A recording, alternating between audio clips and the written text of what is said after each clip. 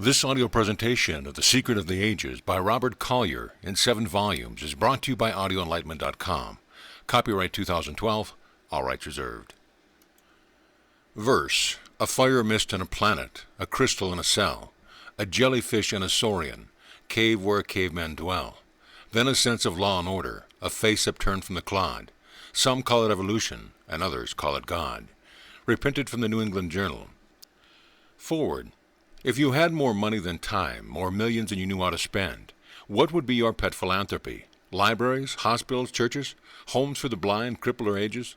Mine would be homes, but not for the aged or infirm, but for young married couples.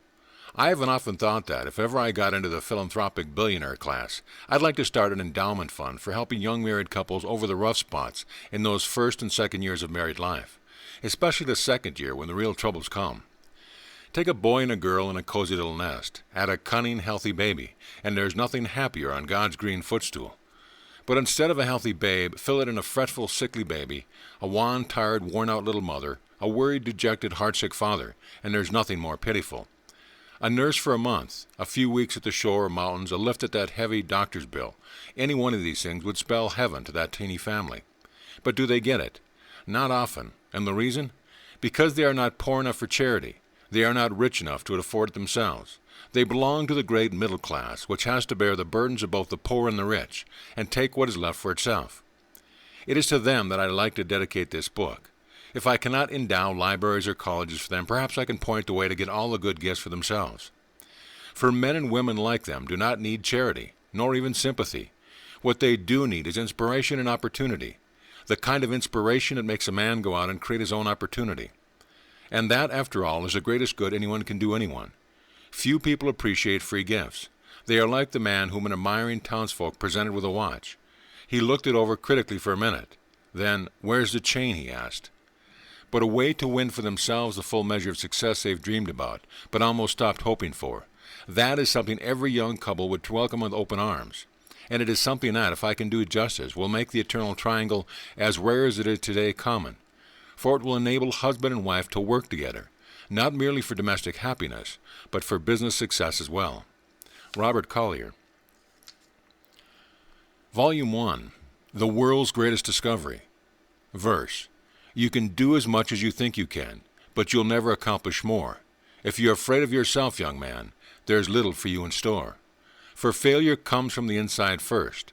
It there we only knew it. And you win, though you face the worst, if you feel you're going to do it. Edward Guest. What, in your opinion, is the most significant discovery of the modern age? The finding of dinosaur eggs on the plains of Mongolia, laid, so scientists assert, some 10 million years ago. The unearthing of the tomb of Tutankhamun, with its matchless specimens of bygone civilization. The radioactive time clock, by which Professor Lane of Tufts College estimates the age of the Earth at 1,250,000,000,000 years. The wireless, the airplane, man-made thunderbolts. No, not any of these. The really significant things about them is that from all this vast research, from the study of all these bygone ages, men are for the first time beginning to get an understanding of that life principle, which, when somehow, someway, was brought into this earth thousands or millions of years ago. They are beginning to get an inkling of the infinite power it puts in their hands, to glimpse the untold possibilities it opens up. This is the greatest discovery of modern times, that every man can call upon this life principle at will, that it is as much the servant of his mind as ever Aladdin fabled genie of the lamp of old, that he has but to understand it and work in harmony with it to get from anything he may need health, happiness, riches, or success. To realize the truth of this, you have but to go back for the moment to the beginning of things. In the beginning. It matters not whether you believe that mankind dates back to the primitive ape man of 500,000 years ago, or sprang full-grown from the mind of the Creator. In either event, there had to be a first cause, a Creator.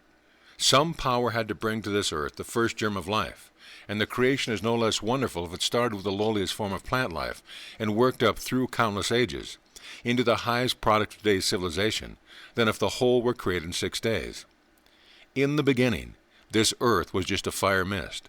6,000 or a billion years ago, what does it matter which? The one thing that does matter is that sometime, somewhere, there came to this planet the germ of life, the life principle which animates all nature, plant, animal, man. If we accept the scientist's version of it, the first form in which life appeared upon Earth was the humble algae, a jelly-like mass which floated upon the waters. This, according to the scientist, was the beginning, the dawn of life upon the Earth. Next came the first bite of animal life, the lowly amoeba, a sort of jellyfish, consisting of a single cell, without vertebrae, and with very little else to distinguish it from the water around it. But it had life, the first bit of animal life. And from that life, according to the scientist, we can trace everything we have and are today. All the millions of forms and shapes and varieties of plants and animals that have since appeared are but different manifestations of life, formed to meet differing conditions. For millions of years, this life germ was threatened by every kind of danger, from flood, earthquake, droughts, desert heat, glacial cold, volcanic eruptions. But to each new danger was merely an incentive to find a new resource, to putting forth life in some new shape. To meet one set of needs, it formed the dinosaur. To meet another, the butterfly. Long before it worked up to man, we see its unlimited resourcefulness shown in 1,000 different ways. To escape danger in the water, it sought land. Pursued on land, it took to the air. To breathe in the sea, it developed gills. Standing on land, it perfected lungs. To meet one kind of danger, it grew a shell, for another a sting. To protect itself from glacial cold, it grew fur. In temperate climates, hair subject to alternate heat and cold, it produced feathers. But ever, from the beginning, it showed its power to meet every changing condition, to answer every creature need. Had it been possible to kill this life idea, it would have perished ages ago, when fire and flood, drought, famine followed each other in quick succession. But obstacles, misfortunes, cataclysms were to merely new opportunities to assert its power. In fact, it required obstacles to awaken it, to show its energy and resources. The great reptiles, the monster beasts of antiquity, passed on, but the life principle stayed, changing as each age changed, always developing, always improving. Whatever power it was that brought this life idea to Earth, it came endowed with unlimited resource, unlimited energy, unlimited life. No other force can defeat it. No obstacle can hold it back. All through the history of life of mankind, you can see its directing intelligence. Call it nature, call it providence, call it what you will, rising to meet every need of life. No one can follow it down through the ages without realizing the whole purpose of existence is growth. Life is dynamic, not static. It is ever moving forward, not standing still. The one unpardonable sin of nature is to stand still, to stagnate. The Gigantosaurus, that was over 100 feet long and as big as a house. The Tyrannosaurus, that had the strength of a locomotive and was the last word in frightfulness.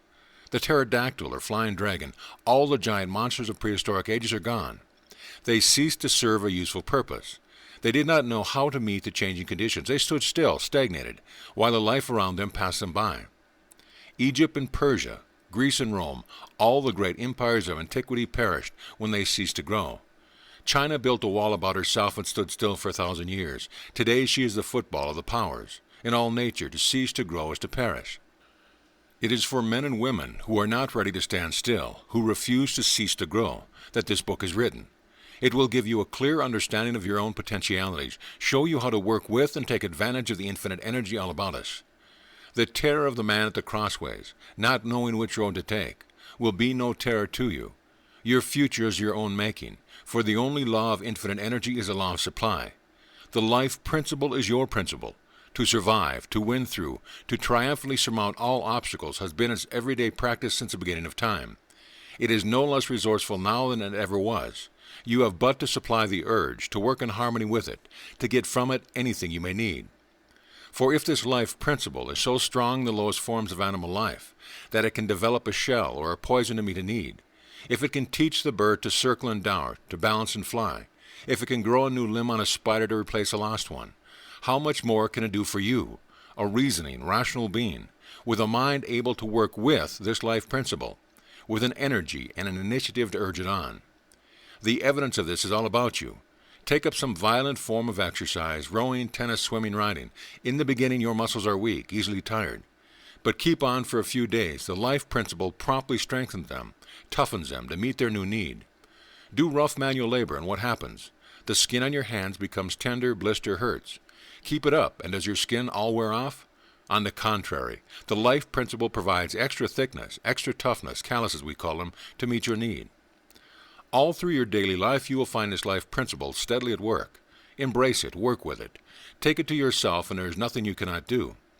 The mere fact that you have obstacles to overcome in your favor, for when there is nothing to be done, when things run along too smoothly, this life principle seems to sleep.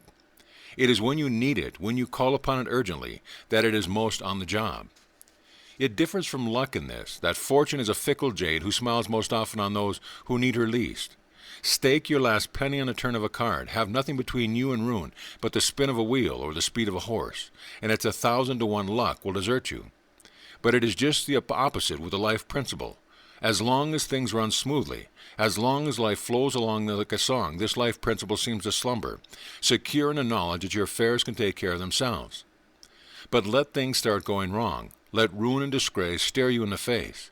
Then is the time this life principle will assert itself, if you but give it a chance. The open sesame of life. There is a Napoleonic feeling of power that ensures success in a knowledge that this invincible life principle is beyond your every act. Knowing that you have working with you a force which never yet has failed in anything it has undertaken, you can go ahead in confident knowledge that it will not fail in your case either.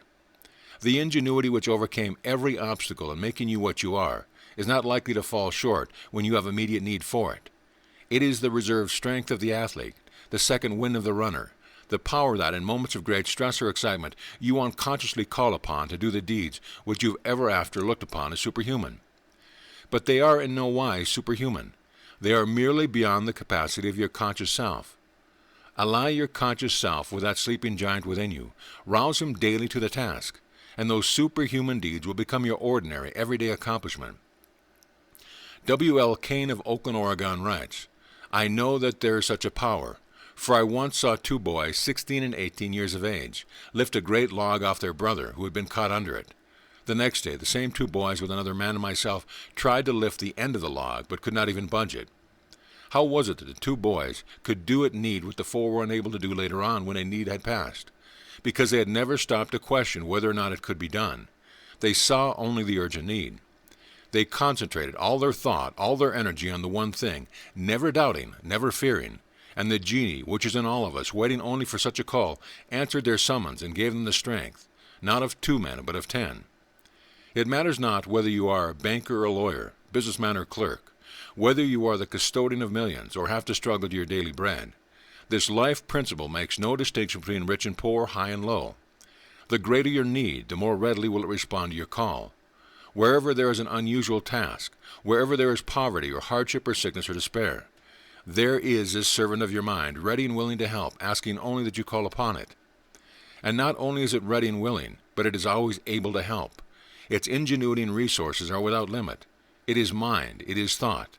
It is the telepathy that carries messages without the spoken or written word.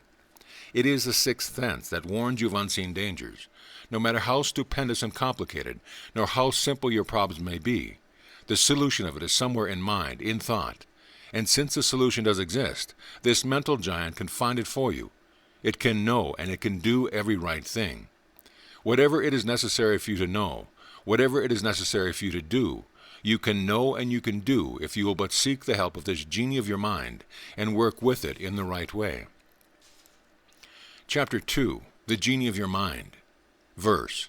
"It matters not how strait the gate, how charged with punishment the scroll. I am the master of my fate, I am the captain of my soul." Henley. First came the Stone Age, when life was for the strong of arm or the fleet of foot. Then there was the Iron Age, and while life was more precious, still the strong lorded it over the weak. Later came the Golden Age, and riches took the place of strength. But the poor found little choice between the slave drivers' whips of Golden Age and the grim weapons of poverty and starvation. Now we are entering a new age, the Mental Age, when every man can be his own master, when poverty and circumstances no longer hold power, and the lowliest creature in the land can win a place side by side with the highest. To those who do not know the resources of mind, these will sound like rash statements. But science proves beyond question that in the wellspring of every man's mind are unplumbed depths, undiscovered deposits of energy, wisdom, and ability. Sound these depths, bring these treasures to the surface, and you gain an astounding wealth of new power. From the rude catamaran of the savages to the giant liners of today, carrying their thousands from continent to continent, is but a step in the development of mind. From the lowly caveman cowering in the burrow in fear of lightning or fear of water, to the engineer of today making servants of all forces of nature, is but a measure of difference in mental development. Man without reasoning mind would be as a monkey are, prey of any creature fast enough and strong enough to pull him to pieces. At the mercy of wind and weather, a poor, timid creature, living for the moment only, fearful of every shadow. Through his superior mind, he learned to make fire to keep himself warm, weapons with which to defend himself from the savage creatures round about, habitations to protect himself from the elements. Through mind, he conquered the forces of nature. Through mind, he has made machinery do the work of millions of horses and billions of hands. What will he do next? No man knows, for man is just beginning to awaken to his own power. He is just getting an inkling of the unfathomed riches buried deep in his own mind. Like the gold seekers of 49, he has panned the surface gravel for the gold swept down the streams. Now he is starting to dig deeper to the pure vein beneath. We bemoan the loss of our forests. We worry over dwindling resources of coal and oil. We decry the waste in our factories, but the greatest waste of all we pay no attention to, the waste of our own potential mind power. Professor William James, the world-famous Harvard psychologist, estimated that the average man uses only 10% of his mental power. He has unlimited power, yet he uses but a tithe of it. Unlimited wealth all about him, and he doesn't know how to take hold of it. With godlike powers slumbering within him, he is content to continue in his daily grind, eating, sleeping, working, plodding through an existence little more eventful than the animals, while all the nature, all of life calls upon him to awaken, to bestir himself. The power to be what you want to be, to get what you desire, to accomplish whatever you are striving for, abides within you. It rests with you only to bring it forth and put it to work. Of course, you must know how to do it. But before you can learn how to use it, you must realize that you possess this power. So our first objective is to get acquainted with this power. For psychologists and metaphysicians the world over are agreed in this, that mind is all that counts. You can be whatever you make up your mind to be. You need not be sick, you need not be unhappy, you need not be poor. You need not be unsuccessful. You are not a mere clod. You are not a beast of burden, doomed to spend your days in unremitting labor in return for food and housing. You are one of the lords of the earth, with unlimited potentiality. Within you is a power which, properly grasped and directed, can lift you out of the rut of mediocrity and place you among the elect of the earth, the lawyers, the writers of statement, the big businessmen, the doers and the thinkers. It rests with you only to learn to use this power which is yours, this mind which can do all things. Your body is for all practical purposes merely a machine which the mind uses.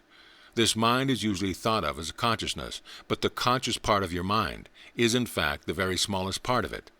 90% of your mental life is subconscious, so when you make active use of the only conscious part of your mind, you are using but a fraction of your real ability. You are running on low gear. And the reason why more people do not achieve success in life is because so many of them are content to run on low gear all their lives on surface energy. If these same people would only throw into the fight the resistless force of their subconscious mind, they would be amazed at their undreamed-of capacity for winning success. Conscious and subconscious are, of course, integral parts of one mind. But for convenience sake, let us divide your mind into three parts: the conscious mind, the subconscious mind, and the infinite, subliminal, or universal mind. The conscious mind. When you say, I see, I hear, I smell, I touch, it is your conscious mind that is saying this. For it is the force governing the five physical senses. It is the phase of mind with which you feel and reason, the phase of mind which everyone is familiar. It is the mind with which you do business. It controls to a great extent all your voluntary muscles. It discriminates between right and wrong, wise and foolish. It is the generalissimo, in charge of all your mental forces. It can plan ahead and get things done as it plans, or it can drift along haphazardly, a creature of impulse, at a mercy of events, a mere bit of flotsam in the current of life. For it is only through your conscious mind that you can reach the subconscious and the universal mind. Your conscious mind is the porter at the door, the watchman at the gate. It is the conscious mind that the subconscious looks for all its impressions. It is on it that the subconscious mind must depend for the teamwork necessary to get successful results. You wouldn't expect much from an army, no matter how fine its soldier, whose general never planned ahead, who distrusted his own ability and that of his men, and who spent all his time worrying about the enemy instead of planning how he might conquer them. You wouldn't look for good scores from a ball team whose pitcher was at odds with the catcher. In the same way, you can't expect results from the subconscious when your conscious mind is full of fear or worry, and when it does not know what it wants. The one most important province of your conscious mind is to center your thoughts on the thing you want, and to shut the door of every suggestion of fear or worry or disease.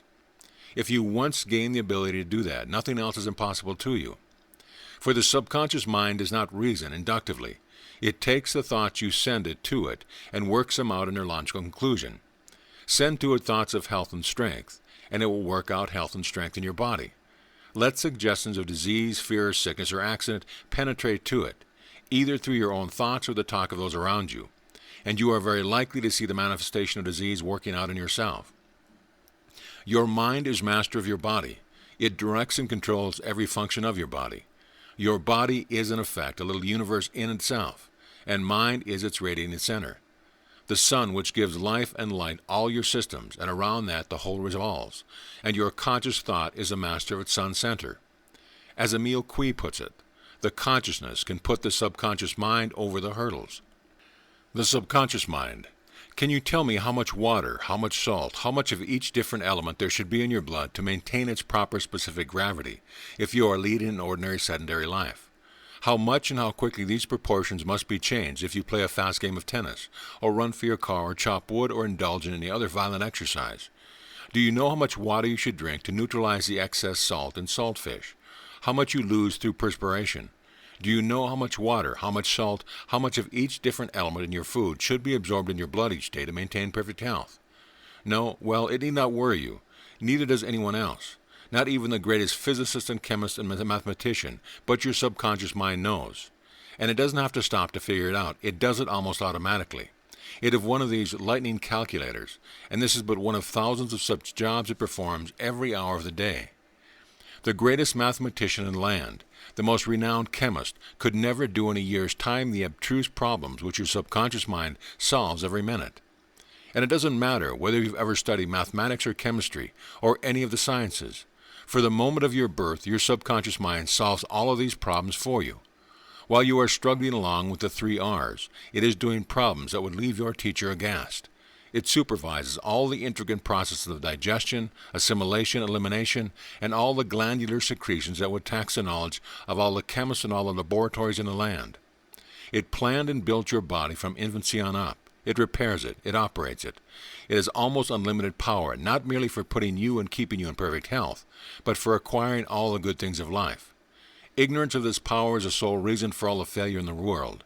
If you would intelligently turn over to this wonderful power all your business and personal affairs in the same way that you turn over to the mechanism of your body, no goal would be too great for you to strive for. Dr. Geo Pitzer sums up the power of the subconscious mind very well in the following. The subconscious mind is a distinct entity. It occupies the whole human body, and when not opposed in any way, it has absolute control over all the functions, conditions, and sensations of the body.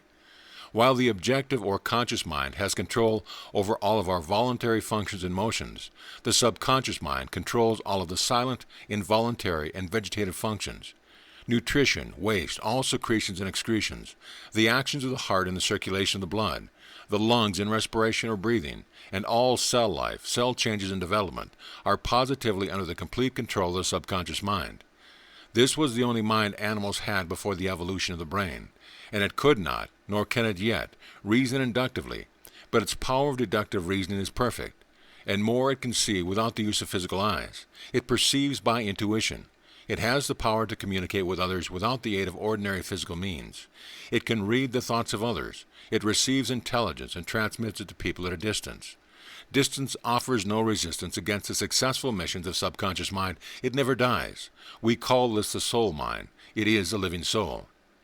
In Practical Psychology and Sex Life by Dr. David Bush, Dr. Wingler is quoted as going even further to quote him. It is this mind that carries on the work of assimilation and upbuilding while we sleep. It reveals to us things that the conscious mind has no conception of until the consummations have occurred. It can communicate with other minds without the ordinary physical means. It gets glimpses of things that ordinary sight does not behold. It makes God's presence an actual, realizable fact, and keeps the personality in peace and quietness. It warns of approaching danger. It approves or disapproves of a course of conduct and conversation.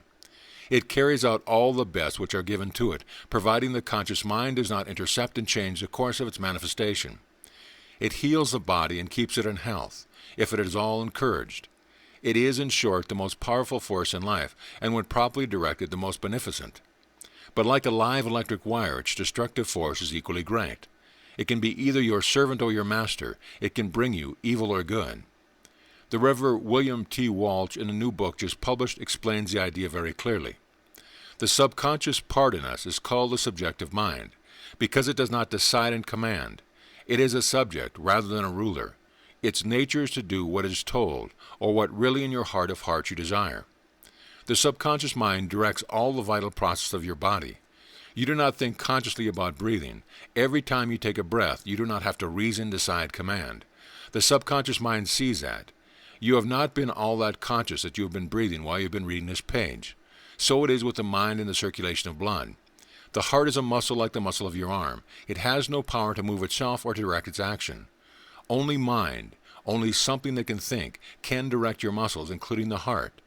You are not conscious that you are commanding your heart to beat. The subconscious mind attends to that. And so it is with the assimilation of food, the building and repairing of body. In fact, all the vital processes are looked after by the subconscious mind. Man lives and moves and has his being in this great subconscious mind. It supplies the intuition, and so often carries a woman straight to a point that may require hours of cumbersome reasoning for a man to reach. Even in ordinary everyday affairs, you often draw upon its wonderful wisdom. But you do it in an accidental sort of way without realizing what you are doing. Consider the case of Blind Tom. Probably you've heard or read of him. You know that he could listen to a piece of music for the first time and go immediately to a piano and reproduce it. People call that abnormal, but as a matter of fact, he was in this respect more normal than any of us. We are abnormal because we cannot do it. Or consider the case of the lightning calculators, of whom one reads now and then. It may be a boy 7 or 8 years old, but you can ask him to divide 7,649,437 by 326.2568, and he'll give you a result in less time than it would take you to put the numbers down on a piece of paper. You call him phenomenal, yet you ought to be able to do the same thing. Your subconscious mind can. Dr. Hudson, in his book, The Law of Psychic Phenomena, tells of numerous such prodigies. Here are just a few instances. Of mathematical prodigies, there have been upwards of a score whose calculations have surpassed in rapidity and accuracy those of the greatest educated mathematician. These prodigies have done their greatest feats while but children from 3 to 10 years old. In no case had these boys any idea how they performed their calculation, and some of them would converse upon other subjects while doing the sum. 2 of these boys became men of eminence, while some of them showed but a low degree of objective intelligence. Whately spoke of his own gift in the following terms. There was certainly something peculiar in my calculating faculty. It began to show itself at between 5 and 6 years of age, and lasted about 3 years. I soon got to do the most difficult sums always in my head, for I knew nothing of figures beyond numeration.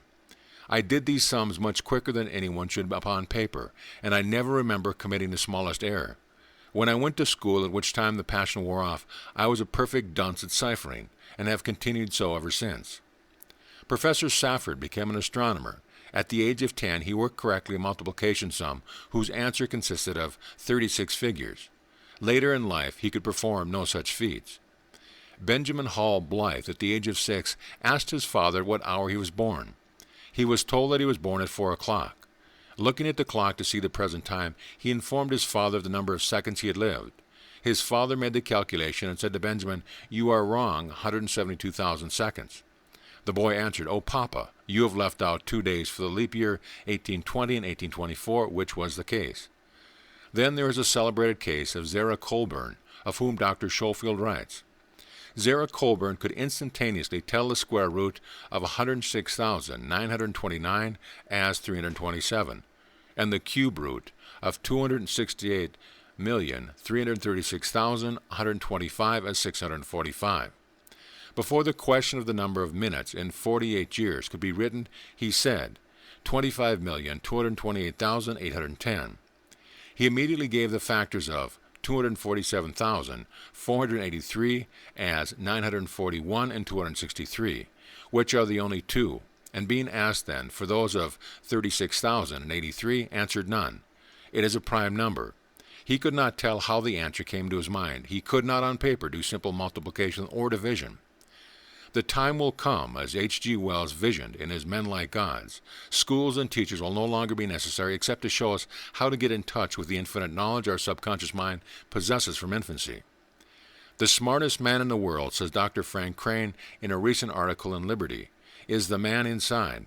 By the man inside, I mean the other man within each one of us that does most of the things we give ourselves credit for doing. You may refer to him as nature or the subconscious self, or think of him merely as a force or a natural law. Or if you are religiously inclined, you may use the term God. I say he is the smartest man in the world. I know he is infinitely more clever and resourceful than I am, or than any other man I have ever heard of. When I cut my finger, it is he that calls up the little phagocytes to come and kill the septic germs that might get into the wound and cause blood poisoning. It is he that coagulates the blood, stops the gash, and weaves a new skin. I could not do that. I do not even know how he does it. He even does it for babies that know nothing at all. In fact, does it better for them than me. No living man knows enough to make toenails grow, but the man inside thinks nothing of growing nails and teeth and thousands of hairs all over my body, long hairs on my head and little fuzzy ones over the rest of the surface of the skin. When I practice on the piano, I am simply getting the business of piano playing over from my conscious mind to my subconscious. In other words, I am handing the business over to the man inside. Most of our happiness, as well as our struggles and misery, comes from this man inside. If we train him in the ways of contentment, adjustment, and decision, we will go ahead of us like a well-trained servant, and do for us easily most of the difficult tasks we have to perform. Dr. Jung, celebrated Viennese specialist, claims that the subconscious mind contains not only all the knowledge that is gathered during the life of the individual, but that in addition it contains all the wisdom of past ages, that by drawing upon its wisdom and power the individual may possess any good thing of life, from health and happiness to riches and success. You see, the subconscious mind is the connecting link between the Creator and ourselves, between universal mind and our conscious mind. It is the means by which we can appropriate to ourselves all the good things, all the riches and abundance which universal mind has created in such profusion. Berthelot, the great French founder of modern synthetic chemistry, once stated in a letter to a close friend that the final experiments which led to his most wonderful discoveries had never been the result of carefully followed and reasoned trains of thought, but that on the contrary, they came of themselves, so to speak, from the clear sky.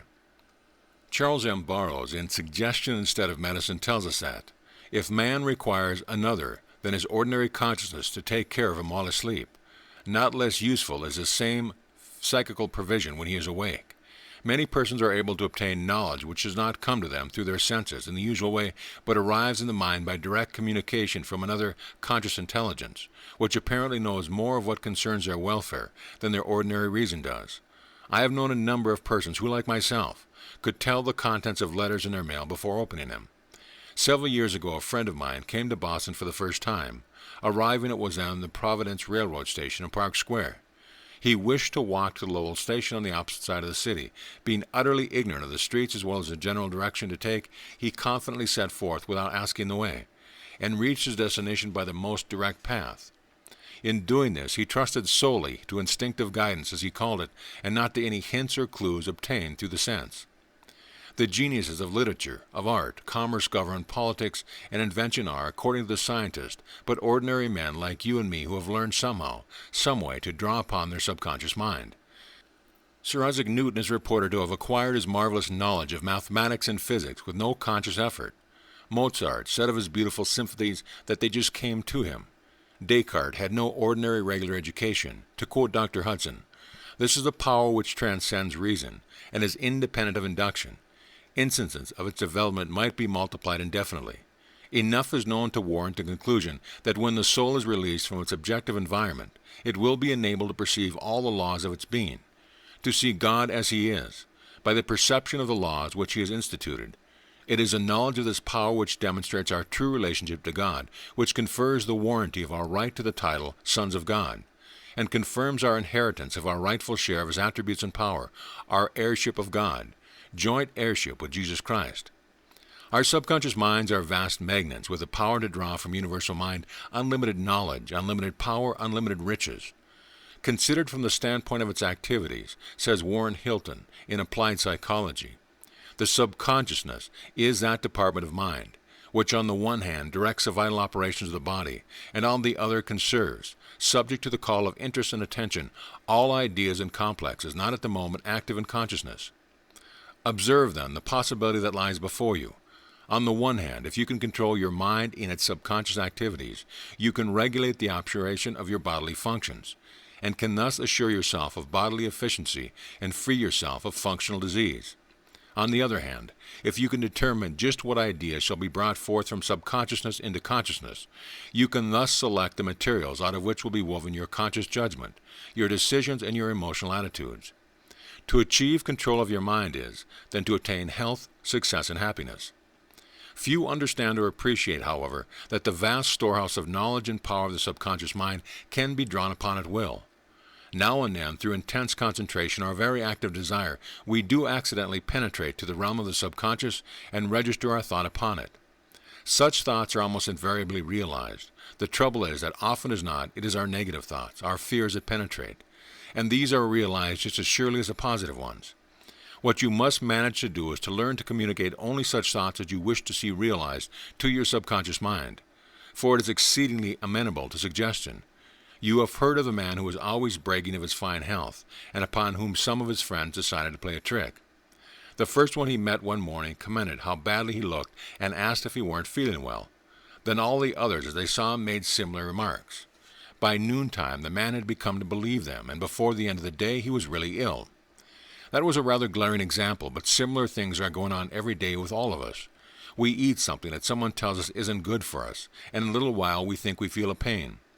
Before we know it, we have indigestion, when the chances are that if we knew nothing about the supposed indigestible properties of the food, we could eat it the rest of our days and never feel any ill effects. Let some new disease be discovered and the symptoms described in a daily paper. Hundreds will come down with it at once. They are like the man who read a medical encyclopedia and ended up by concluding he had everything but housemaid's knee. Patent medicine advertisers realize this power of suggestion and cash in upon it. Read one of their ads. If you don't think you have everything that matter with you, that their nostrums are supposed to cure, you are the exception and not the rule. That is the negative side of it. Emile Coué based his system on the positive side, that you suggest to your subconscious mind that whatever ails it thinks you are getting better, and it is good psychology at that. Properly carried out, it will work wonders, but there are better methods, and I hope to be able to show them to you before we reach the end of this book. Suffice it now to say that your subconscious mind is exceedingly wise and powerful, that it knows many things that are not in books, that when properly used it has infallible judgment, unfailing power, that it never sleeps, never tires. Your conscious mind may slumber, it may be rendered impotent by anesthetic or sudden blow, but your subconscious mind works on, keeping your heart and lungs, your arteries and glands ever on the job. Under ordinary conditions it tends faithfully to the duties and leaves your conscious mind to direct the outer life of the body.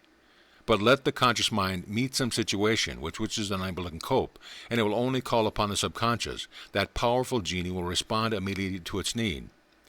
You have heard of people who have been through great dangers tell how, when death stared them in the face, and there seemed nothing they could do, things went black before them, and when they came to, the danger was past. In the moment of need, their subconscious mind pushed the conscious out of the way. The while it met and overcame the danger, impelled by the subconscious mind, their bodies could do things absolutely impossible to the ordinary conscious selves. For the power of the subconscious mind is unlimited. Whatever it is necessary for you to do in any right cause, it can give you the strength and ability to do it. Whatever of good you may desire, it can bring to you. The kingdom of heaven is within you. The universal mind. Have you ever dug up a potato vine and seen the potatoes clustering underneath? How much intelligence do you suppose one of these potatoes have? Do you think it knows anything about chemistry or geology? Can it figure out how to gather carbon gas from the atmosphere, water and all necessary kinds of nutriment from the earth round about it to manufacture into sugar, starch, and alcohol? No chemist can do it. How do you suppose the potato knew? Of course it doesn't. It has no sense. Yet it does all these things. It builds the starch into cells, the cells into roots and vines and leaves, and into more potatoes. Just old Mother Nature, you'll say. But old Mother Nature must have a remarkable intelligence if she can figure out all these things that no human scientist has ever been able to figure. There must be an all-pervading intelligence behind Mother Nature, the intelligence that first brought life to this planet. the intelligence that evolved every form of plant and animal, that holds the winds in its grasp, that is all-wise, all-powerful. The potato is but one small manifestation of this intelligence. The various forms of plant life, of animals, of man, are all mere cogs in the great scheme of things. But with this difference, that man is an active part of this universal mind, that he partakes of its creative wisdom and power, and that by working in harmony with the universal mind, he can do anything, have anything, be anything. There is within you, within everyone, this mighty, restless force with which you can perform undertaking that will dazzle your reason, stagger your imagination. There constantly resides within you a mind that is all-wise, all-powerful, a mind that is entirely apart from the mind which you consciously use in your everyday affairs, yet which is one with it. Your subconscious mind partakes of this wisdom and power, and it is through your subconscious mind that you can draw upon it the attainment of anything you may desire.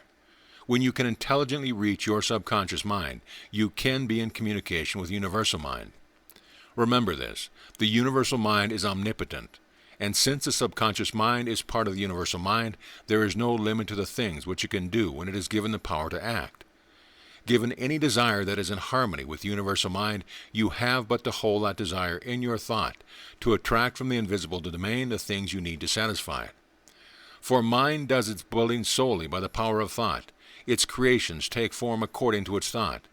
Its first requisite is a mental image, and your desire held with an unanswering purpose will form that mental image. An understanding of this principle explains the power of prayer. The results of prayer are not brought about by some special dispensation of providence. God is not a finite being to be cajoled or flattered into doing as you desire. But when you pray earnestly, you form a mental image of the thing that you desire, and you hold it strongly in your thought. Then the universal intelligent, which is your intelligence, omnipotent mind, begins to work with and for you. And this is what brings about the manifestation that you desire. The universal mind is all around you. It is an all-pervading as the air you breathe. It encompasses you with a little trouble as the water in the sea encompasses the fish. Yet it is just as thoroughly conscious of you as the water would be, were it intelligent, of every creature within it. Are not 2 sparrows sold for a farthing, and one of them shall not fall on the ground without your Father? But the very hairs of your head are all numbered. Fear ye not therefore. Ye are more value than many sparrows. It seems hard to believe that a mind busied with the immensities of the universe can consider such trivial affairs as our own when we are but one of billions of forms of life which come into existence. Yet consider again the fish in the sea. It is no trouble for the sea to encompass them. It is no more trouble for the universal mind to encompass us. Its power, its thought, are as much at our disposal as the sunshine and the wind and the rain. Few of us take advantage to the full of these great forces. Fewer still take advantage of the power of the universal mind. If you have any lack, if you are preying to poverty or disease, it is because you do not believe or do not understand the power that is yours.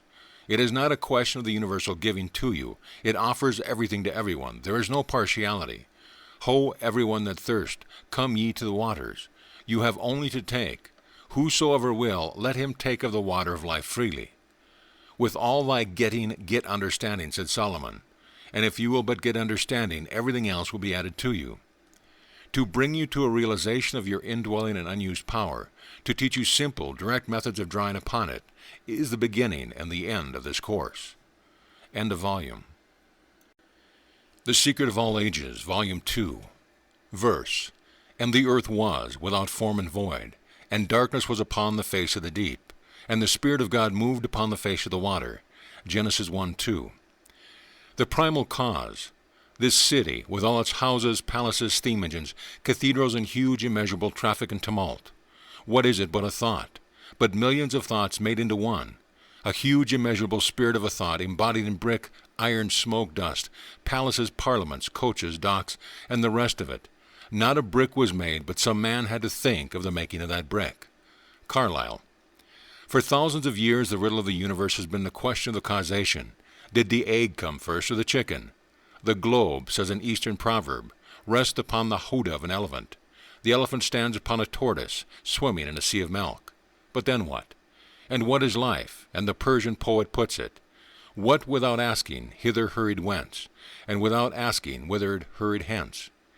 It has been said that every man, consciously or unconsciously, is either a materialist or an idealist. Certainly throughout the ages a school of philosophy as well as individuals have argued and quarreled. But always human thought, through one or the other of these channels, has rolled down the hill of speculation into the ocean of doubt. The materialist, roughly speaking, declares that nothing exists but matter, and the forces inherent therein. The idealist declares that all is mind and energy, and that matter is necessarily unreal. The time has come when people have become dissatisfied with unceasing theories which get them nowhere. And today, as the appreciation of a primal cause becomes more clearly defined, the spiritual instinct asserts itself determinedly. Give me a base of support, said Archimedes, and with a lever I will move the world. And the base of support is all that started with mind. In the beginning was nothing, a fire mist. Before anything could come out of it, there had to be an idea, a model on which to build. Universal mind supplied the idea, the model. Therefore, the primal cause is mind. Everything must start with an idea. Every event, every condition, everything is first an idea in the mind of someone. Before you start to build a house, you draw up a plan of it. You make an exact blueprint of that plan, and your house takes shape in accordance with your blueprint. Every material object takes form in the same way. Mind draws the plan. Thought forms a blueprint. Well drawn or badly done, as your thoughts are clear or vague, it all goes back to the one cause. The great creative principle of the universe is mind, and thought is the eternal energy.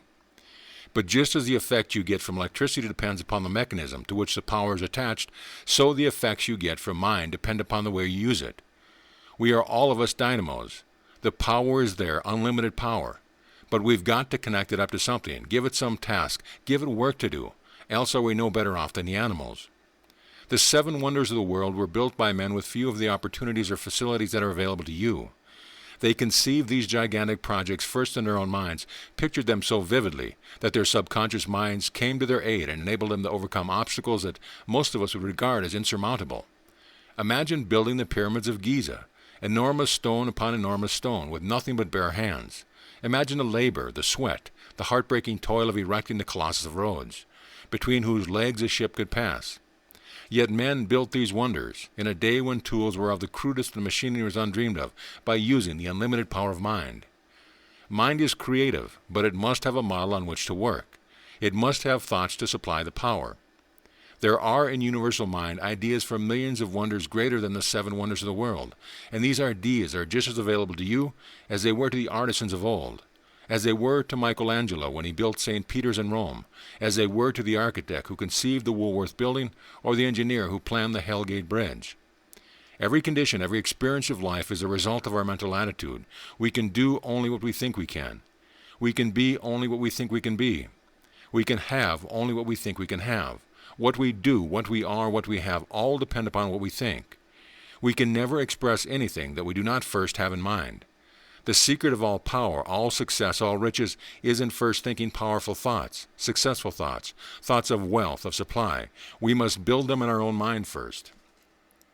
William James, the famous psychologist, said that the greatest discovery in 100 years was the discovery of the power of the subconscious mind. It is the greatest discovery of all time.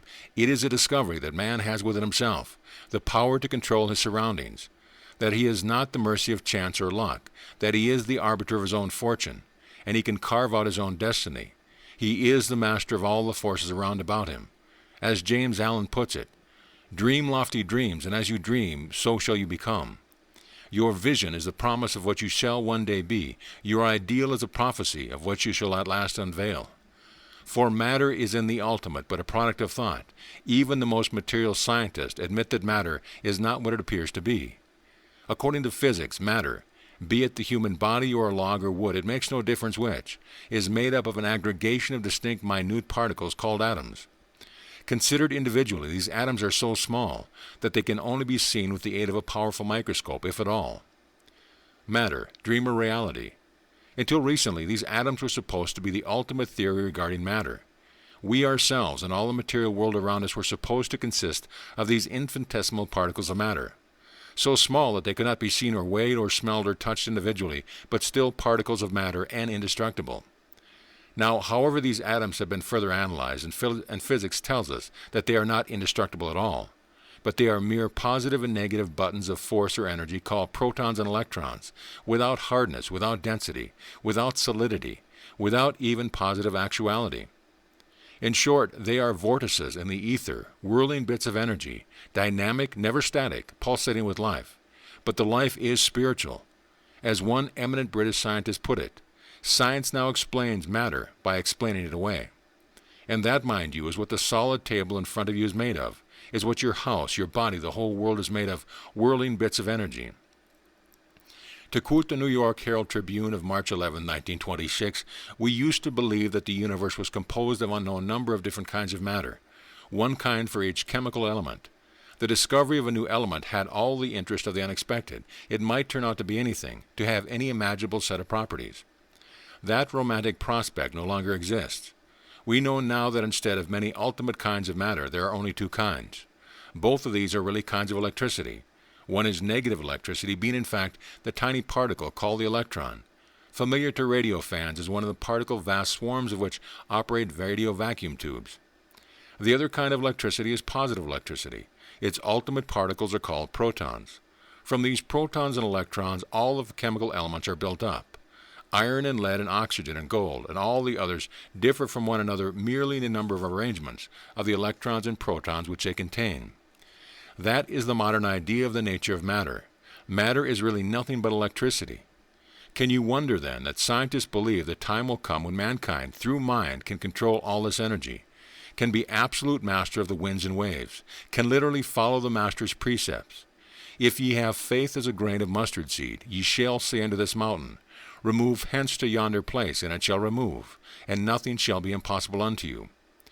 For modern science is coming more and more to the belief that what we call matter is a force subject wholly to the control of mind. How tenuous matter really is perhaps best illustrated by the fact that a single violin string, tuned to the proper pitch, could start a vibration that would shake down the Brooklyn Bridge. Oceans and mountains, rocks and iron, all can be reduced to a point little short of the purely spiritual. Your body is 85% water, 15% ash and phosphorus, and they turn it and be dissipated into gas and vapor. Where do we go from there? Is not the answer that, to the great degree at least, and perhaps altogether, this world round about us is one of our mind's own creating, and that we can put into it and get from it pretty much what we wish? You see this illustrated every day. A panorama is spread before you. To you it is a beautiful picture. To another it appears a mere collection of rocks and trees. A girl comes out to meet you. To you she is the embodiment of loveliness. To another all that grace and beauty may look drab and homely. A moonlit garden with its fragrant odors and dew-drenched grass may mean all that is charming to you, while to another it brings only thought of asthma or fever or rheumatism. A color may be green to you that to another is red. A prospect may be inviting to you that to another is rugged and hard. To quote Applied Psychology by Warren Hilton, the same stimulus acting on different organs of sense will produce different sensations. A blow upon the eye will cause you to see stars. A similar blow upon the ear will cause you to hear an explosive sound. In other words, the vibratory effect of a touch on eye or ear is the same as that of light or sound vibrations. The notion you may form of any object in the outer world depends solely upon what part of your brain happens to be connected with that particular nerve end that receives an impression from that object. You see the sun without being able to hear it because the only nerve ends tuned to vibrate in harmony with the ether waves set in action by the sun are nerve ends that are connected with the brain center devoted to sight. If, says Professor James, we could splice the outer extremities of our optic nerves to our ears and those of our auditory nerves to our eyes, we should hear the lightning and see the thunder, see the symphony and hear the conductor's movements. In other words, the kind of impression we receive from the world about us, the sort of mental pictures we form concerning it, in fact, the character of the outer world, the nature of the environment in which our lives are cast. All these things depend for each one of us simply upon how he happens to be put together upon his individual mental makeup. In short, it all comes back to the old fable of the three blind men and an elephant.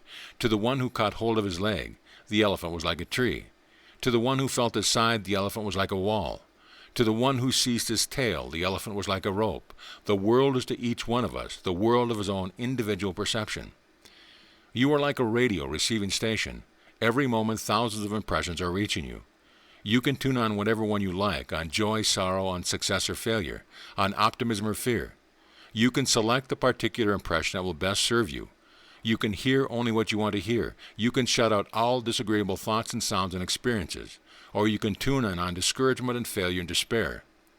Yours is a choice. You have within you a force against which the whole world is powerless. By using it, you can make what you will of life and of your surrounding. But you will say, Objects themselves do not change. It is merely the difference in the way you look at them. Well, perhaps, but to a great extent at least, we find that we look for, just as, when we turn the dial on the radio, we tune in on whatever kind of entertainment or instruction we wish to hear. And who can say that it is not our thought that puts it there? Who, for the matter of that, can prove that our surrounding in waking hours are not as much the creature of our minds as of our dreams? You've had dreams many times where every object seemed just as real as when you were awake. You've felt the objects, you've pinched yourself, yet still you were convinced that you were actually living these dreams. May not your waking existence be largely the creation of your own mind, just as your dream pictures are? Many scientists believe that it is, and in proportion as you try to put in your surroundings the good things you desire, rather than the evil ones you fear, you will find these good things. Certain it is that you can do this with your own body, just as certain that many people are doing it with the good things of life. They have risen above the conception of life in which matter is the master. Just as the most powerful forces in nature are the invisible ones, heat, light, air, electricity, so the most powerful forces of man are his invisible forces, his thought forces. And just as electricity can fuse stone and iron, so can your thought forces control your body, so can they make and mar your destiny. The philosopher's charm. There was once a shrewd necromancer who told a king that he discovered a way to make gold out of sand. Naturally, the king was interested and offered him great rewards for his secret. The necromancer explained his process. It seemed quite easy, except for one thing. Not once during the operation must the king think of the word abracadabra. If he did, the charm was broken and the gold would not come.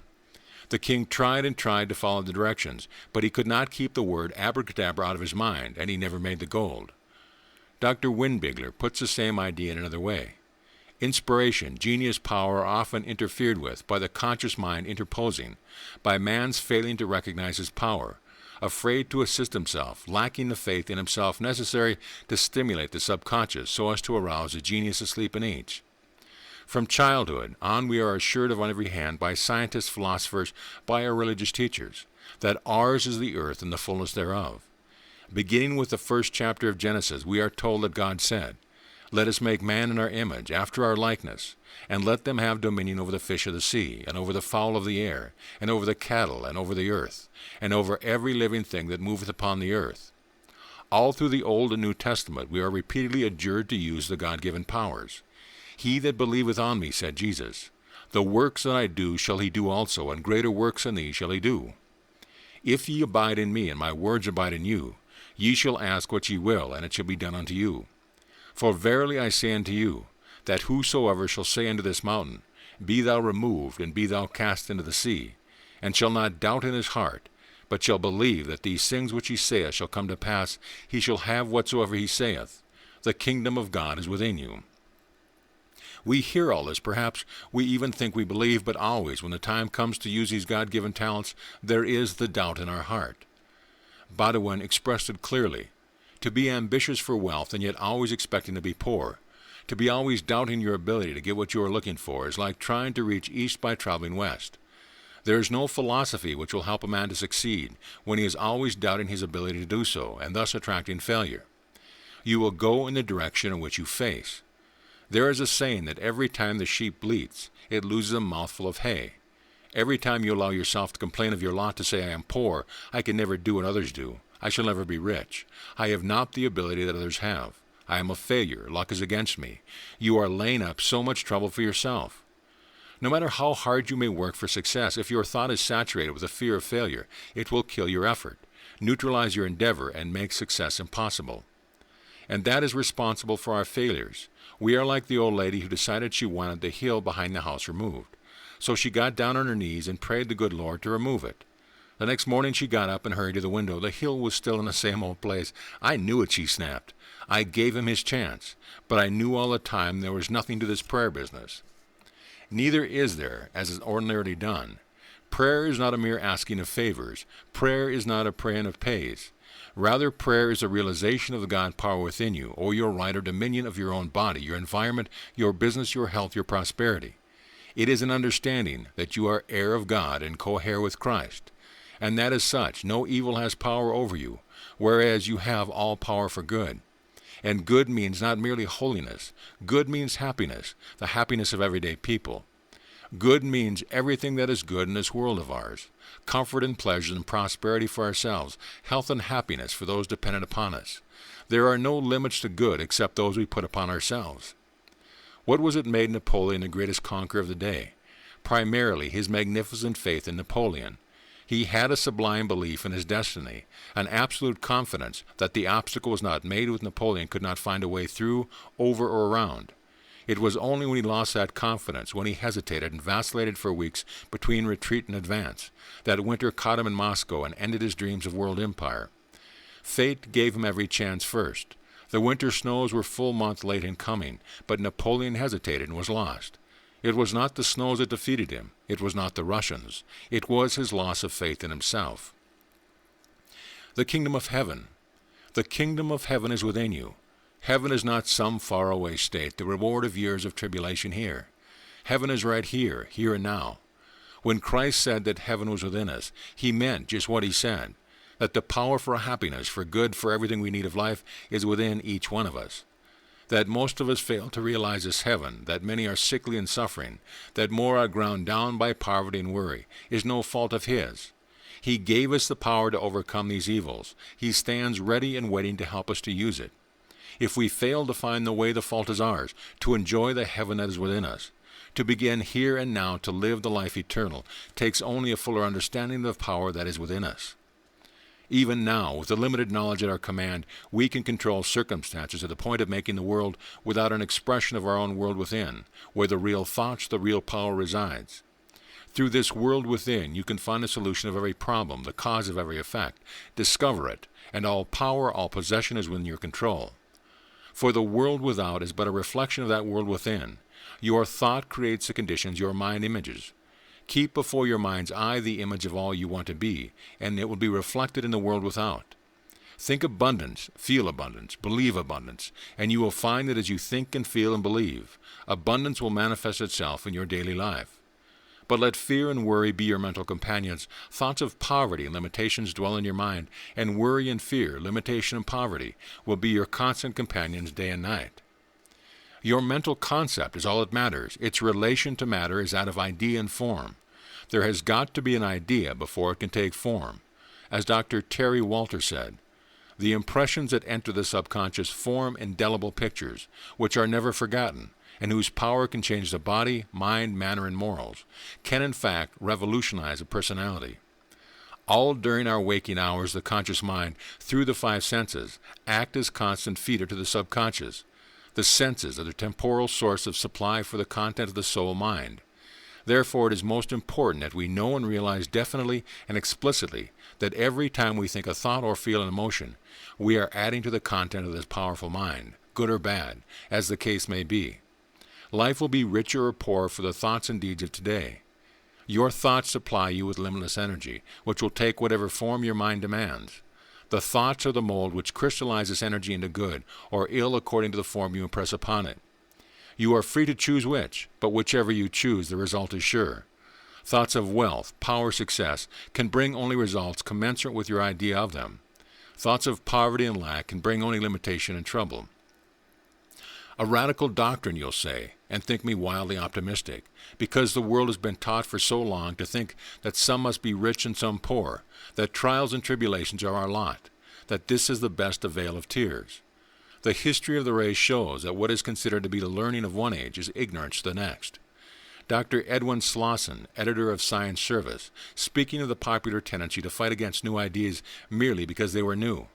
And all through the history of science, we find that new ideas have to force their way into the common mind in disguise, as though they were burglars instead of benefactors of the race. And Emerson wrote, "The virtue in most request is conformity. Self-reliance is its aversion. It loves not realities and creators, but names and customs." In the ages to come, man will look back upon the poverty and wretchedness of so many millions today and think how foolish we were not to take advantage of the abundance all about us. Look at nature, how profuse she is in everything. Do you suppose that mind that imagined that profuseness ever intended you to be limited, to have to scrimp and save in order to eke out a bare existence? There are hundreds of millions of stars in the heavens. Do you suppose the mind which could bring into being worlds without number, in such prodigality, intended to stint you of a few things necessary to your happiness? What is money but a mere idea of mind, a token of exchange? The paper money you have in your pocket is supposed to represent so much gold or silver currency. There are billions upon billions of this paper money in circulation, yet all the gold in the world amounts to only about $8 trillion. Wealth is in ideas, not in money or property. You can control these ideas through mind.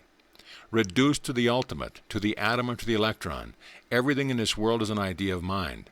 All of this has been brought together through mind. If we can change the things we want back into mental images, we can multiply them as often as we like, possess all that we like.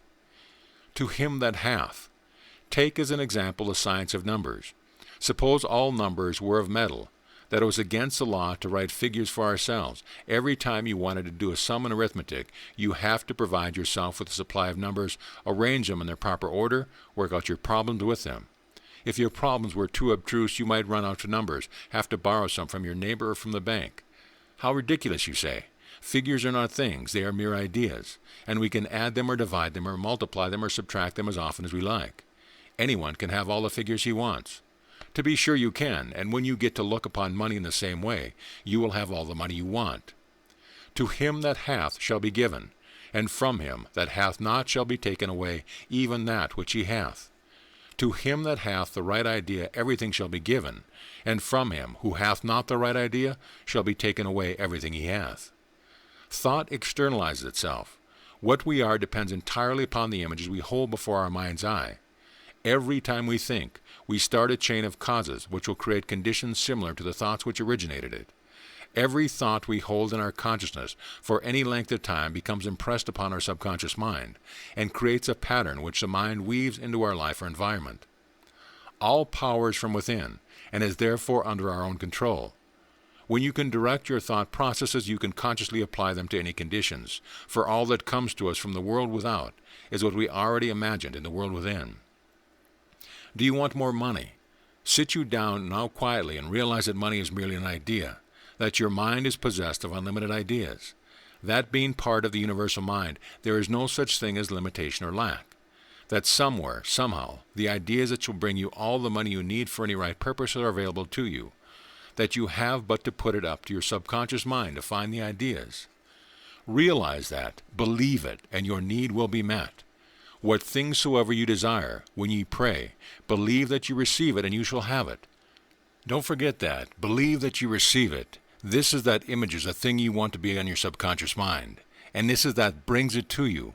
Once you can imagine the belief clearly in your subconscious mind, whatsoever it is that ye ask for, you shall have it. For the source of all good, of everything you wish for, is the universal mind, and you can reach it only through the subconscious. And universal mind will be to you whatever you believe it to be. The kind and loving Father whom Jesus pictured, always looking out for the well-being of his children, or the dread judge that so many dogmaticists would have us think. When a man realizes that his mind is part of universal mind, when he realizes that he has only to take any right aspiration to his universal mind to see it realized, he loses all sense of worry and fear. He learns to dominate instead of to cringe. He rises to meet every situation, secure in the knowledge that everything necessary to the solution of any problem is in mind, and that he has but to take his problem to universal mind to have it correctly answered. For if you take a drop of water from the ocean, you know that it has the same properties as all the rest of the water in the ocean, the same percentage of sodium chloride. The only difference between it and the ocean is in volume. If you take a spark of electricity, you know that it has the same properties as a thunderbolt, the same power that moves trains or runs giant machines in factories. Again, the only difference is in volume. It is the same with your mind and the universal mind. The only difference between them is in volume. Your mind has the same properties as the universal mind, the same creative genius, the same power over all the earth, the same access to all knowledge. Know this, believe it, use it, and yours is the earth and the fullness thereof.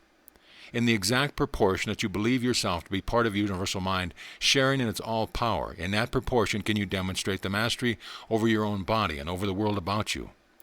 All growth, all supplies from the world within. If you would have power, if you would have wealth, you have but to imagine it on this world within, on your subconscious mind, through belief and understanding. If you would remove discord, you have but to remove the wrong images, images of ill health or worry and trouble from within. The trouble with most of us is that we live entirely in the world without. We have no knowledge of the inner world, which is responsible for all the conditions we meet and all the experiences we have. We have no conception of the Father that is within us. The inner world promises life and health, prosperity and happiness, dominion over all the earth. It promises peace and perfection for all its offspring. It gives you the right way and the adequate way to accomplish any normal purpose. Business, labor professions exist primarily in thought, and the outcome of your labor is then regulated by thought. Consider the difference, then, in this outcome, if you have at your command only the limited capacity of your conscious mind, compared with the boundless energy of subconscious and universal mind. Thought, not money, is the real business capital, said Harvey S. Firestone. If you know absolutely that what you are doing is right, then you are bound to accomplish it in due season. Thought is a dynamic energy with the power to bring its object out from the invisible substance all about us. Matter is inert, unintelligent. Thought can shape and control. Every form in which matter is today is but the expression of some thought, some desire, some idea. You have a mind, you can originate thought, and thoughts are creative. Therefore you can create for yourself that which you desire.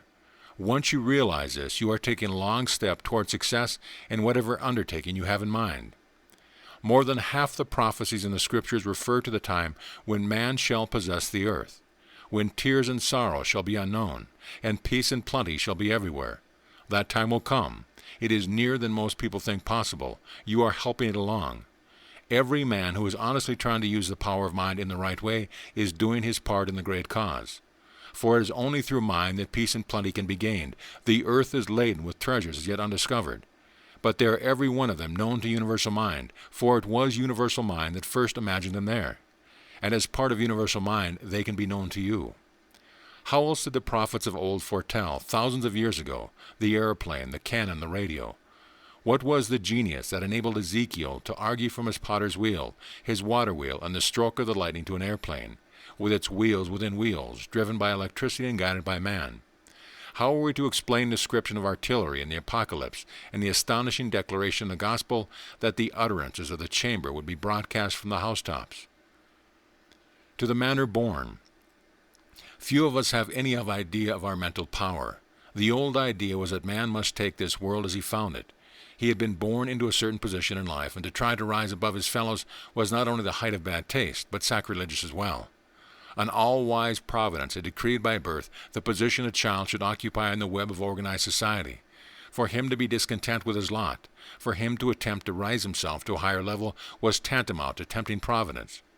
The gates of hell yawned wide for such scatterbrains, who were lucky if this life they incurred nothing worse than the ribald scorn of their associates. That is a system that produced aristocracy and feudalism. That is a system that feudalism and aristocracy strove to perpetuate.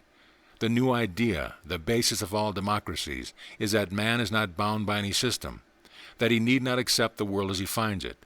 He can remake the world to his own ideas. It is merely the raw material. He can make what he wills of it. It is this new idea that is responsible for all our inventions, all our progress. Man is satisfied with nothing. He is constantly remaking the world. And now more than ever will this be true, for psychology teaches us that each one has within himself the power to become what he wills. Learn to control your thoughts. Learn to imagine upon your mind only the things you want to see reflected here. You will never improve yourself by dwelling upon the drawbacks of your neighbors. You will never attain perfect health and strength by thinking of weakness or disease. No man ever made a perfect score by watching his rival's target. You have got to think strength, think health, think riches. To paraphrase Pascal, our achievements today are but the sum of our thoughts of yesterday. For thought is energy. Mental images are concentrated energy, and energy concentrated on any definite purposes becomes power.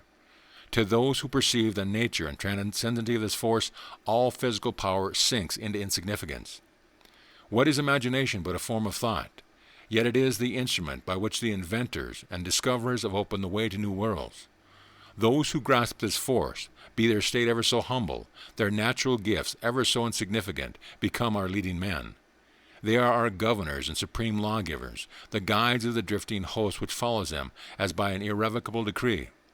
To quote Glenn Clark in the Atlantic Monthly, "Whatever we have of civilization is their work, theirs alone. If progress was made, they made it. If spiritual facts were discerned, they discerned it. If justice and order were put in place of insolence and chaos, they wrought the change. Never is progress achieved by the masses. Creation ever remains the task of the individual. Our railroads, our telephones, our automobiles, our libraries, our newspapers, our thousands of other conveniences, comforts, and necessities are due to the creative genius of but 2% of our population, and the same 2% own a great percentage of the wealth of the country. The question rises, who are they? What are they? The sons of the rich? College men? No, few of them had any early advantages. Many of them have never seen the inside of a college. It was a grim necessity that drove them, and somehow, someway, they found a method of drawing upon their genie of the mind, and through that inner force they had reached success. You don't need to stumble and grope. You can call upon your inner force at will. There are 3 steps necessary. First, you must realize that you have the power. Second, you must know what you want. Third, you must center your thought upon it with singleness of purpose. To accomplish these steps takes only a fuller understanding of the power that is within you. But what is this power? Where should you go to locate it? Is it a thing, a place, an object? Has it bounds, form, or material shape? No. Then how shall you go about finding it? If you have begun to realize that there is a power within you, if you have begun to arouse in your conscious mind the ambition and desire to use this power, you have started in the pathway of wisdom. If you are willing to go forward, to endure the mental discipline of mastering this method, nothing in the world can hinder you or keep you from overcoming every obstacle. Begin at once today to use what you have learned. All growth comes from practice. All the forces of life are active. Peace, joy, power. The unused talent decays. Open the door. Behold, I stand at the door and knock. If any man hear my voice and open the door, I will come in to him, and will sup with him, and he with me. So let us make up this dynamo, which is you. What is going to start it working? Well, your faith, the faith that is begotten of understanding. Faith is the impulsion, the propulsion of this power within. Faith is the confidence, the assurance, the enforcing truth, the knowing that the right idea of life will bring you into the reality of existence and the manifestation of the all-power. All cause in mind, and mind is everywhere. All the knowledge there is, all the wisdom there is, all the power there is all about you. No matter where you may be, your mind is part of it. You have access to it. If you fail to avail yourself of it, you have no one to blame but yourself. For as a drop of water in the ocean shares in all the properties of the rest of the ocean water, so you share in that all power, all wisdom of mind. If you have been sick and ailing, if poverty and hardship have been your lot, don't blame it on fate. Blame yourself. Yours is the earth and everything that's in it. But you've got to take it. The power is there, but you must use it. It is round about you like the air that you breathe. You don't expect others to do your breathing for you. Neither can you expect them to use your mind for you. Universal intelligence is not only the mind of the creator of the universe, but it is also the mind of man. Your intelligence, your mind. Let this mind be in you, which was also in Christ Jesus. So start today by knowing that you can do anything you wish to do, have anything you wish to have, be anything you wish to be. The rest will follow. Ye shall ask what ye will, and it shall be done unto you. Desire, the first law of gain. Verse. I'll love, could thou and I with fate conspire, to grasp this sorry scheme of things entire, would we not shatter it to bits, and then remold it near to the heart's desire? The Rubaiyat of Omar Khayyam. If you had a fairy wishing ring, what one thing would you wish for? Wealth, honor, fame, love? What one thing you desire above everything else in life? Whatever it is, you can have it. Whatever you desire wholeheartedly, with singleness of purpose, you can have. But the first and all-important essential is to know what this one thing is. Before you can win your heart's desire, you've got to get clearly fixed in your mind's eye what it is you want. It may sound paradoxical, but few people do know what they want. Most of them struggle along in a vague sort of way, hoping like Micawber for something to turn up. They are so taken up with the struggle that they have forgotten, if they ever knew, what it is they are struggling for. They are like drowning men. They use up many times the energy it would take to get them somewhere, but they frittered away in aimless struggle, without thought, without direction, exhausting themselves while getting nowhere. You've got to know what you want before you stand much chance of getting it. You have an unfailing messenger to Garcia in that genie of your mind, but you have got to formulate the message. Aladdin would have stood a poor chance of getting anything from his genie if he had not clearly in mind the thing he wanted that genie to get. In the realm of mind, the realm in which all is practical power, you can possess what you want at once. You have but to claim it, to visualize it, to bring it into actuality, and it is yours for the taking. For the genie of your mind can give you power over circumstance, health, happiness, and prosperity, and all you need to put to work is an earnest, intense desire. Sounds too good to be true? Well, let us go back for a moment to the start. You are infected with that divine dissatisfaction with things as they are, which has been responsible for all the great accomplishments of the world. Else you would not have gotten thus far in this book. Your heart is hungering for something better. Blessed are they which do hunger and thirst after righteousness, for they shall be filled. You are tired of the worry and grind, tired of the deadly dull routine and daily tasks that lead nowhere, tired of all the petty little ills and ailments that have come to seem the lot of man here on earth. Always there is something within you urging you on to bigger things, giving you no peace, no rest, no chance to be lazy. It is the same something that drove Columbus across the ocean, that drove Hannibal across the Alps, that drove Edison onward and upward from a train boy to the inventive wizard of the century, that drove Henry Ford from a poor mechanic at 40 to probably the richest man in the world at 60. This something within you keeps telling you that you can do anything you want, be anything that you want to be, have anything you want to have, and you have a sneaking suspicion that it may be right. That something within you is your subconscious self, your part of universal mind, your genie of the brain. Men call it ambition, and lucky is the man, says Arthur Brisbane, whom the demon of ambition harnesses and drives through life. This wonderful little coachman is a champion driver of all the world and all history. Lucky you if he is your driver. He will keep you going until you do something worthwhile, working, running, moving ahead. And that is how a real man ought to be driven. This is a little demon that works in men's brains, that makes the blood tingle at the thought of achievement, and that makes the face flush and grow white at the thought of failure. Every one of us has this demon for a driver, in youth at least. Unfortunately, the majority of us, he gives up his very poor, hopeless thing, not worth driving by the time we reach 25 or 30. How many men look back on their teens when they were harnessed to the wagon of life with ambition for a driver, when they could not wait for the years to pass and for opportunity to come? It is the duty of ambition to drive, and it is your duty to keep ambition alive and driving. If you are doing nothing, if there is no driving, no hurrying, no working, you may count upon it that there will be no results, nothing much worthwhile in the years to come. Those that are destined to be the big men 20 years from now, when the majority of us will be nobodies, are those whom this demon is driving relentlessly, remorselessly, through the hot weather and the cold weather, through early hours and late hours. Lucky you if you are unharnessed and driven by the desire of ambition. Suppose you have had disappointments, disillusionments along the way.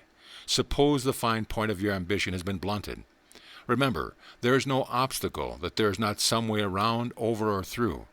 If you will depend less upon the 10% of your abilities that reside in your conscious mind and leave more to the 90% that constitute your subconscious, you can overcome all obstacles.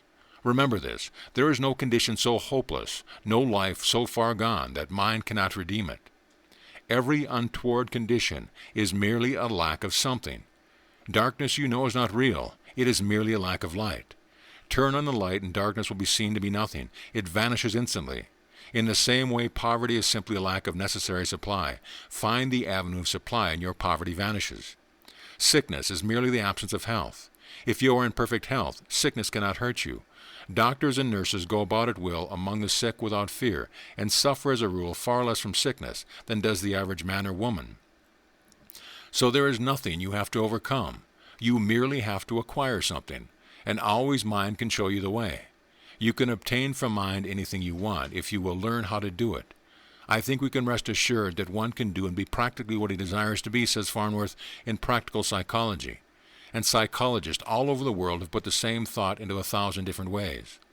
It is not will but desire, said Charles Mears, that rules the world. But you will say, I have had plenty of desire all my life. I have always wanted to be rich. How do you account for the difference between my wealth and position and power and that of the rich men all around me? The magic secret. The answer is simply that you have never focused your desire into one great dominating desire. You have a host of mild desires. You mildly wish you were rich. You wish you had a position of responsibility and influence. You wish you could travel at will. The wishes are so many and varied that they conflict with each other, and you get nowhere in particular. You lack one intense desire, to the accomplishment of which you are willing to subordinate everything else. Do you know how Napoleon so frequently won battles in the face of numerically superior foe? By concentrating his men at the actual point of contact. His artillery was often greatly outnumbered, but it accomplished far more than the enemy because instead of scattering his fire, he concentrated it all on the point of attack. The time you put in aimlessly dreaming and wishing would accomplish marvels if it were concentrated on one definite object. If you have ever taken a magnifying glass and let the sun's rays play through it on some object, you know that as long as the rays were scattered, they accomplished nothing.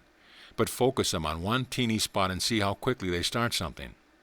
It is the same way with your mind. You have got to concentrate on one idea at a time. But how can I learn to concentrate? Many people write me. Concentration is not a thing to be learned. It is merely a thing to do. You concentrate whenever you become sufficiently interested in anything. Get so interested in a ball game that you jump up and down at your hat, slap a man you have never seen before in the back, embrace your nearest neighbor. That is concentration. Become so absorbed in a thrilling play or movie that you no longer realize the orchestra is playing or there are people around you. That is concentration. And that is all concentration ever is, getting so interested in some one thing that you pay no attention to anything else that is going on around you. If you want a thing badly enough, you need to no worry about your ability to concentrate on it. Your thoughts will just naturally center on it like bees on honey. Hold in your mind the thing you most desire. Affirm it. Believe it to be an existing fact. Let me quote again the words of the Master, because there's nothing more important to remember in this whole book. Therefore I say unto you, what things soever ye desire, when ye pray, believe that you receive them, and ye shall have them. And again I say, the most important part is that believe that ye have received them. Your subconscious mind is exceedingly amenable to suggestion. If you can truly believe that you have received something, can impress that belief upon your subconscious mind, depend upon it. It will see that you have it. For being a part of universal mind, it shares that universal mind's all power. The Father that is within me, he doeth the work. Your mind will respond to your desire in the exact proportion in which you believe. As thy faith is, so be it unto thee. The people who live in beautiful homes, who have plenty to spend, who travel about in yachts and fine cars, are for the most part people who started out to accomplish some one definite thing. They had one clear goal in mind, and everything they did entered on that goal. Most men just jog along in a rut, going through the same old routine day after day, eking out a bare livelihood, with no definite desire other than the vague hope that fortune will one day drop in their lap. Fortune does not often play such pranks, and a rut, you know, differs from a grave only in depth. A life such as this is no better than the animals live. Work all day for money to buy bread, to give you strength to work all the next day to buy my bread. There is nothing to it but the daily search for food and sustenance. No time for aught but worry and struggle. No hope of anything but the circuits of sorrow and death. You have anything you want if you want it badly enough. You can be anything you want to be, have anything you desire, accomplish anything you set out to accomplish, if you will hold to that desire with singleness of purpose. If you will understand and believe in your own powers to accomplish. What is it then that you wish in life? Is it health? In the chapter on health I will show you that you can be radiantly well without drugs, without tedious exercise. It matters not if you are crippled or bedridden or infirm. Your body rebuilds itself entirely every 11 months. You can start now rebuilding along perfect lines. Is it wealth you wish? In the chapter on success, I will show you how you can increase your income, how you can forge rapidly ahead in your chosen business or profession. Is it happiness you ask for? Follow the rules here and laid down, and you will change your whole outlook of life. Doubts and uncertainty will vanish, to be followed by calm assurance and abiding peace. You will possess the thing your heart desires. You will have love and companionship. You will win to contentment and happiness. But desire must be impressed upon the subconscious before it can be accomplished. Merely conscious desire seldom gets you anything. It is like the daydreams that pass through your mind. Your desire must be visualized, must be persisted in, must be concentrated upon, must be impressed upon your subconscious mind. Don't bother about the means for accomplishing your desire. You can safely leave that to your subconscious mind. It knows how to do a great many things besides building and repairing your body. If you can visualize the thing you want, if you can impress upon your subconscious mind the belief that you have it, you can safely leave to it the finding of the means of getting it. Trust the universal mind to show the way. The mind that provided everything in such profusion must joy in seeing us take advantage of that profusion. For herein is the Father glorified, that ye bear much fruit. You do not have to wait until tomorrow or next year or the next world for happiness. You do not have to die to be saved. The kingdom of heaven is within you. That does not mean that it is up in the heavens or some stars in the next world. It means here and now. All the possibilities of happiness are always here and always available. At the open door of every man's life there lies this pearl of great price, the understanding of man's dominion over the earth. With that understanding and conviction, you can do everything which lies before you to do, and you can do it in the satisfaction of everyone and the well-being of yourself. God and good are synonymous, and God, good, is absent only to those who believe he is absent. Find your desire, impress it upon your thought, and you have opened the door for opportunity. And remember, in this new heaven and new earth which I am trying to show you, the door of opportunity is never closed. As a matter of fact, you constantly have all that you will take. So keep yourself in a state of receptivity. It is your business to receive abundantly and perpetually. The law of opportunity enforces its continuous and availability. Every good gift and every perfect gift is from above and cometh down from the Father of light, with whom is no variableness, neither shadow of turning. Infinite mind saith to every man, Come ye to the open fountain. The understanding of the law of life will remedy every discord, giving beauty for ashes, the oil of joy for mourning, the garment of praise for the spirit of heaviness. Believe that you share in that goodness and bounty. Act the part you wish to play in this life. Act healthy, act prosperous, act happy.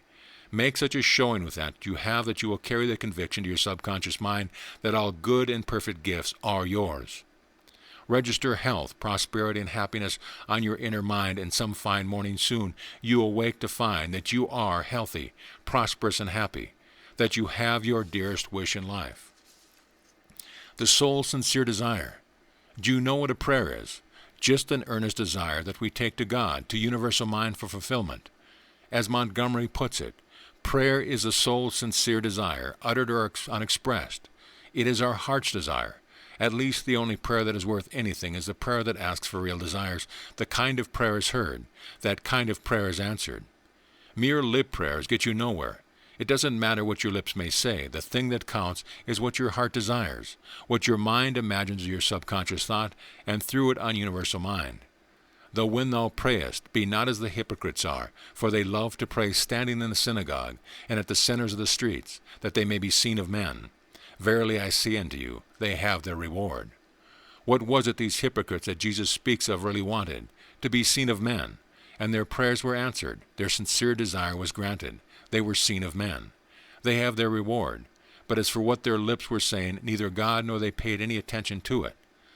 Thou, when they prayest, enter into thy closet, and when thou hast shut the door, pray to thy Father which is in secret, and thy Father which seeth in secret shall reward thee openly. Go where you can be alone, where you can concentrate your thoughts on one innermost sincere desire, where you can impress that desire upon your subconscious mind without distraction, and so reach the universal mind, or the Father of all things. But even sincere desire is not enough by itself. There must be belief also. What things soever ye desire, when ye pray, believe that you receive them, and ye shall have them. You must realize God's ability to give you every good thing. You must believe in his readiness to do it. Model your thoughts after the psalmist of old. The first asked for what they wanted, then killed all doubts and fears by affirming God's power and his willingness to grant their prayers.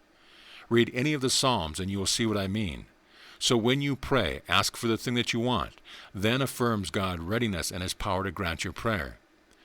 Glenn Frank, in The Soul's Sincere Desire, gives some wonderfully helpful suggestions along the lines. To quote him, For money troubles realize there is no want in heaven, and affirm, Our Heavenly Father, we know that thy love is as infinite as the sky is infinite, and thy ways of manifesting that love are as unaccountable as the stars of the heavens.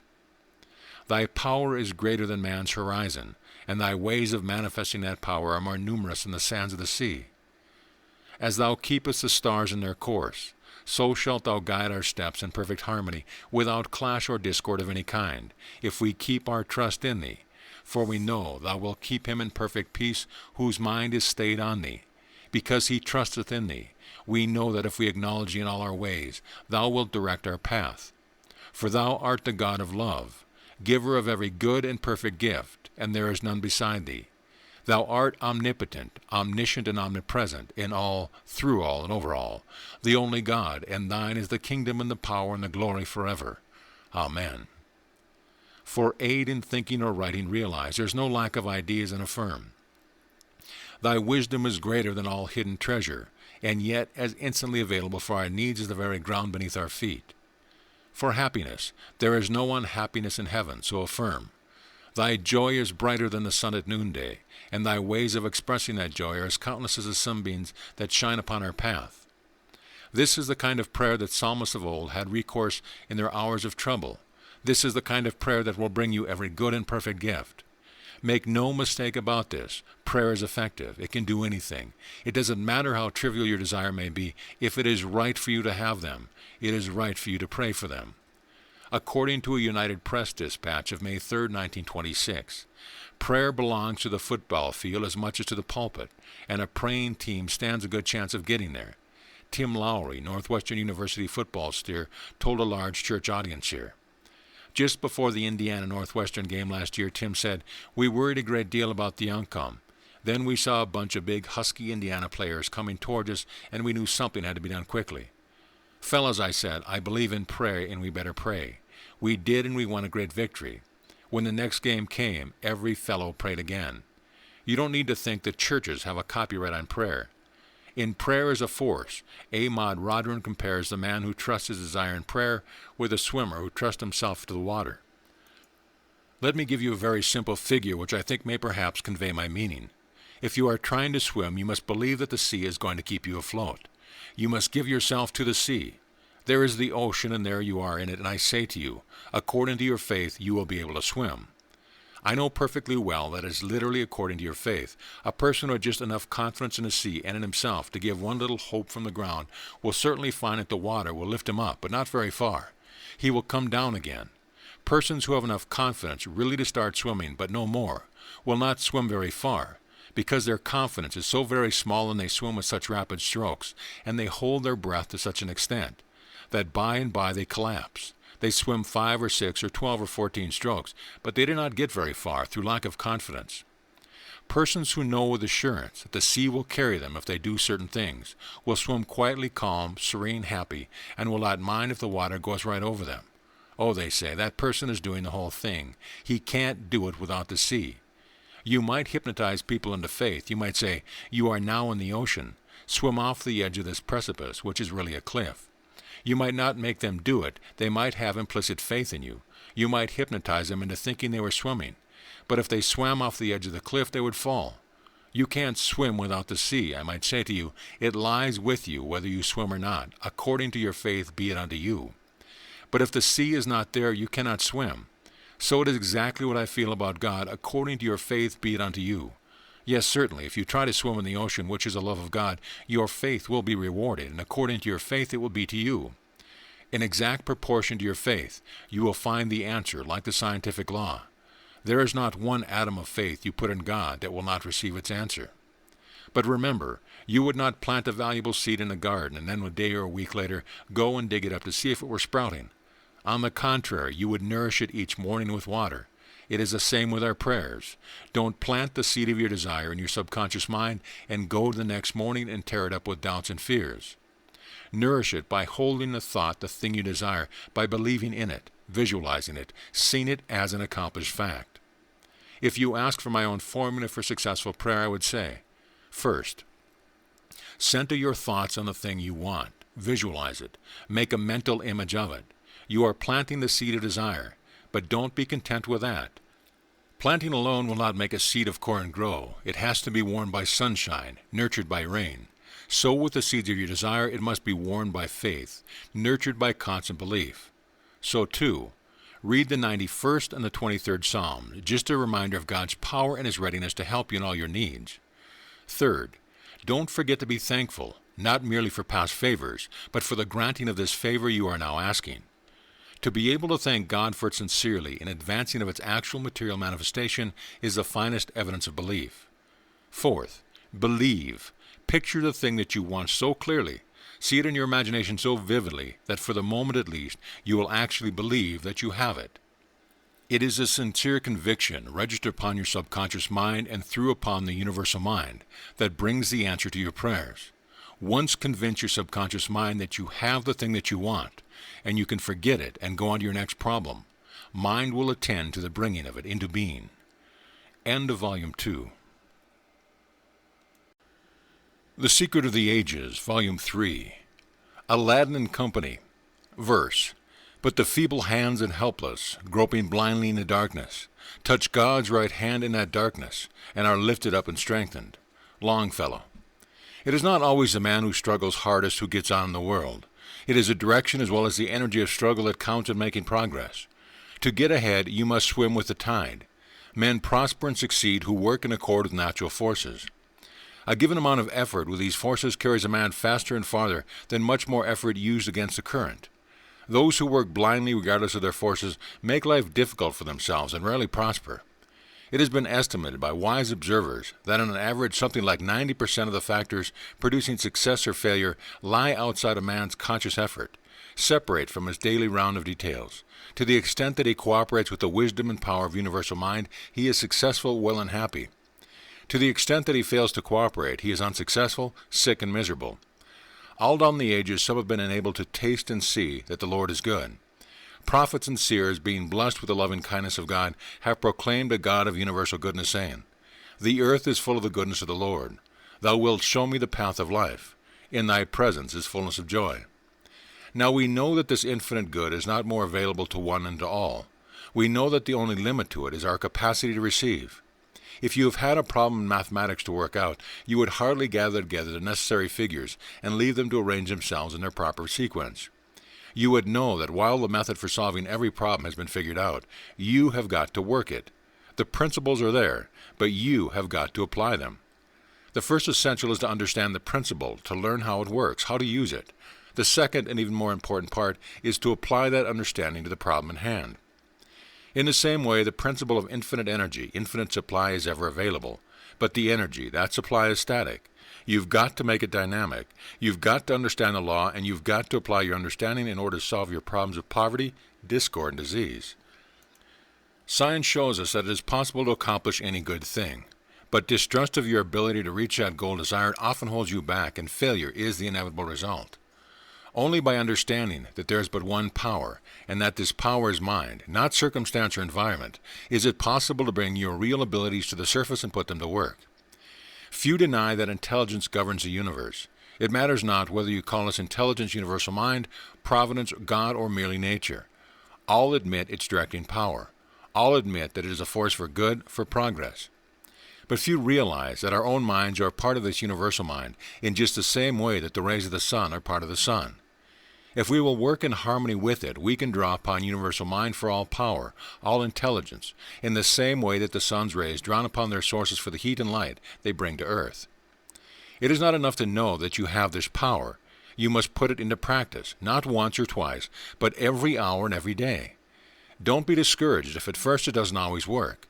When you first studied arithmetic, your problems didn't always work out correctly, did they? Yet you did not on that account doubt the principle of mathematics. You knew that the fault was with your method and not with the principle. It is the same in this. The power is there. Correctly used, it can do anything. All will agree that the mind which first brought the first principle of this earth, which imagined the earth itself and the trees, plants, and animals, is all powerful. All will agree to solve any problem, to meet any need. Mind has but to realize a need, and it will be met. What most of us do not understand or realize is that we ourselves, being part of the universal mind, have this same power. Just as a drop of water from the ocean has all the properties of the great bulk of the water in the ocean, just as the spark of electricity has all the properties of the thunderbolt, and having that power, we have only to realize it and use it to get from life any good we may desire. In the beginning, all was void, space, nothingness. How did universal mind construct the planets, the firmaments, the earth, and all the things on and in it from this formless void? By first making a mental image of which to build. That is what you too must do. You control your destiny, your fortune, your happiness to the exact extent to which you can think them out. Visualize them, see them, and allow no vagrant thought of fear or worry to mar their completion and beauty. The quality of your thought is the measure of your power. Clear, forceful thought has the power of attracting to itself everything it may need for the fruition of those thoughts. As W.D. Waddles puts it in his Science of Getting Rich, there is a thinking stuff from which all things are made, and which, in its original state, permeates, penetrates, and fills the inner space of the universe. A thought in this substance produces the thing that is imagined by the thought. Man can form things in his thought, and by impressing his thought upon formless substance, can cause the thing he thinks about to be created. The connecting link between your conscious mind and the universal is thought, and every thought that is in harmony with progress and good, every thought that is freighted with the right idea, can penetrate the universal mind. And penetrating to it, it comes back with the power of universal mind to accomplish it. You don't need to originate the ways and means. The universal mind knows how to bring about any necessary results. There is but one right way to solve any given problem. When your human judgment is unable to decide what that one right way is, turn to the universal mind for guidance. You never fear the outcome, for if you heed its advice, you cannot go wrong. Always remember, your mind is but a conductor, good or poor as you make it, for the power of universal mind. And thought is the connecting energy. Use that conductor and you will improve its conductivity.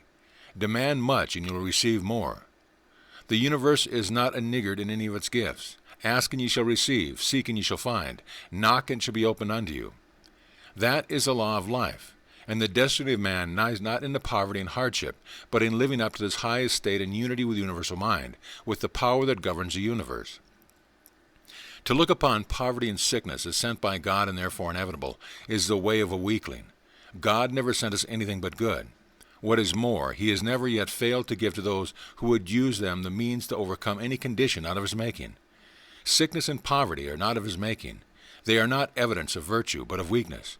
God gave us everything in abundance, and he expects us to manifest that abundance. If you had a son you loved very much and you surrounded him with good things, which would only exert himself in order to reach, you wouldn't like it if he showed himself to the world half-starved, ill-kempt, and clothed in rags, merely because he was unwilling to exert himself enough to reach for the good things you had provided. No more, in my humble opinion, does God. Man's principal business in life, as I see it, is to establish a contact with the universal mind.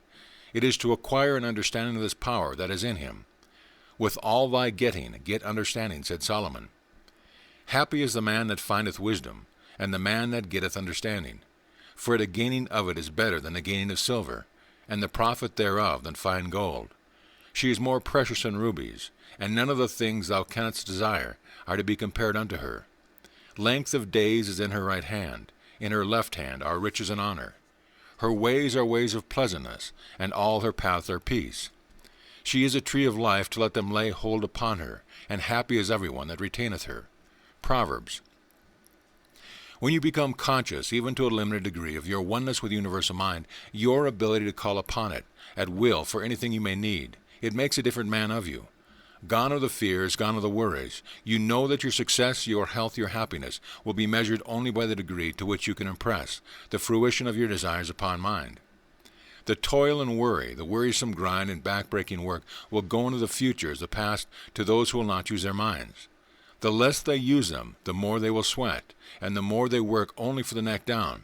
The less they will be paid, and the more hopeless their lot will become. It is mind that rules the world. But to use your mind to the best advantage doesn't mean to toil alongside with mere conscious part of it. It means hitching up your conscious mind with the man inside you, with the little mental brownies, as Robert Louis Stevenson called them, and then working together to a definite end. My brownies, God bless them, said Stevenson, who do one half of my work for me while I am asleep, and in all human likelihood do the rest for me as well when I am wide awake and foolishly suppose that I do it myself. I had long been wanting to write a book on man's double being. For 2 days I went about racking my brains for a plot of any sort, and the second night I dreamt the scene in Dr. Jekyll and Mr. Hyde at the window, and a scene afterwards split in two, in which Hyde, pursued, took the powder and underwent the change in the presence of his pursuer. Many other famous writers have spoken in similar strain, and every man who has problems to solve has had like experience. You know how, after you have studied a problem from all angles, it sometimes seems worse jumbled than when you first started it. Leave it then for a while, forget it. And when you go back to it, you find your thought clarified, the line of reasoning worked out, your problem solved for you. It is your little mental brownies who have done the work for you. The flash of genius does not originate in your own brain. Through intense concentration, you've established a circuit through your subconscious mind with the universal, and it is from it that the inspiration comes. All genius, all progress is from the same source. It lies with you merely to learn how to establish a circuit at will so you can call upon it at need. It can be done. In the inner consciousness of each of us, quotes Dumont in The Mastermind, there are forces which act much the same as would countless teeny mental brownies or helpers who are anxious and willing to assist us in our mental work, if we will but have confidence and trust in them. This is a psychological truth expressed in the terms of the old fairy tale. The process of calling into service these inner conscious helpers is similar to that which we constantly employ to recall some forgotten fact or name. We find that we cannot recollect some desired fact, name, or place, and instead of racking our brains with an increased effort, we, if we have learned the secret, pass on the matter to the inner consciousness with a silent command. Recollect this name for me, and then go on with your ordinary work. After a few minutes, or maybe hours, all of a sudden pop, will come the missing name or fact before us, flash from the planes of the inner consciousness by the help of the kindly workers or brownies of these planes. The experience is so common that we have ceased to wonder at it, and yet it is a wonderful manifestation of the inner consciousness workings of the mind. Stop and think a moment, and you will see that the missing word does not present itself accidentally or just because. There are mental processes at work for your benefit, and when they have worked out the problem for you, they gleefully push it up from their plane onto a plane of the outer consciousness where you may use it. We know of no better way of illustrating the matter than by this fanciful figure of the mental brownies, in connection with the illustration of the subconscious storehouse. If you would learn to take advantage of the work of these subconscious brownies, we advise you to form a mental picture of the subconscious storehouse, in which is stored all sorts of knowledge that you have placed there during your lifetime, as well as the impressions that you have acquired by race inheritance, racial memory. In fact, the information stored away has often been placed in the storage rooms, without any regard for systematic storing or arrangement. And when you wish to find something that has been stored away there a long time, the exact place being forgotten, you are compelled to call to your assistance the little brownies of the mind, which perform faithfully your mental command. Recollect this for me. These brownies are the same little chaps that you charge with the task of waking you at 4 o'clock tomorrow morning when you wish to catch an early train, and they obey you well in this work of the mental alarm clock. These same little chaps will also flash into your consciousness the report, "I have an engagement at 2 with Jones." When looking at your watch, you will see that it is a quarter before the hour at 2, the time of your engagement. Well then, if you will examine carefully into a subject which you wish to master, and will pass along the results of your observation to these subconscious brownies, you will find that they will work the raw materials of thought into shape for you in comparatively short time. They will analyze, systematize, collate, and arrange in consecutive order the various details of information which you have passed on to them, and will add thereto the articles of similar information that they will find stored away in the recesses of your memory. In this way they will group together various scattered bits of knowledge that you have forgotten. And right here, let us say to you that you never absolutely forget anything that you have placed in mind. You may be unable to recollect certain things, but they are not lost. Sometimes later some associative connection will be made with some other fact, and lo, the missing idea will be found fitted nicely into its place in a larger idea. The work of our little brownies. Remember Thompson's statement, "In view of having to wait for the results of these unconscious processes, I have proved the habit of giving together material in advance, and then leaving the mass to digest itself until I'm ready to write about it." This subconscious digestion is really the work of our little mental brownies. There are many ways of setting the brownies to work. Nearly everyone has had some experience more or less in the matter, although often it is produced almost unconsciously and without purpose and intent. Perhaps the best way for the average person, or rather the majority of persons, to get the desired result is for one to get as clear an idea of what one really wants to know, as clear an idea or mental image of the question you wish answered. Then, after rolling it around in your mind, mentally chewing it as it were, giving it a high degree of voluntary attention, you can pass it on to your subconscious mentality with the mental command. "Attend to this for me, work out the answer," or some similar order. This command may be given silently or else spoken aloud. Either will do. Speak to the subconscious mentally, or its little workers, just as you would speak to a person in your employ, kindly but firmly. Talk to the little workers and firmly command them to do your work, and then forget all about the matter, throw it off your conscious mind, and attend to your other tasks. Then in due time will come your answer, flashed into your consciousness, perhaps not until the very minute that you must decide upon the matter or need the information. You may give your brownies orders to report at such and such time, just as you do when you tell them to awaken you at a certain time in the morning, so as to catch the early train, or just as they remind you of the hour of your appointment, if you have them all well trained. Have you ever read the story by Richard Harding Davis of The Man Who Could Not Lose? In it, the hero is instantly interested in racing. He has studied records and dope sheets until he knows the history of every horse backward and forward. The day before the big race, he's reclining in an easy chair, thinking of the morrow's race, and he drops off to sleep with that thought in mind. Naturally, his subconscious mind takes it up, with the result that he dreams the exact outcome of the race. That was mere fiction, of course, but if races were run solely on the speed and stamina of the horse, it would be entirely possible to work out the results in just that way. Unfortunately, other factors frequently enter into every betting game. But the idea behind Davis's story is entirely right. The way to contact with your subconscious mind, the way to get the help of the man inside you in working out any problem is, first, fill your mind with every bit of information regarding the problem that you can lay your hands on. Second, pick out a chair, lounge, or bed where you can recline in perfect condition, where you can forget your body entirely. Thirdly, let your mind dwell upon the problem for a moment, not worrying, not fretting, but placidly, and then turn it over to the man inside you. Say to him, "This is your problem. You can do anything. You know the answer to everything. Work this out for me," and utterly relax. Drop off to sleep if you can. At least drop into one of those half-sleepy, half-wakeful reveries that keep other thoughts from obtruding upon your consciousness. Do as Aladdin did. Summon your genie. Give him your orders. Then forget the matter, secure in the knowledge that he will tend to it for you. When you awaken, you will have the answer.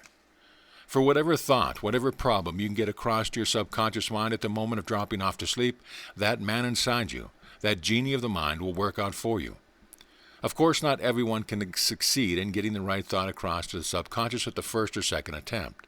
It requires understanding and faith, just as the working out of problems in mathematics requires an understanding of and faith in the principle of mathematics. But keep on trying, and you will do it, and when you do, the results are there. If it is something that you want, visualize it first in your mind's eye. See it in every possible detail. See yourself going through every move it will be necessary for you to go through when your wish comes into being. Build up a complete story, step by step, just as though you were acting it all out. Get from it every ounce of pleasure and satisfaction that you can. Be thankful for this gift that has come to you. Then relax, go to sleep if you can. Give the man inside you a chance to work on the consummation of your wish without interference. When you waken, hold it all pleasurably in thought again for a few moments. Don't let doubts and fears creep in, but go ahead confidently. Knowing that your wish is working itself out, know this, believe it, and if there is nothing harmful in it, it will work it out. For somewhere in universal mind there exists the correct solution of every problem. It matters not how stupendous and complicated, nor how simple a problem may appear to be. There always exists the right solution in universal mind, and because this solution does exist, there also exists the ability to ascertain and to prove what the solution is. You can know and you can do every right thing. Whatever is necessary for you to know, whenever it is necessary for you to do, you can know and you can do, if you will but seek the help of universal mind and be governed by its suggestion. Try this method every night for a little while, and the problem does not exist that you cannot solve. See yourself doing it. Verse: you say big corporations scheme to keep a fellow down. They drive him, shave him, starve him too, if he so much as frowned. God knows I hold no brief for them, still come with me today, and watch those fat directors meet, for this is what they say. In all our force not one to take the new work that we plan. In all the 1,000 men we've hired, where shall we find a man? St. Clair Adams. You have often heard it said that a man is worth $2 a day from the neck down. How much he's worth from the neck up depends upon how much he's able to see. Without vision the people perish did not refer to a good eyesight. It was the eyes of the mind that counted in days of old, just as they do today. Without them you are just so much power on the hoof, to be driven as a horse or an ox is driven, and you are worth only a little more than they. But given vision, imagination, the ability to visualize conditions and things a month or a year ahead, given the eyes of the mind, there is no limit to your value or to your capabilities. The locomotive, the steamboat, the automobile, the aeroplane, all existed complete in the imagination of some men before ever came facts. The wealthy men, the big men, the successful men, visioned their success in their mind's eye before ever they won them from the world. From the beginning of time, nothing has ever taken on material shape without first being visualized in mind. The only difference between the sculptor and the mason is in his mental image behind his work. Rodin employed masons to hew his blocks of marble into the general shape of the figure he was about to form. That was mere mechanical labor. Then Rodin took it in hand, and from the rough-hewn piece of stone there sprang the wondrous figure of the thinker. That was art. The difference was all in the imagination behind the hands that wielded mallet and chisel. After Rodin had formed his masterpiece, ordinary workmen copied it by the thousand. Rodin's work brought fabulous sums. The copies brought day wages. Conceiving ideas, creating something is what pays. In sculpture, all is an else. Mere handwork is worth only hand wages. The imagination, says Glenn Clark in The Soul's Sincere Desire, is of all qualities in man the most godlike, that which associates him most closely with God. The first mention we read of man in the Bible is where he is spoken of as an image. Let us make man in our image, after our likeness. The only place where an image can be conceived is in the imagination. Thus man, the highest creation of God, was a creation of God's imagination. The source and center of all man's creative power, the power that above all things lifts him above the level of brute creation, and that gives him dominion, is his power of making images, of the power of the imagination. There are some who have always thought that the imagination was something which make-believe, that is, which not. This is fancy, not imagination. Fancy would convert that which is real into pretense and sham. Imagination enables one to see through the appearance of a thing to what it really is. There is a very real law of cause and effect which makes the dream of the dreamer come true. It is the law of visualization, the law that calls into being in its outer material world everything that is real in the inner world. Imagination pictures the thing you desire. Vision idealizes it.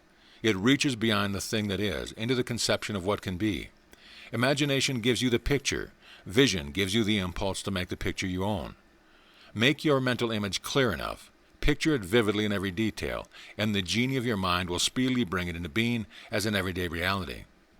The law holds true of everything in life. There is nothing you can rightfully desire that cannot be brought into being through visualization. Suppose as a position you want the general managership of your company. See yourself just as you are now, sitting in the general manager's chair. See your name on his door. See yourself handling his affairs as you would handle them. Get that picture impressed upon your subconscious mind. See it. Believe it. The genie of your mind will find the way to make it come true.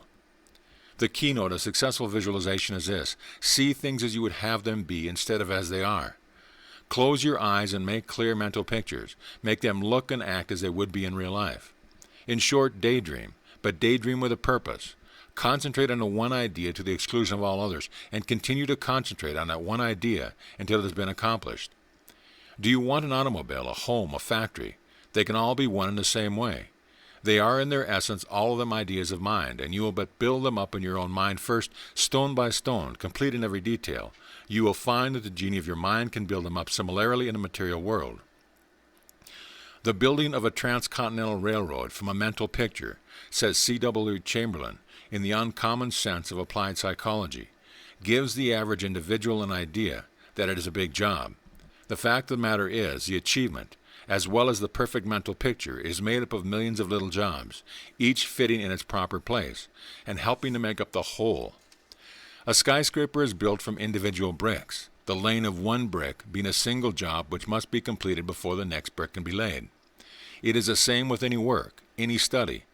To quote Professor James, as we become permanent drunkards by so many separate drinks, so we become saints in the moral, and authorities and experts in the practical and scientific spheres by so many separate acts and hours of working.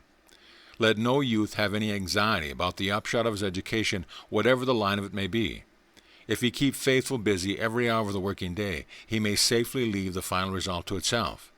He can with perfect certainty count on waking some fine morning to find himself one of the competent ones of his generation, in whatever pursuit he may have singled out.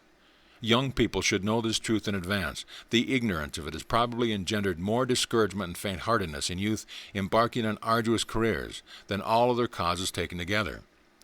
Remember that the only limit to your capabilities is the one you place upon them.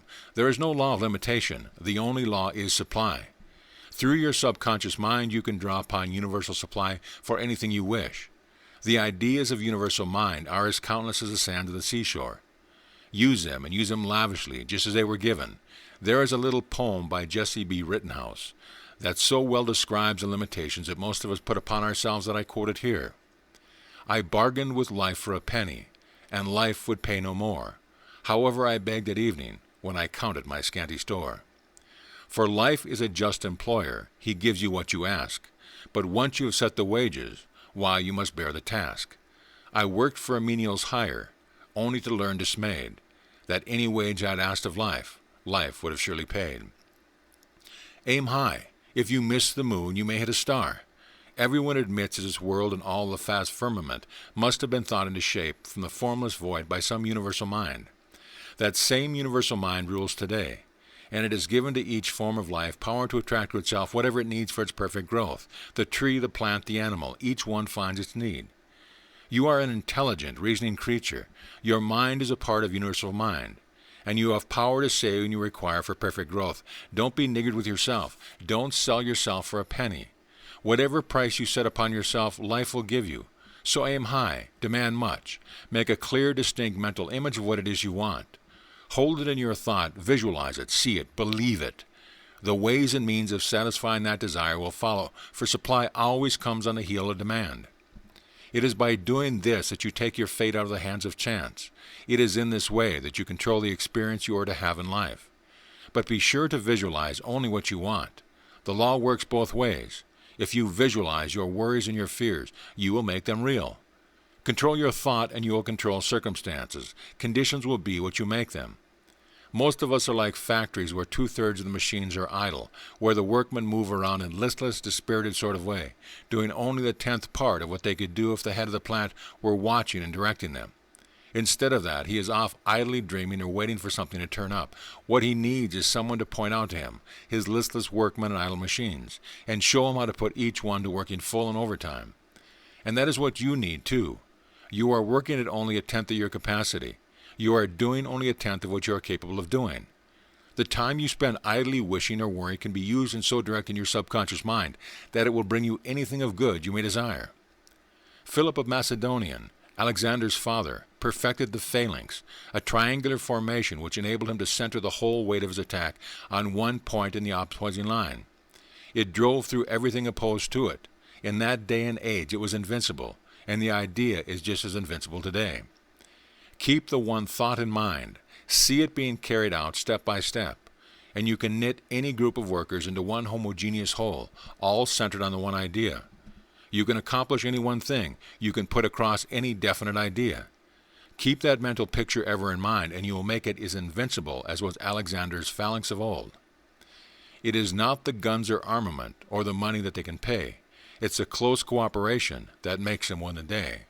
It is not the individual or the army as a whole, but the everlasting teamwork of every bloomin' soul. J. Mason Knox. The error of the ages is the tendency mankind has always shown to limit the power of mind, or its willingness to help in time of need. Know ye not, said Paul, that ye are the temples of the living God? No, most of us do not know it, or at least if we do, we are like the Indian family put on the Cherokee reservation. Oil had been found in their land and money poured in upon them. More money than they'd ever known was in the world. Someone persuaded them to build a great house, to have it beautifully furnished, richly decorated. The house, when finished, was one of the show places in that locality, but the Indians, while very proud of their showy house, continued to live in their old sod shack. So it was with many of us. We may know that we are temples of the living God. We may even be proud of the fact. But we never take advantage of it to dwell in that temple, to proclaim our dominion over things and conditions. We never avail ourselves of the power that is ours. The great prophets of old had the forward look. Theirs was the era of hope and expectation. They looked for a time when the revelation should come that was to make men sons of God. They shall obtain joy and gladness, and sorrow and sighing shall flee away. Jesus came to fulfill that revelation. Ask and ye shall receive, that your joy may be full. The world has turned in vain to matter and materialistic philosophy for deliverance from its woes. In the future, the only march of actual progress will be in the mental realm. And this progress will not be in the way of human speculation and theorizing, but in the actual demonstration of the universal, infinite mind. The world stands today within the vestibule of the vast realm of divine intelligence, wherein is found the transcendent, practical power of mind over all things. What eye never saw, nor ear ever heard, what never entered the mind of man, even all that God has prepared for those who love him. As a man thinketh, our remedies in ourselves do lie, which we ascribe to heaven. Shakespeare. In our great-grandfather's day, when witches flew around by night and cast their spell upon all unlucky enough to cross them, Men thought the power of sickness or health, or good fortune or ill, resided outside themselves. We laugh today at such benighted superstition, but even in this day and age there are few who realize that the things they see are but effects. Fewer still have any idea of the causes by which these effects are brought about. Every human experience is an effect. You laugh, you weep, you joy, you sorrow, you suffer, you are happy. Each of these is an effect, the cause of which can be easily traced. But all the experiences of life are not so easily traceable to their primary causes. We save money for our old age. We put it into a bank or into safe bonds, and the bank breaks or the railroad or corporation falls into receivership. We stay at home on a holiday to avoid risk of accident, and fall off a stepladder down the stairs and break a limb. We drive slowly for fear of danger, and a speeding car comes from behind and knocks us into a ditch. A man goes over Niagara Falls in a barrel without harm, and then slips on a banana peel, breaks his leg, and dies of it. What is the cause back of it all? If we can find it and control it, we can control the effect. We shall no longer then be the football of fate. We shall be able to rise above the conception of life, and no matter what is our master. There is but one answer. The world without is a reflection of the world within. We imagine thoughts of disaster upon our subconscious minds, and then the genie of our mind finds ways of bringing them into effect. Even though we stay at home, even though we take every possible precaution, the mental image is that what counts. Be it good or ill, it is a devastating or beneficent force, just as we choose to make it. To paraphrase Thackeray, the world is a looking glass and gives back to every man the reflection of his own thought. For matter is not real substance. Material science today shows that matter has no natural eternal existence. Dr. Willis Whitney, in an address before the American Chemical Society on August 8, 1925, discussing matter, Is There Anything in It?, stated that the most we know about matter is that it is almost entirely space. It is as empty as the sky. It is almost as empty as a perfect vacuum, although it usually contains a lot of energy. Thought is the only force. Just as polarity connects electrons, gravitation the planets, tropism the plants and lower animals, just so thought controls the action and environment of men, and thought is subject wholly to the control of mind. Its direction rests with us. Walt Whitman had the right of it when he said, "Nothing external to me has any power over me." The happenings that occur in the material world are in themselves neither cheerful or sorrowful, just as outside of the eye that observes them, colors are neither green nor red. It is our thoughts that make them so, and we can color those thoughts according to our own fancy. We can make the world without, but a reflection of the world within. We can make matter a force subject entirely to the control of our mind, for matter is merely our wrong view of what universal mind sees rightly. We cannot change the past experience, but we can determine what the new one shall be. We can make the coming day just what we want it to be. We can be tomorrow what we think today. For the thoughts are causes and the conditions are the effects. What is the reason for most failures in life? The fact that they first thought failure. They allowed competition, hard time, fear, and worry to undermine their confidence. Instead of working aggressively ahead, spending money to make more money, they stopped every possible outlay, tried to play it safe, but expected others to continue spending with them. War is not the only place where the best defense is a strong offense. The law of compensation is always at work. Man is not at the caprice of fate. He is his own fate. As a man thinketh in his heart, so is he. We are our own past thoughts, with the things that these thoughts have attracted to add us on. The successful man has no time to think of failure. He is too busy thinking up new ways to succeed. You can't pour water into a vessel already full. All about you is energy, electronic energy, exactly that which makes up the solid objects you possess. The only difference is that the loose energy round about you is unappropriated. It is still virgin gold, undiscovered, unclaimed.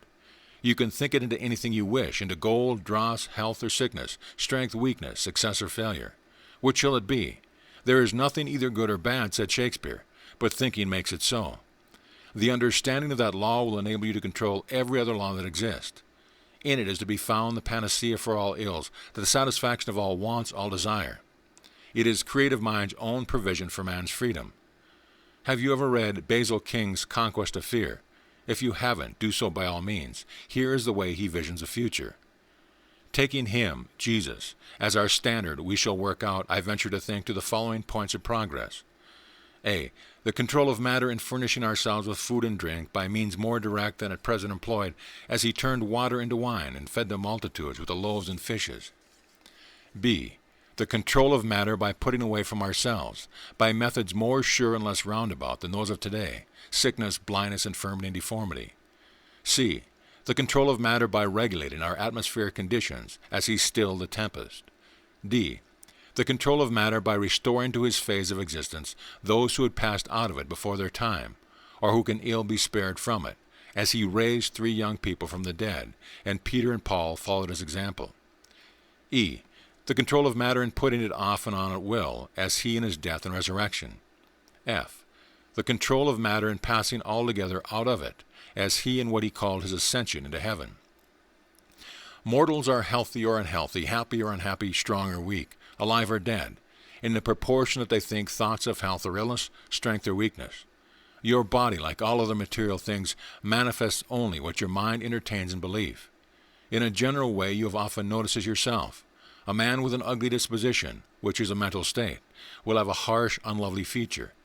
One with a gentle disposition will have a smiling and serene countenance. All the other organs of the human body are equally responsive to thought. Who has not seen the face become red with rage or white with fear? Who has not known of people who become desperately ill following an outburst of temper? Physicians declare that just as fear, irritability, and hate distort the features, they likewise distort the heart, stomach, and liver. Experiments conducted on a cat shortly after a meal showed that when it was purring contentedly, its digestive organs functioned perfectly. But when a dog was brought into the room and the cat drew back in fear and anger, the X-rays showed that its digestive organs were so contorted as to be almost tied up in a knot. Each of us make his own world, and he makes it through mind. It is a commonplace fact that no 2 people see the same thing alike. A primrose by a river's brim, a yellow primrose was to him, and it was nothing more. Thoughts are the causes, conditions are merely effects. We can mold ourselves and our surroundings by resolutely directing our thoughts towards the goal we have in mind. Ordinary animal life is very definitely controlled by temperature, by climate, by seasonal conditions.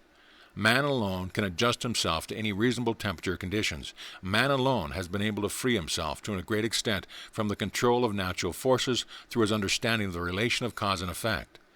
And now man is beginning to get a glimpse of the final freedom that shall be his from all formal material causes, when he shall acquire the complete understanding that mind is the only cause, and that effects are what he sees. We moderns are unaccustomed, says one talented writer, to the mastery over our own inner thoughts and feelings. That a man should be prey to any thought that chances to take possession of his mind is commonly among us assumed as unavoidable. It may be a matter of regret that he should be kept awake all night from anxiety as to the issue of a lawsuit on the morrow, but that he should have the power of determining whether he be kept awake or not seems an extravagant demand. The image of an impending calamity is no doubt odious, but it is very odious, we say, makes it haunt the mind all the more perniciously, and it is useless to expel it. Yet this is an absurd position for man, the heir of the ages, to be in. Hag-ridden by this flimsy creature of his own brain, if a pebble in our boot torments it, we expel it. We take off the boot and shake it out. And once the matter is fairly understood, it is just as easy to expel an intruding and obnoxious thought from the mind. About this there ought to be no mistake, no 2 opinions. The thing is obvious, clear, unmistakable. It should be as easy to expel an obnoxious thought from the mind as to shake a stone out of your shoe. And until a man can do that, it is just nonsense to talk about his ascendancy over nature and all the rest of it. He is a mere slave, and a prey to the bat-winged phantoms that flit through the corridor of his own brain. Yet the weary and careworn faces that we meet by thousands, even among the affluent classes of civilization, testify only too clearly how seldom this mastery is obtained. How rare indeed to find a man, how common rather to discover a creature hounded on by tyrant thoughts, or cares or desires, cowering, wincing under the lash.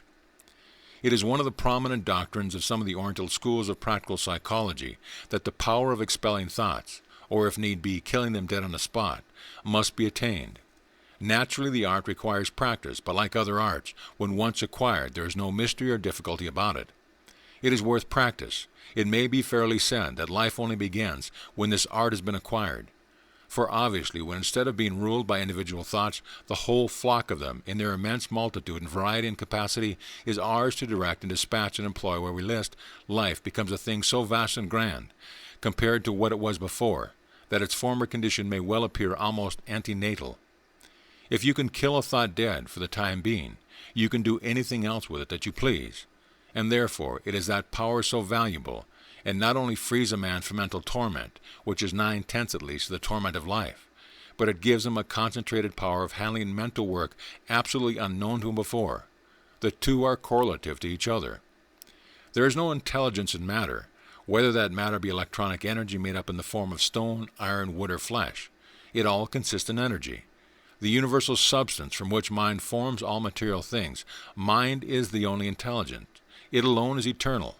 It alone is supreme in the universe. When we reach that understanding, we will no longer have cause for fear, because we will realize that universal mind is the creator of life only, that death is not an actuality, it is merely the absence of life, and life will be ever present. Remember the old fairy story of the son was listening to a lot of earthly creatures talking of the very dark place he had found, a place of Stygian blackness. Each told how terrifically dark it had seemed. The son went and looked for it. He went to the exact spot they had described. He searched everywhere, but he could not find even a teeny dark spot.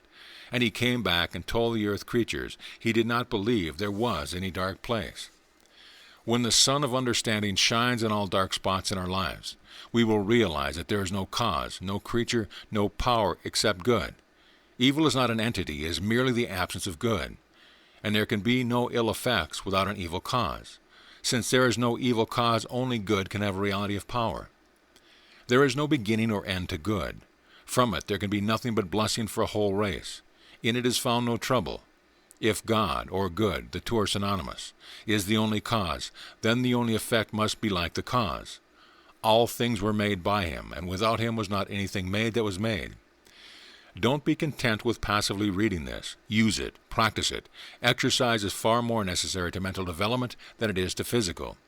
Practice the daily dozen of right thinking. Stretch your mind to realize how infinitely far it can reach out, what boundless vision it can have. Breathe out all the old thoughts of sickness, discouragement, failure, worry, and fear. Breathe in deep, long-breath thoughts of unlimited health, strength, unlimited happiness, and success. Practice looking forward, always looking forward to something better, better health, finer physique, greater happiness, and bigger success. Take these mental breathing exercises every day. See how closely you will control your thoughts, how quickly you will see the good effects. You've got to think all the time. Your mind will do that anyway. And the thoughts are constantly building for good or ill. So be sure to exile all the thoughts of fear and worry and disease, and lock that have been troubling you, and inhale only those you want to see realized. The law of supply. They do me wrong who say I come no more, when once I knock and fail to find you in. For every day I stand outside your door, and bid you wake and rise to fight and win. Wail not for precious chances passed by, weep not for golden ages on the wane. Each night I burn the records of the day, at sunrise every soul is born again. Walter Malone. Have you ever run a race or worked at utmost capacity for a protracted period or swum a great distance? Remember how, soon after starting, you began to feel tired. Remember how, before you had gone any great distance, you thought you had reached your limit. But remember, too, how when you kept on going, you got your second wing. Your tiredness vanished, your muscles throbbed with energy. You felt literally charged with speed and endurance. Stored in every human being are great reserves of energy, of which the average individual knows nothing. Most people are like a man who drives a car in low gear, not knowing that by the simple shift of a lever, he can set it into high and not merely speed up the car, but do it with far less expenditure of power. The law of the universe is a law of supply. You see it on every hand. Nature is lavish in everything she does. Look at the heavens at night. There are millions of stars there, millions of worlds, millions of suns among them. Surely there is no lack of wealth or profusion in a mind that could imagine all these things. No place for limitation there. Look at the vegetation in the country round about you. Nature supplies all the shrubs or trees may need for their growth and sustenance. Look at the lower forms of animal life, the birds and wild animals, the reptiles, the insects, the fish in the sea. Nature supplies them bountifully with everything they need. They have but to help themselves to what she holds out to them with such a lavish hand. Look at all the natural resources of the world, coal, iron, oil, and all metals. There is plenty for everyone. We hear a lot about the exhaustion of our resources of coal and oil, but there is available coal enough to last mankind for thousands of years. There are vast oil fields practically untouched, probably others bigger still yet to be discovered. And when all these are exhausted, the extraction of oil from shale will keep the world supplied for countless more years. There is abundance for everyone, But just as you must strain and labor to reach the resource of your second wind, just so you must strive before you can make manifest the law of supply in nature. The world belongs to you. It is your estate. It owes you not merely the living, but everything of good you may desire. You've got to demand these things of it, though. You've got to fear not, dread not, stop it not. You've got to have the faith of a Columbus, crossing an unknown sea, holding a mutinous crew to the task long before they had ceased to believe in themselves or in him, and giving to the world a new hemisphere.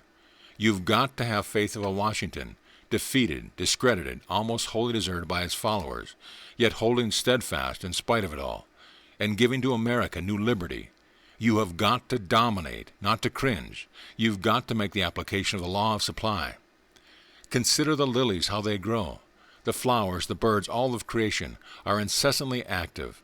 The trees and flowers in their growth, the birds and wild creatures in building their nest and finding sustenance, are always working, but never worrying.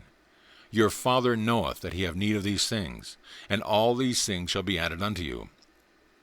If all would agree to give up worrying, to be industrious, but never anxious about the outcome, it would mean the beginning of a new era in human progress, an age of liberty, of freedom from bondage. Jesus set forth the universal law of supply when he said, Therefore I say unto you, be not anxious for the morrow, what ye shall eat, or wherewithal ye shall be clothed. But seek first the kingdom of God, and all these things shall be added unto you. What is this kingdom of God? Jesus tells us, the kingdom of God is within you. It is the Father within you, to which he so frequently referred. It is mind, your part of universal mind. Seek first the kingdom of God. Seek first an understanding of this power within you. Learn to contact with it, to use it, and all those things shall be added unto you. All riches have their origin in mind. Wealth is in ideas, not money. Money is merely the material medium of exchange for ideas. The paper money in your pocket is in itself worth no more than so many Russian rubles. It is the idea behind it gives it value. Factory buildings, machinery, materials are in themselves worthless without a manufacturing or a selling idea behind them. How often you see a factory fall to pieces, the machinery rust away, after the idea behind them gave out. Factories, machines are simply the tools of trade. It is the idea behind them that makes them go. So don't go out a seeking of wealth. Look within you for ideas. The kingdom of God is within you. Use it purposefully. Use it to think constructively. Don't say you are thinking when all you are doing is exercising your faculty of memory, as Dumont says in The Master Mind. They are simply allowing the stream of memory to flow through their field of consciousness, while the ego stands on the banks and idly watches the passing water of memory flow by. They call this thinking, why in reality there is no process of thought underway. They are like the old mountaineer sitting in the shade alongside his cabin. Ask what he did to pass the long hours away. He said, Well, sometimes I sit and think, and sometimes I just sat. Dumont goes on to say in quoting another writer, When I use the word thinking, I mean thinking with a purpose, with an end in view, thinking to solve a problem. I mean the kind of thinking that is forced on us when we are deciding on a course of purpose in life, on life work to take up. The kind of thinking that was forced upon us in our younger days when we had to find a solution to a problem in mathematics, or when we tackled psychology in college. I do not mean thinking in snatches or holding petty opinions on this subject and on that. I mean thought of significant questions which lie outside the bounds of your narrow personal welfare. This is the kind of thinking which is now so rare, so sadly needed.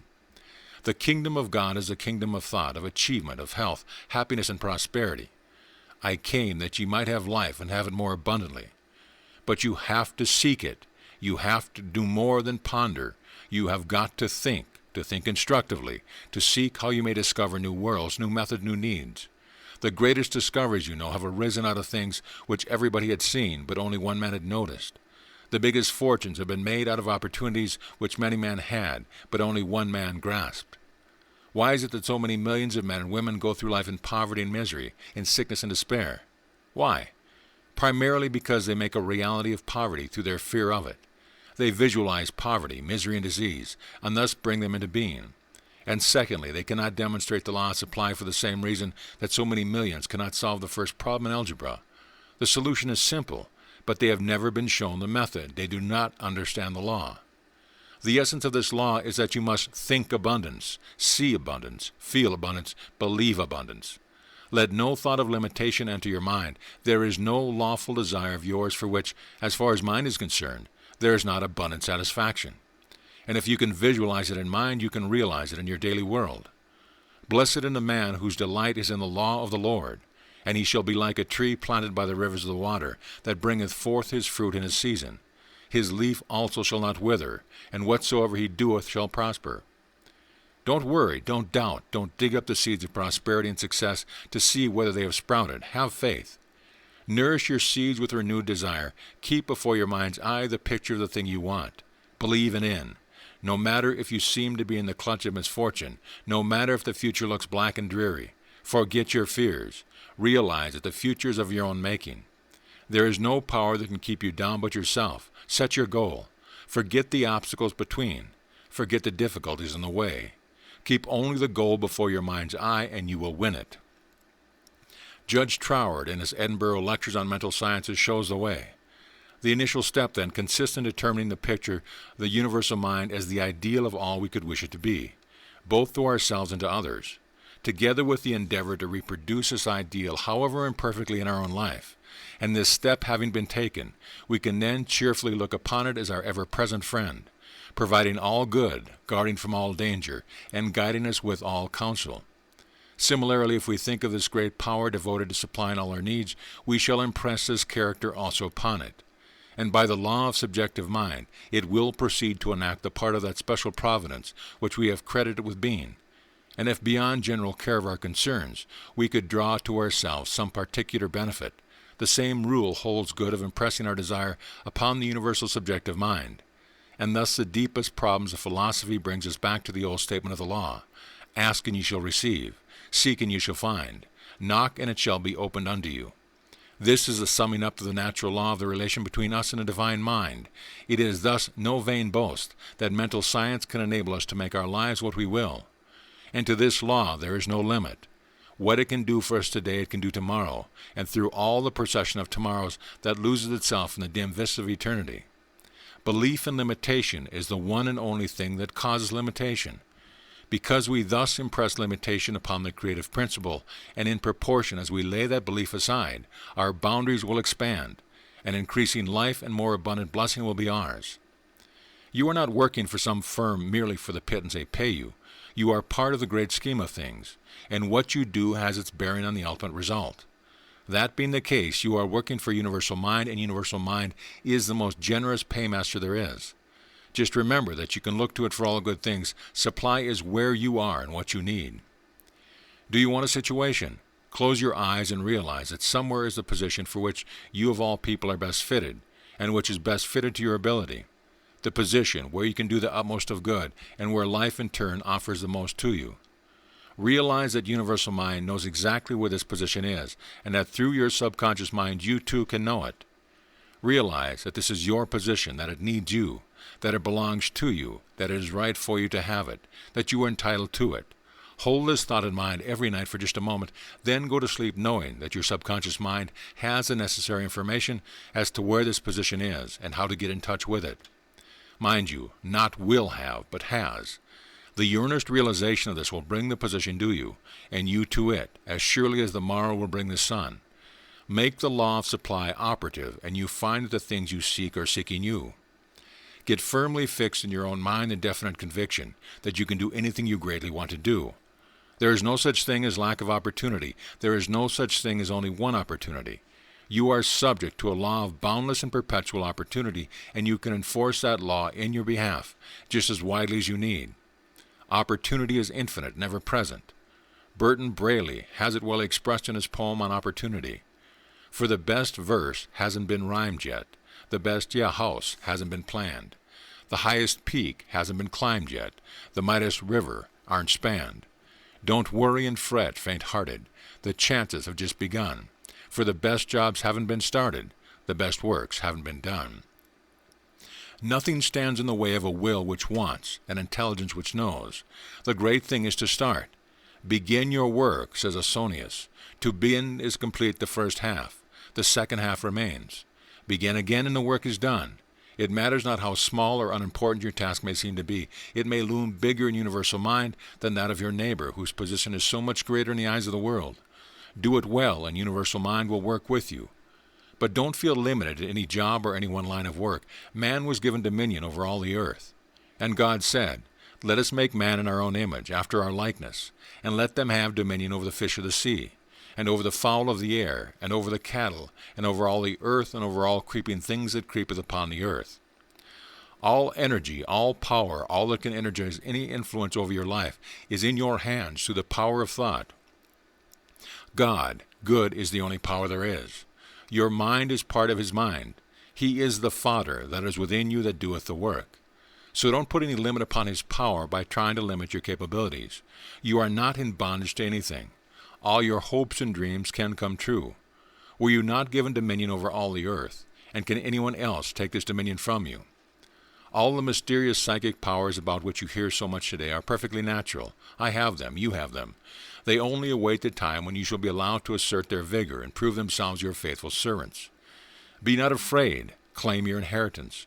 The universal mind that supplies all wisdom and power is your mind. And to the extent that you are governed by your understanding of its infinite laws of supply, you will be able to demonstrate plenty. According to your faith, be it unto you. Analyze most of the great American fortunes of past generations, says Advertising and Selling Fortnightly, and you will find that they were founded on great faith. One man's faith was in oil, another in land, another in minerals. The fortunes that are being built today are just as surely being built on great faith, but there is this difference. The emphasis of the faith has been shifted. Today it takes faith in a product or an opportunity as it always did, but it takes faith in the public in addition. Those who have the greatest faith in the public, the kind of faith possessed by Henry Ford and H.J. Heinz, and make that faith articulate, build the biggest fortunes. Wanted. There is one question that bothers many a man. Should he stick to the job he has or cast about at once for a better one? The answer depends entirely upon what you are striving for. The first thing is to set your goal. What is it you want? A profession? A political appointment? An important executive position? A bonus of your own? Every position should yield you three things. 1. Reasonable pay for the present. 2. Knowledge, training, or experience that will be worth money to you in the future. And 3. Prestige or acquaintance that will be of assistance to you in attaining your goal. Judge every opening by these three standards, but don't overlook chances for valuable training merely because the pay is small. Though it is pretty safe rule that the concern with up-to-the-minute methods that would profit you to learn also pays up-to-the-minute salaries. Hold each job long enough to get from it every speck of information there is in it. Hold it long enough to learn the job ahead. Then if there seems no likelihood of a vacancy soon in that job ahead, find one that corresponds to it somewhere else. Progress. Keep going ahead. Don't be satisfied merely because your salary is being boosted occasionally. Learn something every day. When you reach the point in your work that they are no longer adding to your store of knowledge or abilities, you are going backward. And it's time for you to move. Move upwards in the organization if you are out you can, but move. Your actual salary is of slight importance compared with the knowledge and ability you add to your mind. Given a full storehouse there, the salary or the riches will speedily follow. But the biggest salary won't do you much good for long unless you've got the knowledge inside you to back it up. It's like a girl picking up her husband. She can pick one with a lot of money and no brains, or she can pick one with no money but a lot of ability. In the former case, you'll have a high time for a little while, ending in divorce court and her having a worthless young rounder on her hands and no money to pay the bills. In the other, the start will be hard, but she is likely to end up with a happy home she has helped to build, an earnest, hard-working husband who has arrived in happiness. Money ought to be a consideration in marriage, but never the consideration. Of course, it's an easy matter to pick a man with neither money nor brains, but when it's a choice of money or brains, take the brains every time. Possessions are of slight importance compared to mine. Given the inquiring, alert type of mind, you can get any amount of possession. But the possessions without the mind are nothing.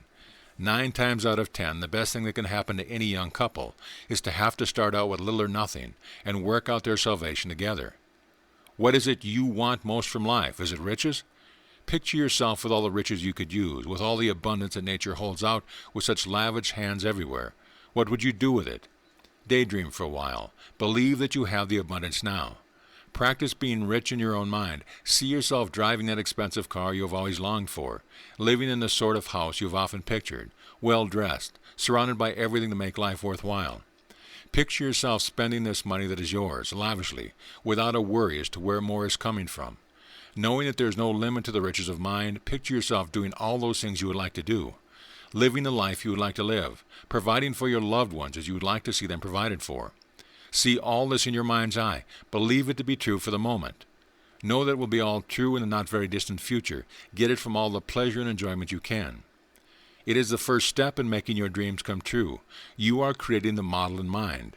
And if you don't allow fear or worry to tear it down, mind will recreate that model for you in your everyday life. All that the Father hath is yours, said Jesus, and a single glance at the heavens and earth will show you that he has all the riches in abundance. Reach out mentally and appropriate to yourself some of these good gifts. You've got to do it mentally before you can enjoy it physically. 'Tis mind that makes the body rich, as Shakespeare tells us. See that the things that you want are already yours. Know that they will come to you at need. Then let them come. Don't fret and worry about them. Don't think about your lack of them. Think of them as yours, as belonging to you, as already in your possession. Look upon money as water that runs the mill of your mind. You are constantly grinding out ideas that the world needs. Your thoughts, your plans are necessary to the great scheme of things. Money provides the power, but it needs you. It needs your idea. Before it can be of any use to the world, the Falls of Niagara would be of no use without the power plants that line the banks. The falls need these plants to turn their power to account. In the same way, money needs your idea to become of use to the world. So instead of thinking that you need money, realize that money needs you. Money is just so much wasted energy without work to do. Your ideas provide the outlet for it, the means by which money can do things. Develop your ideas, secure in the knowledge that money is always looking for such an outlet. When the ideas are perfected, money will gravitate your way without conscious effort on your part. If only you don't dam up the channel with doubts and fears. First have something good, then advertise, said Horace Greeley. First have something that the world needs, even if it only be faithful, interested service. Then open your channel to desire, and dollars will flow. And remember that the more you have to offer, the more riches will flow to you. Dollars are of no value except as they are used. You have seen the rich attacked time and time again in newspaper and magazines. You have read numberless articles and editorials against them. You have heard agitators declare against them by the hour, but have you ever heard one of them say a single word against the richest man of them all, Henry Ford? I haven't, and why? Because Henry Ford's idea of money is that it is something to be used, something to provide more jobs, something to bring more comfort, more enjoyment into an increasing greater number of lives. That is why money flows to him so freely. That is why he gets so much out of life, and that is how you too can get in touch with infinite supply. Realize that it is not money you have to seek, but a way to use money for the world's advantage. Find the need. Look at everything with the question, how could that be improved? To what no use could this be put? Then set about supplying the need in an absolute confidence, and when you have found the way, money will flow freely to and through you. Do your part, and you can confidently look to universal mind to provide the means. Get firmly in mind the definite conviction that you can do anything right that you may wish to do. Then set your goal and let everything you do, all your work, all your study, all your association, be a step towards that goal. To quote Burton Braley again, if you want a thing bad enough, to go out and fight for it. Work day and night for it. Give up your time and your peace and your sleep for it. If only desire of it makes you quite mad enough never to tire of it, makes you hold all other things tawdry and cheap for it. If life seems all empty and useless without it, and all you scheme and dream is about it. If gladly you'll sweat for it, fret for it, plan for it, lose all your terror of God or man for it. If you'll simply go after that thing you want with all your capacity, strength and sagacity, faith, hope and confidence, stern pertinacity, if neither cold poverty, famished and gaunt, nor sickness nor pain, or body or brain, can turn you away from the thing that you want, if dogged and grim you besiege and beset it, you'll get it. End of chapter. The Secret of the Ages, Volume 4, The Formula of Success. Verse, one ship drives east, another drives west, with the self-same winds that blow. 'Tis the set of the sails, and not the gales, which tells us the way they go. Like the waves of the sea or the waves of fate, as we voyage along through life, 'tis the set of the soul which decides its goal, and not the calm or the strife. Ella Wheeler Wilcox. What is the eternal question which stands up and looks you and every sincere man squarely in the eye every morning? How can I better my condition?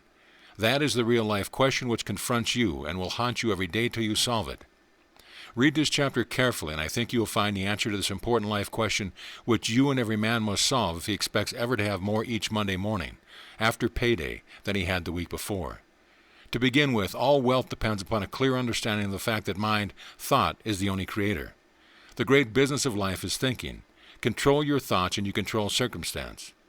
Just as the first law of gain is desire, so the formula of success is belief.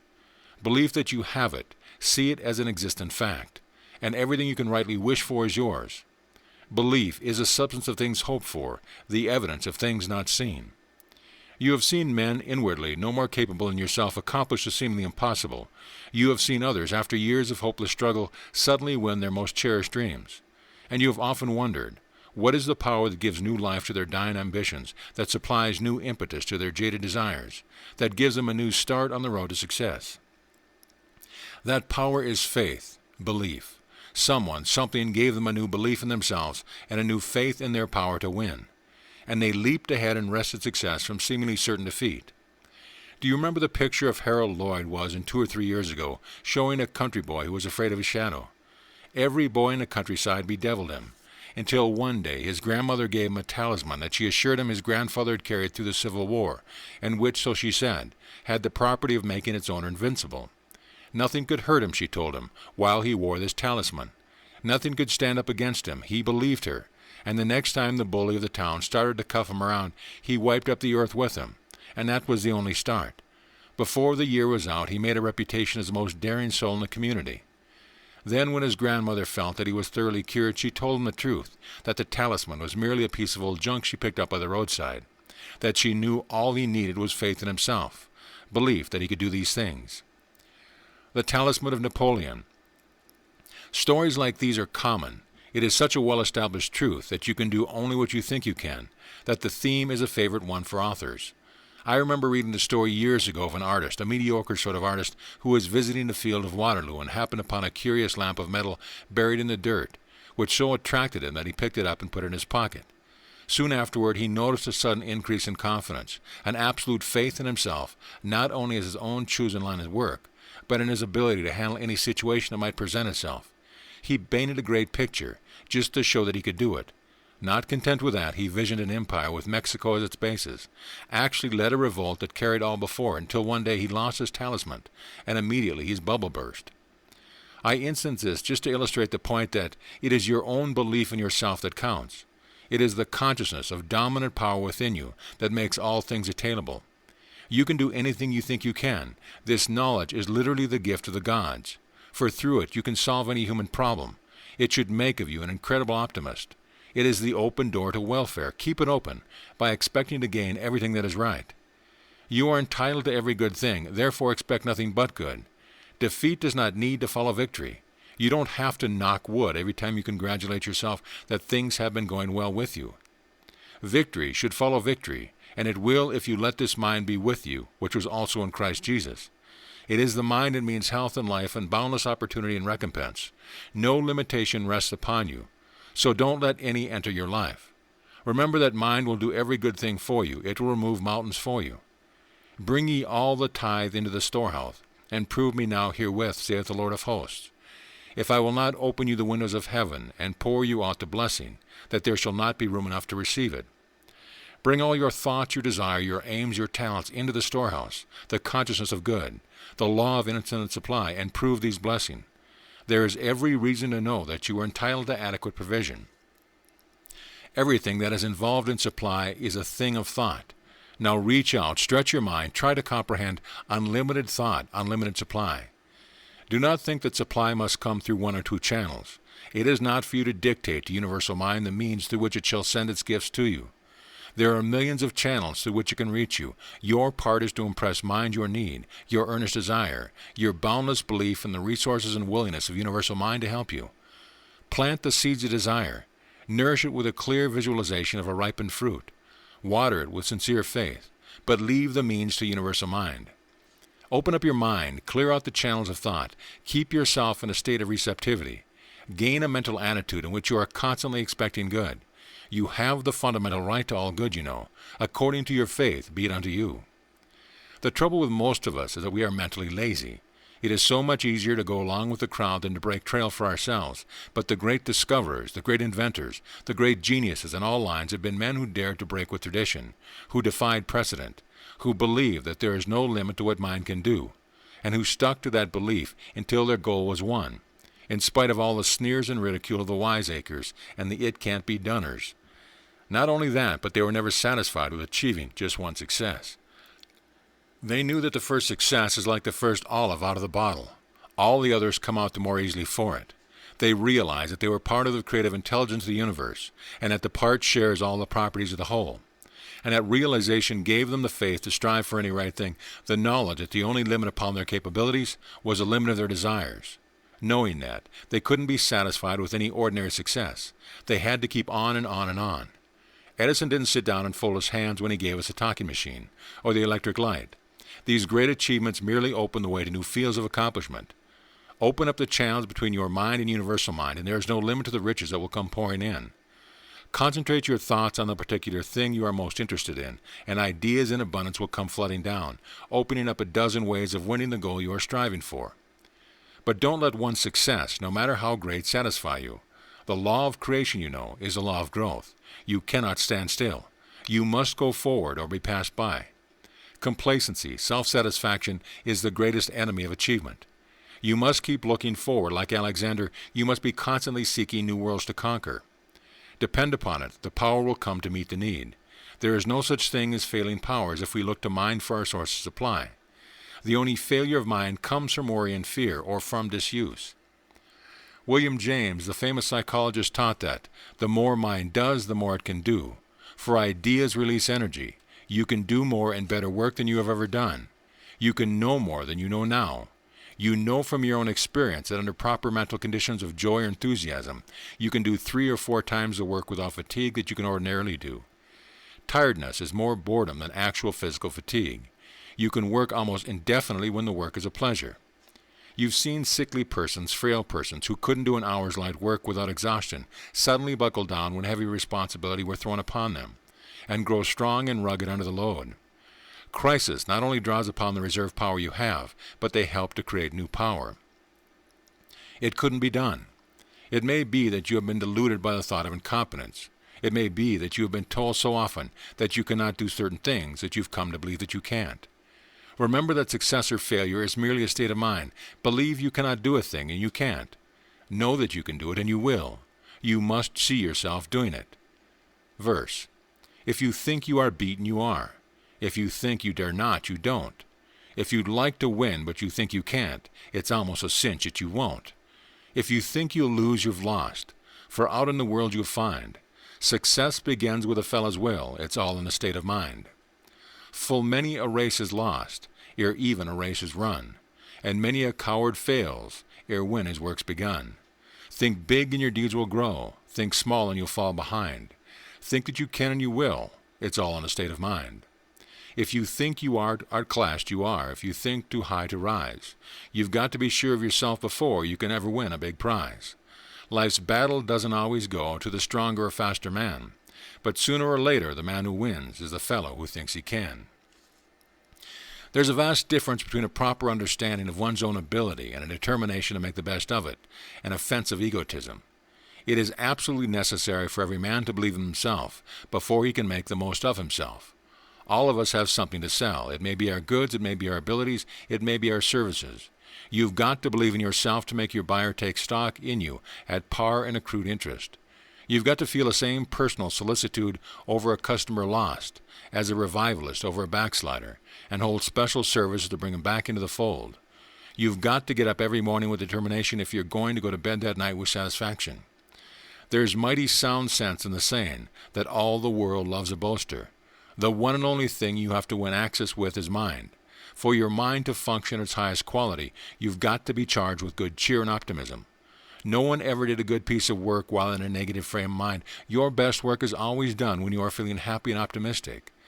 And a happy disposition is the result, not the cause, of happy, cheery thinking. Health and prosperity are the results primarily of optimistic thought. You make the pattern.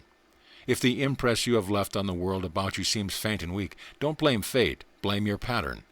You will never cultivate a brave, courageous demeanor by thinking cowardly thoughts. You cannot gather figs from thistles. You will never make your dreams come true by choking them with doubts and fears. You've got to put foundations under your air castles, foundations of understanding and belief. Your chance of success in any undertaking can always be measured by your belief in yourself. Are you surrounding discouraging? Do you feel that if you were in another's place, success would be easier? Just bear in mind that your real environment is within you. All the factors of success or failure are in your inner world. You make that inner world, and through it your outer world. You can choose the material from which to build it. If you've not chosen wisely in the past, you can choose again now the material you want to rebuild it. The richness of life is within you. No one has failed so long as it can begin again. Start right in and do all these things you feel you have to do. Ask permission of no man. Concentrating your thought upon any proper undertaking will make its achievement possible. Your belief that you can do the things give you thought forces their power. Fortune waits upon you. Seize her boldly, hold her, she is yours. She belongs rightfully to you. But if you cringe to her, if you go up to her doubtfully, timidly, she will pass you by in scorn. For she is a fickle jade who must be mastered, who loves boldness, who admires confidence. A Roman boasted that it was sufficient for him to strike the ground with his foot, and legions would spring up. And his very boldness cowered his opponents. It is the same with your mind. Take the first step, and your mind will mobilize all its forces to your aid. But the first essential is that you begin. Once the battle is started, all that is within and without you will come to your assistance. If you attack in earnest and meet each obstacle with resolution, but you have got to start things. The Lord helps them that help themselves is a truth as old as man. It is, in fact, plain common sense. Your subconscious mind has all the power, but your conscious mind is the watchman at the gate. It has got to open the gate. It has got to press the spring that releases the infinite energy. No failure is possible in the accomplishment of any right object you may have in life, if you but understand your power and will perseveringly try to use it in a proper way. The men who have made their mark in this world all have one trait in common. They believed in themselves. But you may say, how can I believe in myself when I've never yet done anything worthwhile, when everything I put my hand on seems to fail? You can't, of course. That is, you couldn't if you had to depend upon your conscious mind alone. But just remember what one far greater than you said. I can of mine own self do nothing. The Father that is within me, he doeth the work. That same Father is within you, and it is by knowing that he is in you, and that through him you can do anything that is right, that you can acquire the belief in yourself which is so necessary. Certainly the mind that imagined the heavens and the earth and all they contain has all the wisdom, power, all abundance. With this mind to call upon, you know there is no problem too difficult for you to undertake. The knowing of this is the first step, faith. But St. James tells us, faith without works is dead. So go on to the next step. Decide on the one thing you want most from life. No matter what it would be, there is no limit, to mind. Visualize this thing you want. See it, feel it, believe in it. Make your mental blueprint and begin to build. Suppose some people do laugh at your idea. Suppose reason does say it can't be done. People laughed at Galileo. They laughed at Henry Ford. Reason contended for countless ages that the earth was flat. Reason said, or so numerous automotive engineers argued, that the Ford motor wouldn't run. But the earth is round, and the 12th or 15th million Ford is on the road.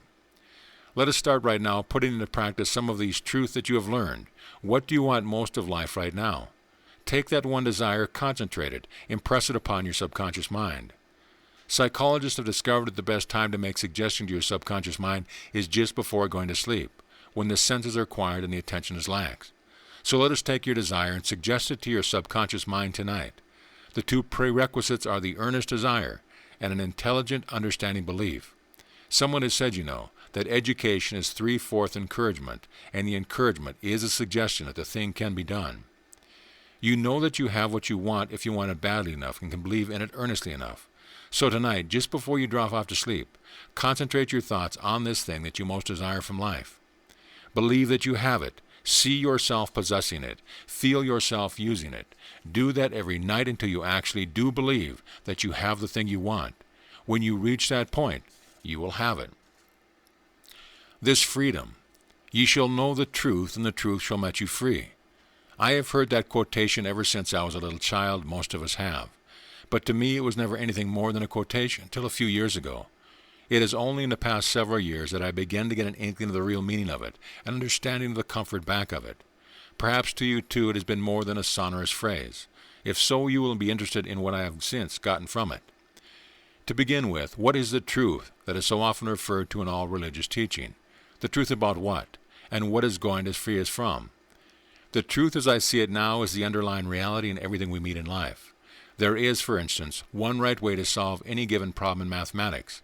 The one right way is the truth as far as that problem is concerned. To know it is to free yourself from all doubt and vain imagining and error, is to be free yourself from any trouble that might arise through solving the problem incorrectly. In the same way, there is but one best way of solving every situation that confronts you. That best way is the truth. To know it is to make you free from all worry or trouble in connection with that situation, for if it is met in the right way, only good can come of it. Then there is your body. There is only one right idea of every organism in your body, one correct method of functioning for each of them. And universal mind holds that right idea of the correct method. The function of your body, the rebuilding of each cell and tissue, is the work of your subconscious mind. If you will constantly hold before it the thought of its modeless perfection, that weakness or sickness or deformity is merely absence of perfection, not a reality in itself. In short, if you will realize the truth concerning your body, your subconscious mind will speedily make you free and keep you free from every ill. It matters not what is troubling you today, if you will know that whatever it may seem to be is merely the absence of the true idea. If you will realize that the only thing that counts is the truth that universal mind knows about your body, you can make that truth manifest. Affirm the good, the true, and the evil will vanish. It is like turning on the light. The darkness immediately disappears. For there is no actual substance in darkness. It is merely absence of light. Nor is there any substance in sickness or evil. It is merely the absence or health of good. That is a truth that was the mentality of Jesus, what Paul describes as the mind which was also in Christ Jesus. Jesus declared that we should know the truth, and the truth would make us free. The truth was a power which he exercised. He had so perfect an understanding of truth that it gave him absolute dominion over evil, enabled him to heal disease of every nature, even to raise the dead. The power that he exercised then was not confined to his time, nor limited to his own immediate followers. Lo, I am with you always, he said, even unto the end of the world. And he is just as available to us now as he was to his own disciples 1900 years ago. I have given you power to tread serpents and scorpions underfoot, and to trample on all the power of the enemy, and in no case shall anything do you harm. The gift was never meant to be confined to his own disciples or to any one group. God has never dealt in special or temporary gifts. He gives to all who will accept, to all who have an understanding heart. All sickness, all poverty, all sorrow is the result of the incorrect use of some gifts of God, which in itself is inherently good. It is just as though we took the numbers that were given us to work out a problem and put them in the wrong places. The result would be incorrect, inharmonious. We would not be expressing the truth. The moment we rearrange these numbers properly, we get the correct answer, harmony, the truth.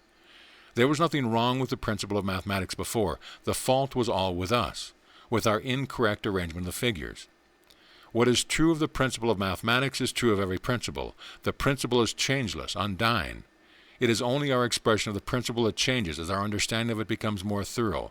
Lightning held only terror for man until he made his electricity his servant. Steam was only so much waste until man learned to harness it. Fire and water are the most destructive forces known until properly used. Then they are man's greatest helpers. There is nothing wrong with any gift of God once we figure the way to use it. The truth is always there if we can find the principle behind it. The figures in mathematics are never bad. It is merely our incorrect arrangement of them. The great need is an open mind and desire for understanding. How far in the science of mathematics would you get if you approached the study of it with a preconceived notion that 2 + 2 makes 5, and nothing you heard to the contrary was going to make you change that belief? Except ye turn and become a little children, ye shall not enter into the kingdom of heaven. You must drop all your preconceived ideas, all your prejudices. You must never say, "Oh, that sounds like so-and-so, I don't want any of it." Just remember that any great movement must have at least a grain of truth behind it, else it could never grow to any size. Seek that grain of truth. Be open-minded. Keep your eyes and ears open for the truth. If you can do this, you will find the new wording. Different interpretations are but the same outer shelf. You can still see the truth beneath, the Christ that before Adam was, I am. the only power. He who is looking for wisdom, power, permanent success will find it only within. Mind is the only cause. Your body is healthy or sick according to the images of thought you impress upon your subconscious mind. You will hold thoughts of health instead of sickness. If you will banish all thoughts of disease and decay, you can build up a perfect body. Dr. William S. Patton of New York says, "To know and to understand the organization of mind and to recognize the action of mind is the first and only requisite of a sound body." For all disease starts in mind. It may be in your own subconscious mind, from read of an epidemic or from meeting with circumstances which education has taught you will bring about disease. It may be suggested to your subconscious mind, as so frequently happens with young children, by the fears and worries and thoughts of contagion of those around you. But whichever it is fear that starts it. You visualize, consciously or unconsciously, the disease that you fear. And because that is the image held for your thought, your body proceeds to build in accordance with that model. You believe that disease is necessary, that you've got to expect a certain amount of it. You hear of it every day, and subconsciously at least, you are constantly in fear of it. And through that very fear you create it. When if you would spend that same amount of time thinking and believing in the necessity of health, you would never need to know disease. Disease is not sent by God. It is not a visitation of providence. If it were, what would be the use of doctoring it? You couldn't fight against the power of God. God never sent us anything but good. He never gave us disease. When we allow disease to take hold of us, it is because we have lost touch with God, lost the perfect model of us that He holds in mind. And what we have got to strive for is to get back the belief in that perfect model, to forget the diseased image we are holding in our thought. Remember the story of Alexander and his famous horse, Bucephalus. No one could ride the horse because it was afraid of its shadow. But Alexander faced it towards the sun and rode it without trouble. Face towards the sun, and the shadows will fall behind you. Face towards the perfect image of every organ, and the shadows of disease will never touch you. There is no germ in a draft capable of giving you a cold. There is no bacteria in exposure to weather that can give you a fever and pneumonia. It is you that gives them to yourself. The draft doesn't reason this out, neither does your body. They are both of them merely phases of matter. They are not intelligent. It is your conscious mind that has been educated to think that a cold must follow exposure to a draft. This is that suggestion in your subconscious mind and brings the cold into being. Before you decide again that you have a cold, ask yourself, who is it that is taking this cold? It cannot be my nose, for it has no intelligence. It does only what my subconscious mind directs. And anyway, how could my nose know that a draft of air has been playing on the back of my neck? If it wasn't my nose that decided it, who was it? The only thing it can be is my mind. Well, if mind can tell me to have a cold, surely it can stop the cold also. So let's reverse the process, and instead of holding before you the subconscious mind images of cold and fevers, think only of health, life, and strength. Instead of trying to think back to discover how we caught cold, and thus strengthen the conviction that we have one, let us deny its existence and so knock the props out from under the creative faculties that are originating the cold. Let us hold before our subconscious mind only the perfect idea of nose and head and throat that is in universal mind. Let us make it use the truth for its pattern, instead of the illusory ideas of conscious mind. Every form of disease or sickness is solely the result of wrong thinking. The primary law of being is a law of health and life. When you recognize this, when you hold before your mind's eye only a perfect body, perfect organisms functioning perfectly, you will realize the truth that makes you free. Farnsworth, in his Practical Psychology, tells of a physician who has lived on a very restricted diet for years while at home. But about once a year he comes to New York for a week. While here, he eats anything and everything that his fancy dictates, and never suffers the least inconvenience. As soon as he gets home, he has to return to his diet. Unless he sticks to his diet, he expects to be ill, and he is ill. As a man thinketh, so is he. What one expects to get, he is apt to get, especially where health is concerned. For matter has no sensation of its own. The conscious mind is what produces pain, is what feels, acts, or impedes action. Functional disorder are caused by certain suggestions getting into the subconsciousness and remaining there. They are not due to physical but to mental causes, due to wrong thinking. The oasis of all functional disorders in the mind through the manifestations be dyspepsia, melancholy, palpitation of the heart, or any one of 100 others. There is nothing organically wrong with the body. It is your mental image that is out of adjustment. Change the one and you cure the other. In this day of the gymnasium and daily dozen, it may sound impractical to suggest that it is the mind, not the body, which needs the care, but I am far from being the first to suggest it. There is a very successful physician in London whose teaching is that gymnastic exercise does more harm than good. He contends that the only exercise necessary for the perfect development of the body is yawning and stretching. I would go further than that. I would say that no physical exercise is essential to the perfect development of the body. That since the only cause is mind, the principal good of exercise is that when we go through the motions, we are impressing upon our subconscious mind the picture of the perfect figure that we could have, and that mental visualization is what brings the result. You can get the same results without the physical exercise by visualizing in your mind's eye the figure of the man you want to be, by intensely desiring it, by believing that you have it. You can win to perfect health by knowing that there is but one right idea in the universal mind for every organism in your body, that this right idea is perfect and undying, that you only have to hold it before your subconscious mind to see it realized in your body. This is the truth that makes you free. The law of attraction. For life is a mirror of kings and slave. 'Tis just what you are and do. Then give to the world the best you have, and the best will come back to you. Madeline Bridges. The old adage that he profits most who serves best is no mere altruism. Look around you. What businesses are going ahead? What men are making the big success? Are they the ones who grab the passing dollar, careless of what they offer in return? Or are they those who are striving always to give a little greater value, a little more work than they are paid for? When scales are balanced evenly, a trifle of extra weight thrown into either side overbalance the other as effectively as a ton.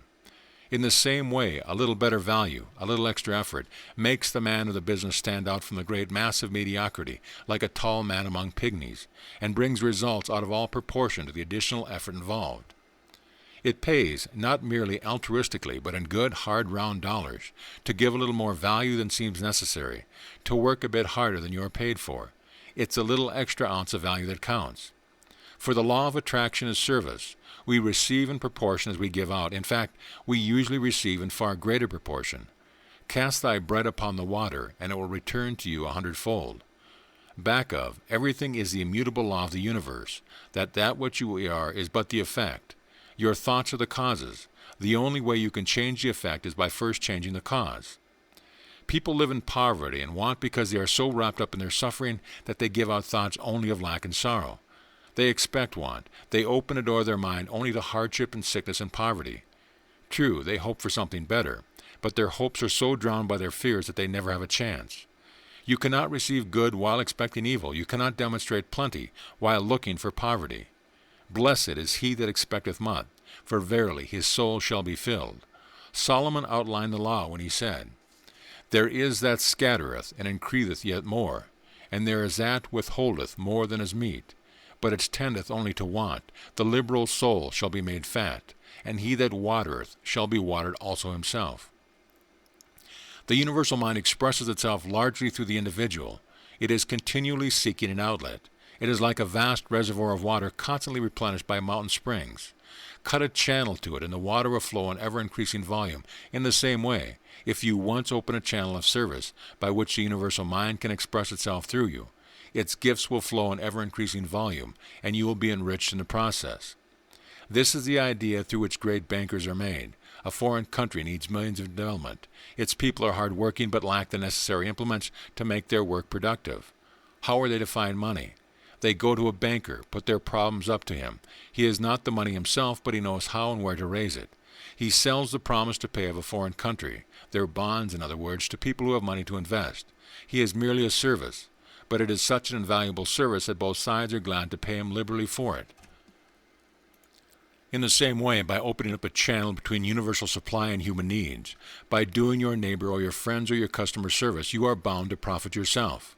And the wider you open your channel, the greater service you give or the better value you offer.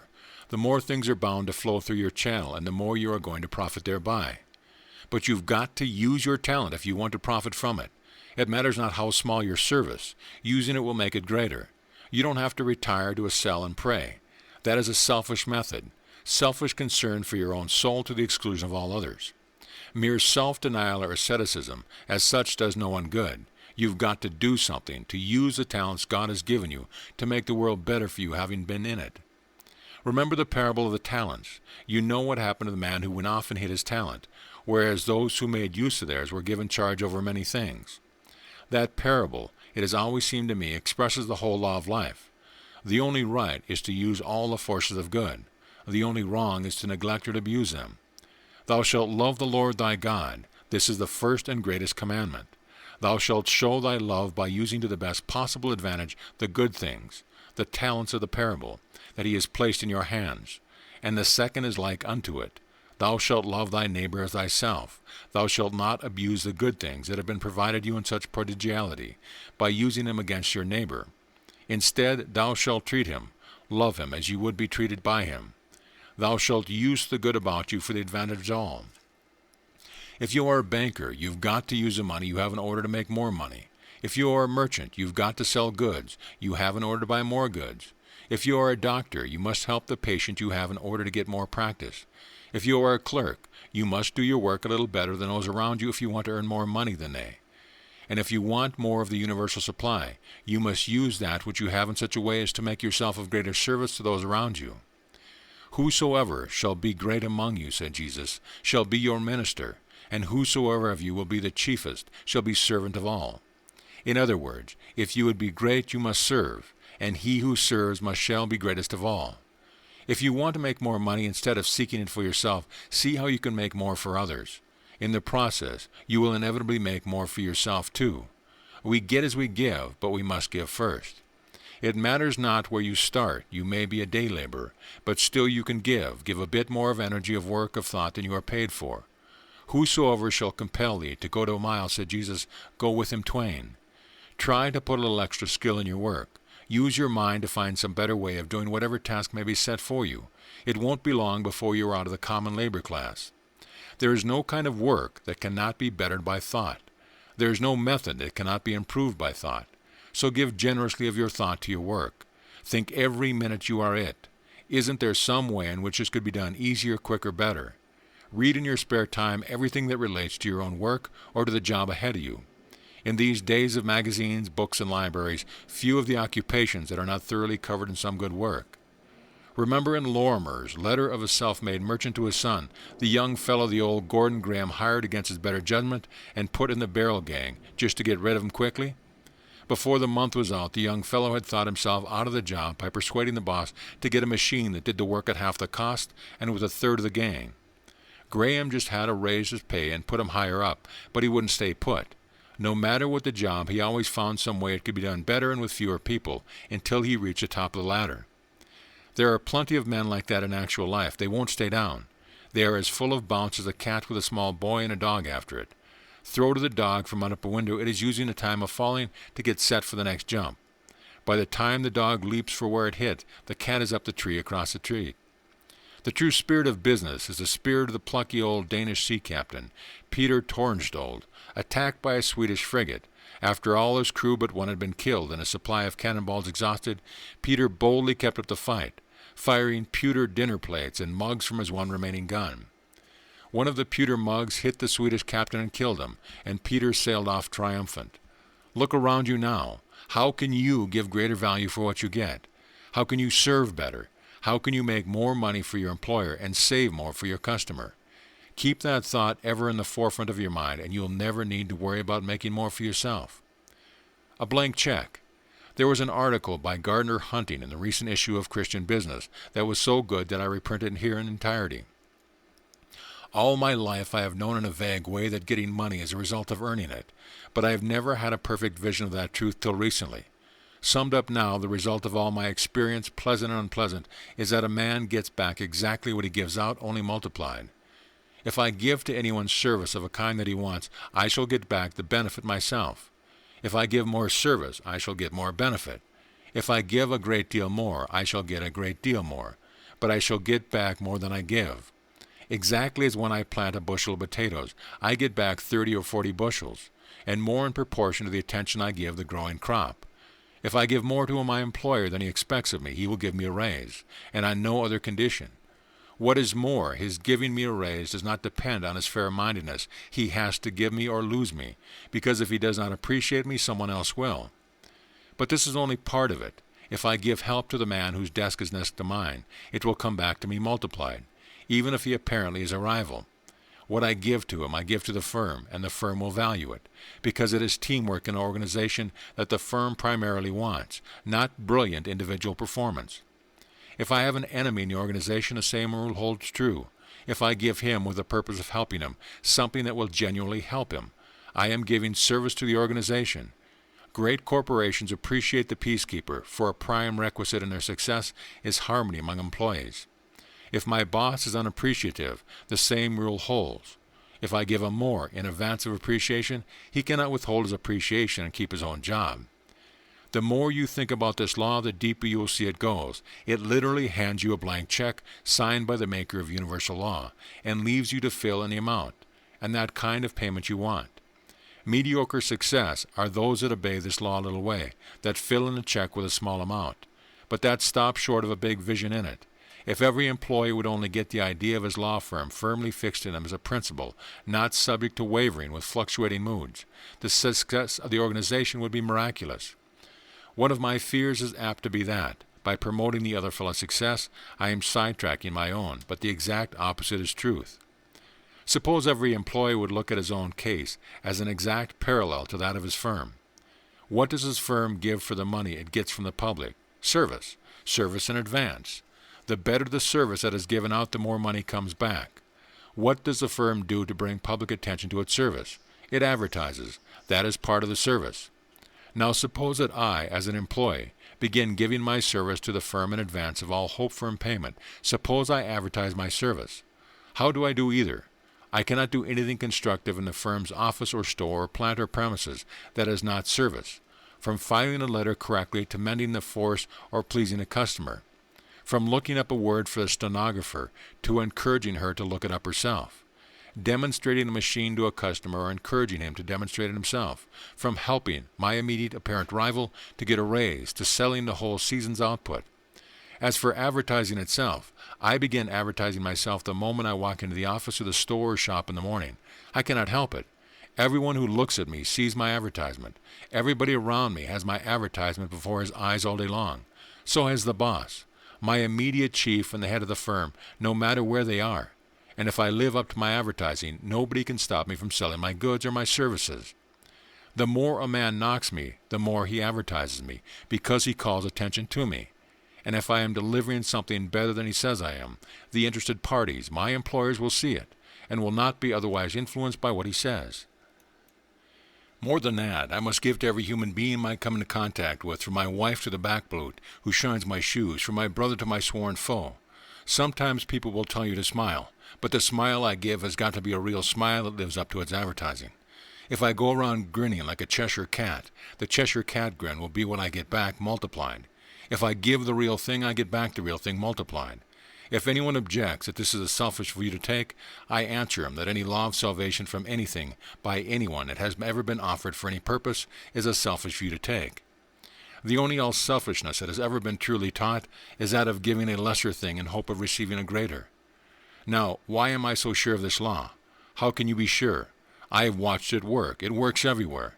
You have only to try it and keep trying it, and it will prove true to you. It is not true because I say so, nor because anyone else says it is. It is just true.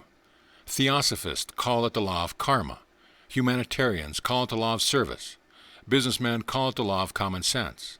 Jesus Christ called it the law of love. It rules whether I know it or not, whether I believe it or not, whether I defy it or not. I cannot break it. Jesus of Nazareth, without reference to any religious idea you have ever heard about, without considerations to whether he was or was not divine, was the greatest businessman that ever lived, and he said, "Give and ye shall receive, good measure, pressed down, shaken together, running over." And this happens to be so, not because he said it, but because it is the truth, which we all, whether we admit it or not, worship as God. No man can honestly say that he does not put the truth supreme. It is the truth, the principle of giving and receiving, only there are few men who go the limit of it. But going the limit is the way to unlimited resources. What shall I give? What I have, of course. Suppose you believe in this idea, and suppose you start giving it out, the idea itself, tactfully, wisely, and living in yourself, in your organization. How long do you think it will be before you are the power in that organization, recognized as such and getting paid as much? It is more valuable than all the cleverness and special information you can possibly possess without it. What you have, give to everybody. If you have an idea, do not save it for your own use only, give it out. It is the best thing you have to give, and therefore the best thing to give, and therefore the thing that will bring the best back to you. I believe that if a man would follow this principle, even to his trade secrets, he would profit steadily more, and more certainly then he will be holding on to anything for himself. He would never have to worry about his own affairs, because he would be working on fundamental law. Law never fails, and it will be easy for you to discover what is or is not law. And if law is worth using part of the time, it is worth using all of the time. Look around you first, with an eye to seeing the truth, and then put the thing to the test. Through both methods of investigation, you will find a blank check waiting for you to fill in with whatsoever you desire, and a new way to pray, and get what you pray for. The three requisites. Verse. Waste no tears upon the blotted record of lost years, but turn the leaf, and smile, O smile to see, the fair white pages that remain for thee. Prate not of thy repentance, but believe, the spark divine dwells in thee, let it grow. That which the upreaching spirit can achieve, the grand and all creative forces know. They will assist and strengthen as the light lifts up the acorn to the oak tree's height. Thou hast but to resolve, and lo, God's whole great universe shall fortify thy soul. Ella Wilcox. Sometime today or tomorrow or next month, in practically every commercial office and manufacturing plant in the United States, an important executive will sit back in his chair and study a list of names on a sheet of white paper before him. Your name may be on it. A position of responsibility is open, and he is to face with the old problem, where can I find the man? The faces, the words, the work, the impressions of various men will pass through his mind in quick review. What is the first question he will ask concerning each? Which man is strongest on initiative? Which one can best assume responsibility? Other things being equal, that is the man who will get the job. For the first requisite in business as in social life is confidence in yourself, knowledge of your power. Given that, the second is easy, initiative or the courage to start things. Lots of men have ideas, but few have the confidence in themselves or the courage to start anything. With belief and initiative, the third requisite follows almost as a matter of course. The faith to go ahead and do the things in the face of all obstacles. O God, said Leonardo da Vinci, you sell us everything for the price of an effort. Certainly no one had a better chance to know than he. An illegitimate son brought up in the family of his father, the misfortune of his birth made him the source of constant derision. He had to do something to lift himself far above the crowd, and he did. For the price of an effort, he became the greatest artist in Italy, probably the greatest in the world, in a day when Italy was famous for artists. Kings and princes felt honored at being associated with his illegitimate boy. He made the name he had no right to famous for his work alone. Work out your own salvation, said Paul, and the first requisite in working it out is a knowledge of your power. Every man of us has all the centuries in him morally. All the ages behind you have bequeathed you stores of abilities which you are allowing to lie latent. These abilities are stored up in your subconscious mind. Call upon them, use them. As Whittier put it, all the good the past has had remains to make our own time glad. Are you an artist? The cunning of Da Vinci, the skill of Rembrandt, the vision of a Reynolds is beyond those fingers of yours. Use the genie of your mind to call upon them. Are you a surgeon, a lawyer, a minister, an engineer, a businessman? Keep before your mind's eye the biggest men who have ever done the things you now are doing. Use them as your model, and not as your model simply, but as your inspiration. Start in where they left off. Call upon the innermost recesses of your subconscious mind for their skill, their judgment, their initiative. Realize that you have it in you to be as great as they are. Realize that all that they had, all that they learned, all the skill they acquired is stored safely away in universal mind, and that through your subconscious mind you have ready access to it. The mind in you is the same mind that animated all the great conquerors of the past, all the great inventors, all the great artists, statesmen, leaders, businessmen. What they have done is but a tithe of what still remains to be done, of what men in your day and your children's day will do. You can have a part in it. Stored away within you is every power that any man or woman ever possessed. It awaits only your call. In Thoughts on Business we read, it is a great day in a man's life when he truly begins to discover himself. The latent capacities of every man are greater than he realizes, and he may find them if he diligently seeks for them. A man may own a tract of land for many years without knowing its value. He may think of it as merely a pasture. But one day he discovers the evidence of coal and finds a rich vein beneath his land. While mining and prospecting for coal, he discovers deposits of granite. In boring for water, he strikes oil. Later he discovers a vein of copper ore, and after that silver and gold. These things were there all the time, even when he thought his land merely as a pasture, but they have a value only when they are discovered and utilized. Not every pasture contains deposits of silver and gold, neither oil nor granite, nor even coal. But beneath the surface of every man there must be, in the nature of things, a latent capacity greater than has yet been discovered. And one discovery must lead to another until a man finds a deeper wealth of his own possibility. History is full of the acts of men who discovered somewhat of their own capacity, but history is yet to record the man who fully discovered all that he might have been. Everything that has been done, thought, gained, or been is in universal mind, and you are part of universal mind. You have access to it. You can call upon it for all you need in the same way you can go to your files or to a library for information.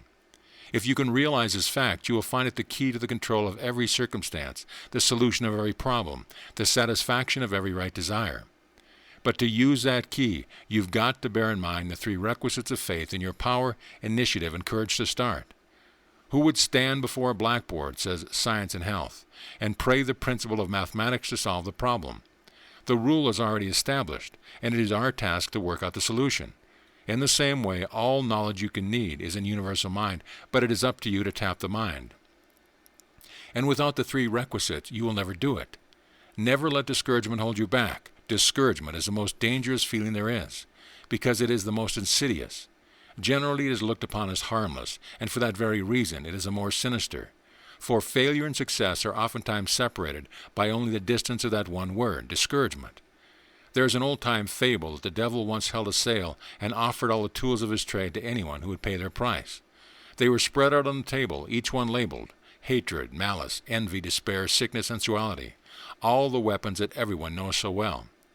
But off on one side, apart from the rest, lay a harmless-looking, wedge-shaped instrument marked discouragement. It was old and worn-looking, and was priced far above all the rest. When asked the reason why, the devil replied, "Because I can use this one so much more easily than the others. No one knows that it belongs to me, so that with it I can open doors that are tight bolted against the others. Once I get inside, I can use any tool that suits me best. No one ever knows how small is the margin between failure and success. Frequently the two are separated only by the width of that one word, discouragement. Ask Ford, Edison, any successful man, and he will tell you how narrow is the chasm that separates failure from success. How surely it can be bridged by perseverance and faith. Cultivate confidence in yourself. Cultivate the feeling that you are succeeding. Know that you have unlimited power to do every right thing. Know that with universal mind to draw upon, no position is too difficult, no problem too hard. He that believeth on me, the works that I do, shall he do also, and greater works than these shall he do. When you put limitations upon yourself, when you doubt your ability to meet any situation, you are placing a limit upon universal mind. For the Father that is within me, he doeth the work. With that knowledge of your power, with that confidence in the unlimited resources of universal mind, it is easy enough to show initiative. It is easy enough to find the courage to start things. You have a right to dominion over all things, over your body, environment, business, and health. Develop these three requisites, and you will gain that dominion.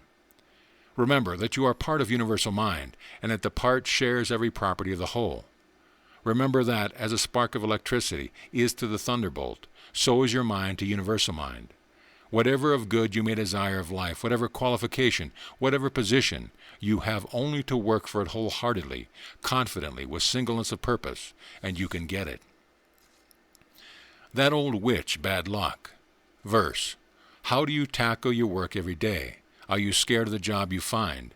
Do you grapple a task that comes your way with a confident, easy mind? Do you stand right up to the work ahead or fearfully pause to view it? Do you start to toil with a sense of dread or feel that you're going to do it?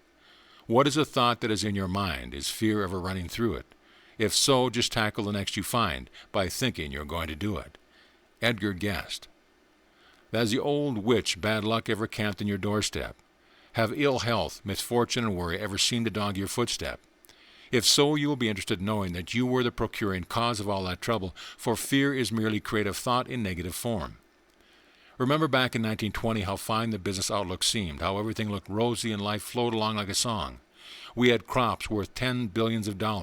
We had splendid utilities, great railways, almost unlimited factory capacity. Everyone was busy.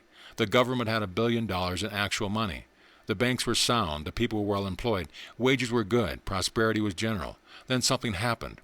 A wave of fear had swept over the country. The prosperity could not last. People wouldn't pay such high prices. There was too much inflation. What was the result? As Job put it a long time ago, the thing that I greatly feared has come upon me. The prosperity vanished almost overnight. Failures became general. Hundreds of thousands were thrown out of work, and all because of panic and fear. 'Tis true the readjustments were necessary. 'Tis true that prices were too high, that inventories were too big, that values generally were inflated. But it wasn't necessary to burst the balloon to let out the gas. There are orderly natural processes of readjustment that bring things to their proper level with the least harm to anyone. But fear, panic, knows no reason. It brings into being overnight the thing that it fears. It is the greatest torment of humanity. It is about all there is to hell. Fear is, in short, the devil. It causes most of the sin, disaster, disease, and misery in the world. It is the only thing you can put into business, which won't draw dividends into either fun or dollars. If you guess right, you don't get any satisfaction out of it. The real causes of all sickness is fear. You imagine some disease in your thought, and your body proceeds to build upon this model that you hold before it. You have seen how fear makes the face pallid, how it first stops the beating of the heart, then sets it going at a trip-hammer pace. Fear changes the secretion. Fear halts the digestion.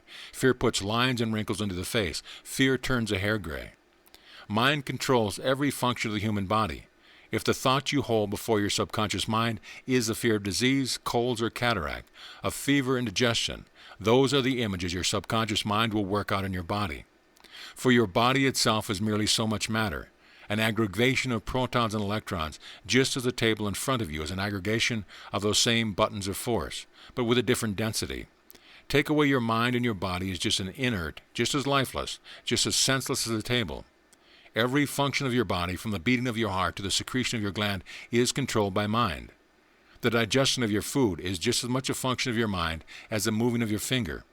So the all-important thing is not what food you put into your stomach, but what your mind decides shall be done with it. If your mind feels that certain food should make you sick, it will make you sick. If, on the other hand, your mind decides that though the food has no nutritive value, there's no reason why unintelligent matter should make you sick, mind will eliminate that food without harm or discomfort to you. Your body is just like clay in the hands of a potter. Your mind can make it what it will. The clay has nothing to say about what form it will take. Neither have your head, your heart, your lungs, your digestive organs anything to say about how conditions shall affect them. They do not decide whether you should be dizzy or diseased or lame. It is mind that makes its decision. They merely conform to it after mind has decided it. Matter has undergone any and every condition without harm when properly sustained by mind, and what it has done once it can do again. When you understand that your muscles, your nerves, your bones have no feelings or intelligence of their own, when you learn that they react to conditions only as mind directs that they shall react, you will never again think or speak of an organism perfect, weak, or ailing. You will never again complain of tired bodies, aching muscles, or frayed nerves. On the contrary, you will hold steadfast to thoughts of exhaustless strength, of superabundant vitality, knowing that, as Shakespeare said, there is nothing either good or bad, but thinking makes it so. Never fear disaster, for the fear of it is an invitation to disaster to come upon you. Fear, being vivid, easily impresses itself upon the subconscious mind, and by so impressing itself it brings into being the thing that is feared. It is the Frankenstein monster that we all create at times, in which created turns to render its creator. Fear that something you greatly prize will be lost, and the fear you feel which create the very means whereby you will lose it. Fear is the devil. It is the ravening lion roaming the earth seeking whom it may desire. The only safety from it is to deny it.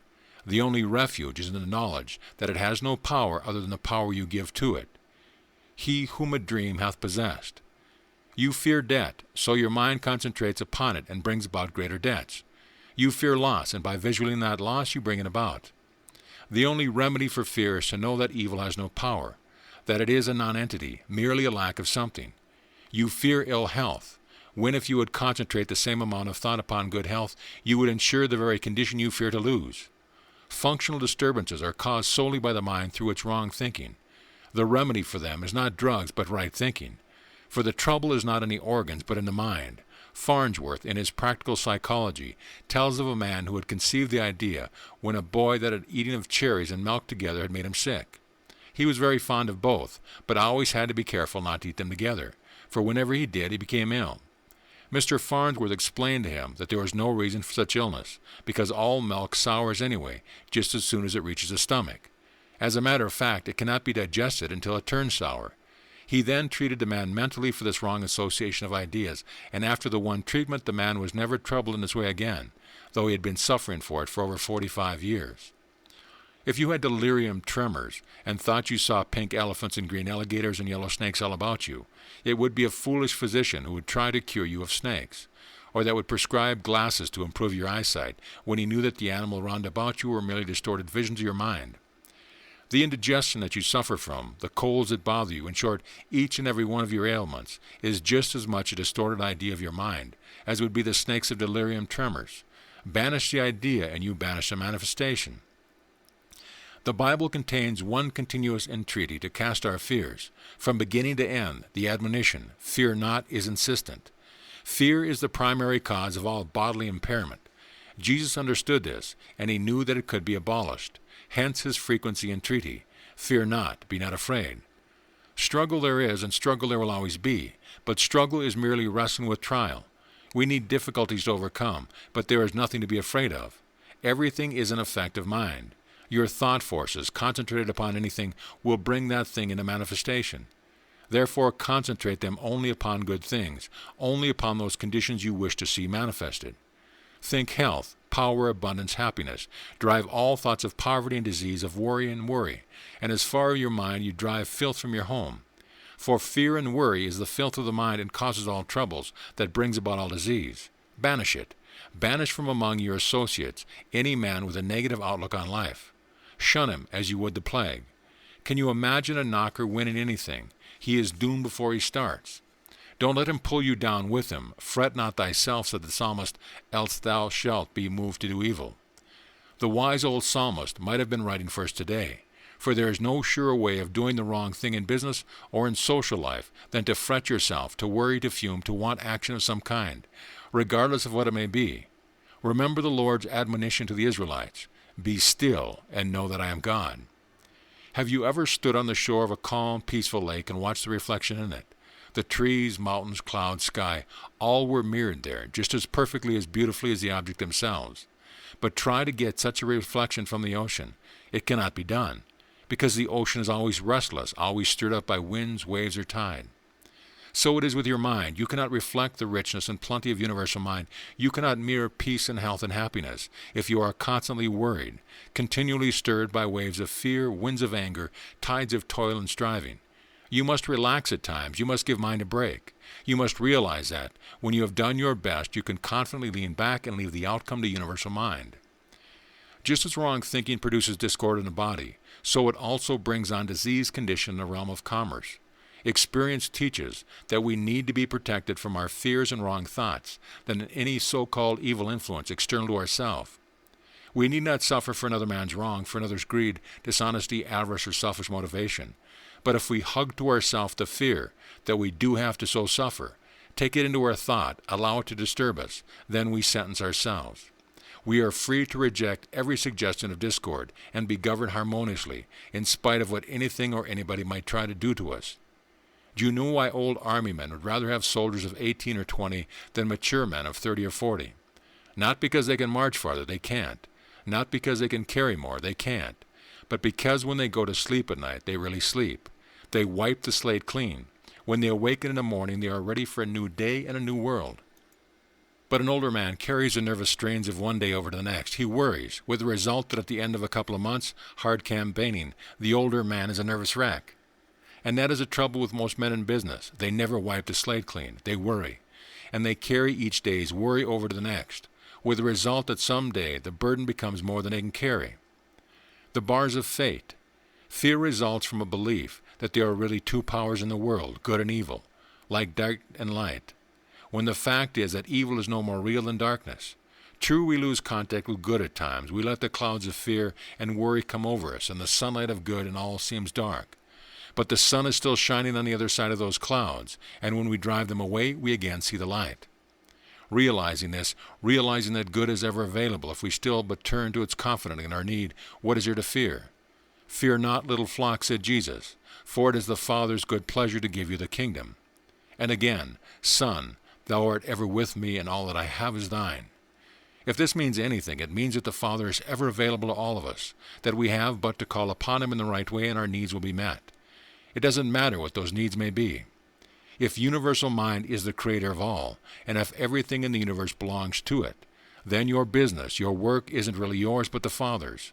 And He is just as much interested in its success as long as you are working in accordance with His plan as you can be. Everyone will admit that Universal Mind can do anything good. Everyone will admit that it can bring to a successful conclusion any undertaking it may be interested in. If Mind created your business, if it inspired your work, then it is interested in its successful conclusion. Why not, then, call upon Mind when you have done all you know how to do and yet success seems beyond your efforts? Why not put your problem up to Mind, secure in the belief that it can and will give you any right thing that you may desire? I know that many people hesitate to pray for material things, but if Universal Mind made them, they must have been made for some good purpose. And as long as you intend to use them for good, by all means ask for them. If you can feel that your business, your work is a good work, if you can be sure that it is advancing the great scheme of things by ever so little, you will never again fear debt or lack of limitation. For the earth is the Lord's and fullness thereof. Universal Mind is never going to lack for means to carry on its work. When Jesus needed fish and bread were provided in such abundance that a whole multitude was fed. When He needed gold, the gold coin appeared in the fish's mouth. Where you are, Mind is, and where Mind is, there is all the power of the supply of the universe. You are like the owner of the powerhouse that supplies electricity for light and heat and power to the homes and factories around you. There is unlimited electricity everywhere about you, but you have got to set your dynamo going to draw the electricity out of the air and into your power lines before it can be put to practical account. Just so, there are unlimited riches all about you, but you have got to set the dynamo of your mind to work to bring them into such form as will make them of use to yourself and the world. So don't worry about any present lack of money or any material things. Don't try to win from others what they have. Go where the money is. The material wealth that is in evidence is so small compared with the possible wealth available through the right use of mind that it is negligible by comparison. The great rewards are for the pioneers. Look at Carnegie, Woolworth, Ford. Every year some new field of development is opened, some new world discovered. Steam, gas, electricity, telegraphy, wireless, automobile, aeroplane, each opens up possibilities of new worlds yet to come. 100 years ago, people probably felt that everything had been discovered that could be discovered, that everything was already known that was likely ever to be known. Just as you may feel about things now, yet look at the tremendous stride mankind has taken in the past 100 years, and they are as nothing to what the future holds for us. Once man has learned to harness the truly unlimited powers of his subconscious mind. There are billions of dollars worth of treasure under every square mile of the earth's surface. There are millions of ways in which this old world of ours can be made a better place. Set your mind to work, locating some of this treasure, finding some of those ways. Don't wait for someone else to blaze a trail. No one remembers who else was on the Santa Maria but Columbus. Name will be known forever. Carnegie is said to have made 100 millionaires, but he alone became almost a billionaire. Have you ever heard of Kipling's Explorer? There's no sense in going further, it's the edge of cultivation. So they said, and I believed it, broke my land and sowed my crop, built my barns and strung my fences in a little border station, tucked away below the foothills where the trail runs out and stop, till a voice as bad as conscious rang intermingled changes, and one everlasting whispered day and night repeated, so, something hidden, go and find it, go and look beyond the ranges, something lost beyond the ranges, lost and waiting for you go. Your mind is part and parcel of the universal mind. You have the wisdom of all the ages to draw upon. Use it. Use it to do your work in a way it has never been done before. Use it to find new outlets for your business, new methods of reaching people, new and better ways of serving them. Use it to uncover new riches, to learn ways to make the world a better place to live in. Concentrate your thought upon these things, knowing that back of you is the vast reservoir of universal mind, that all these things are already known to it, and that you have but to make your contact for them to make it known to you. Optimism based on such a realization is never overconfidence. It is the joyous assurance of absolute faith. It is the assurance that made Wilson for a time the outstanding leader of the world. It is the assurance that heartened Lincoln during the black days of the Civil War.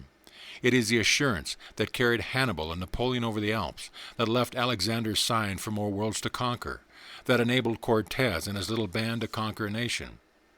Grasp this idea of availability of universal mind for your daily needs, and your vision will become enlarged, your capacity increased. You will realize that the only limits upon you are those that put upon yourself. There will be no such thing, then, as difficulties and opposition barring your way. Some exercises. You feed and nourish the body daily, but few people give any thought to nourishing that far more important part, the mind. So let us try each day to set apart a few minutes' time to give the mind a repeat. To begin with, relax. Stretch out comfortably on a lounge or in an easy chair and let go of every muscle. Loosen every bit of tension. Forget every thought of fear and worry. Relax mentally and physically. Few people know how to relax entirely. Most of us are on a continual strain, and it is this strain that brings on physical disturbances.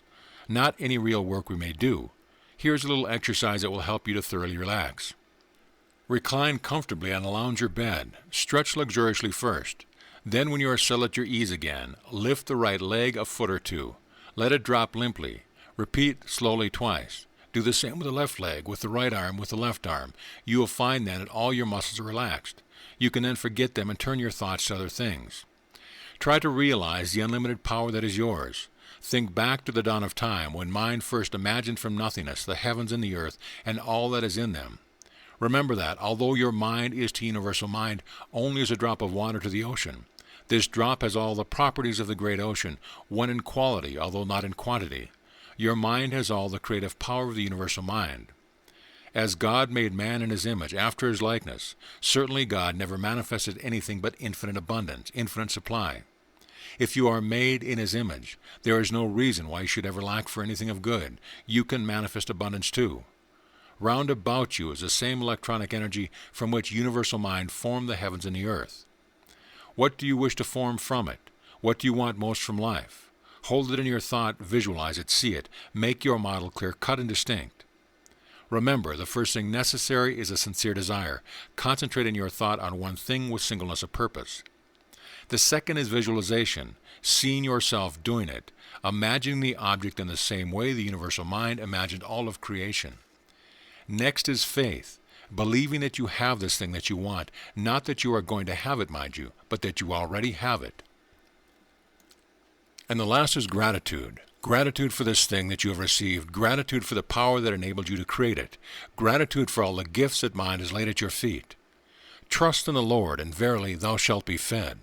Delight thyself also in the Lord, and he shall give thee the desires of thy heart. Commit thy way unto the Lord, and he shall bring it to pass. End of volume. The Secret of the Ages, Volume 5. Your needs are met. Verse. Arise, O soul, and gird thee up anew. Though the black camel death kneel at his gate, no beggar thou that thou for alms should sue. Be the proud captain still of thine own fate. Kenyon. You've heard the story of the old man who called his children to his bedside to give them a few parting words of advice, and this was the burden of it. My children, he said, I have had a great deal of trouble in my life, a great deal of trouble, but most of it never happened. We are all of us like that old man. Our troubles weigh us down in prospect, but we usually find that the actual need arrives. Providence devised some way of meeting it. Dr. Jacques Loeb, a member of the Rockefeller Institute, conducted a series of tests with parasites found on plants, which show that even the lowest order of creatures have the power to call upon universal supply for the resources to meet any unusual need.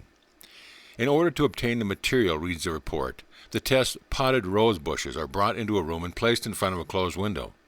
If the plants are allowed to dry out, the aphids, previously wingless, change to winged insects. After the metamorphosis, the animals leave the plants, fly to the window, and then creep upward on the glass. It is evident that these tiny insects found that the plants on which they had been living thriving were dead, and that they would therefore secure nothing more to eat and drink from this source. The only method by which they could save themselves from starvation was to grow temporary wings and fly, which they did. In short, when their source of sustenance was shut off, and they had to find the means of migrating or perish, universal supply furnished the means for migration. If universal mind can thus provide for the meanest of these creatures, is it not logical to suppose that it will do even more for us, the highest product of creation, if we will but call upon it, if we will but have a little faith? Viewed in the light of mind's response to the needs of those tiny parasites, does it seem so unbelievable that a sea should roll back while a people marched across its dry shod? That a pillar of fire should lead them through the wilderness by night? That manna should fall from heaven, or water gush forth from a rock?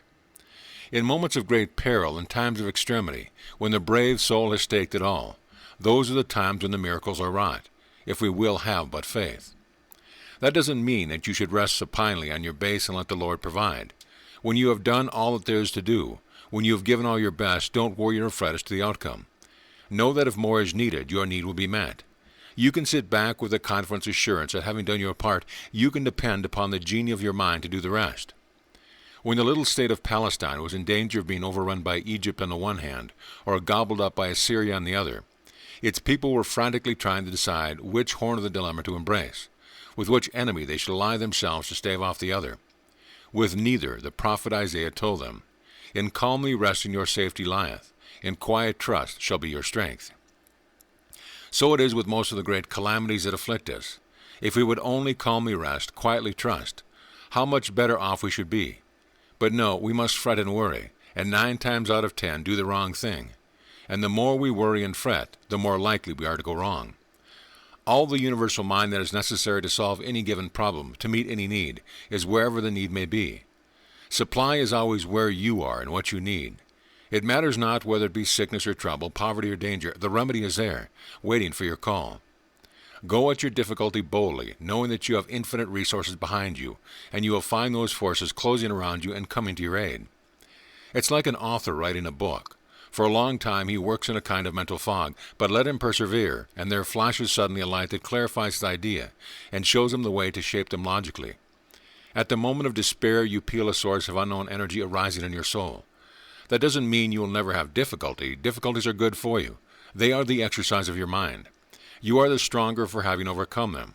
But look upon them as mere exercises, as stunts that are given you in order that you may better learn how to use your mind, how to draw upon universal supply. Like Jacob wrestling with the angel, don't let them go until you have blessed you, until, in other words, you have learned something from having encountered them. Remember this, no matter how great a catastrophe may befall mankind, no matter how general a loss, you and yours can be free from them. There is always a way of safety. There is always an ark by which the understanding few can be saved from the flood. The name of that ark is understanding, understanding of your inner powers. When the children of Israel were being led into the promised land and Joshua had given them their directions, they answered him, "All that thou commandest we will do, and whithersoever thou sendest we will go. Only the Lord thy God be with thee," and he was with Moses. They came to the river Jordan, and it seemed an insurmountable barrier to their path. But Joshua commanded them to take the Ark of the Covenant, representing God's understanding with them, before them into the Jordan. They did it, and the waters which came down from above stood and rose up upon a heap. And the priests that bare the Ark of the Covenant of the Lord stood firm on dry ground in the midst of Jordan. And all the Israelites passed over on dry ground, until all the people were passed clean over to Jordan. The Ark of the Covenant. All through the Old Testament, when war and pestilence, fire and flood, were the common lot of mankind, there is a constant assurance of safety for those who have this understanding, this covenant with the Lord. Because thou hast made the Lord, which is my refuge, even the Most High, thy habitation, there shall no evil befall thee, neither shall any plague come nigh thy dwelling. For he shall give his angels charge over thee, to keep thee in thy way. That is his agreement with us, an agreement which gives us a superiority to circumstances which men have sought from time immemorial. All that is necessary on our side of the agreement is for us to remember the infinite powers that reside within us, to remember that our mind is part of universal mind, and as such it can foresee, it can guard against, it can protect us from any harm of any kind. We need not run away from trials or try to become stoic towards them. All we need is to bring our understanding to bear upon them, to know that no situation has ever yet arisen with which universal mind, and through it our own mind, was not fully competent to deal with. To know that the right solution of every problem is in universal mind, that we have but to seek the solution, and our trial is overcome. But where shall wisdom be found? And where is the place of understanding? Acquaint now thyself with God, and be at peace. If evil threatens us, if failure, sickness, or accident seems imminent, we have only to decide that these evils do not come from universal mind, therefore they are unreal and have no power over us. They are simply the absence of the right condition which universal mind knows. Refuse, therefore, to see them, to acknowledge them, and seek through mind for the right conditions which shall nullify them. If you will do this, you will find that you can appropriate for mind whatever you require for your needs, when you require it. The greater your need, the more surely it will be met, if you can but realize this truth. Fear not, little flock, said Jesus, for it is your Father's good pleasure to give you the kingdom. Remember that your thought is all-powerful, that it is creative, that there is no limitation upon it of time and space, and that it is ever available. Forget your worries, forget your fears. In place of them, visualize the conditions you would like to see. Realize their availability. Declare to yourself that you already have all these things that you desire, that your needs have been met.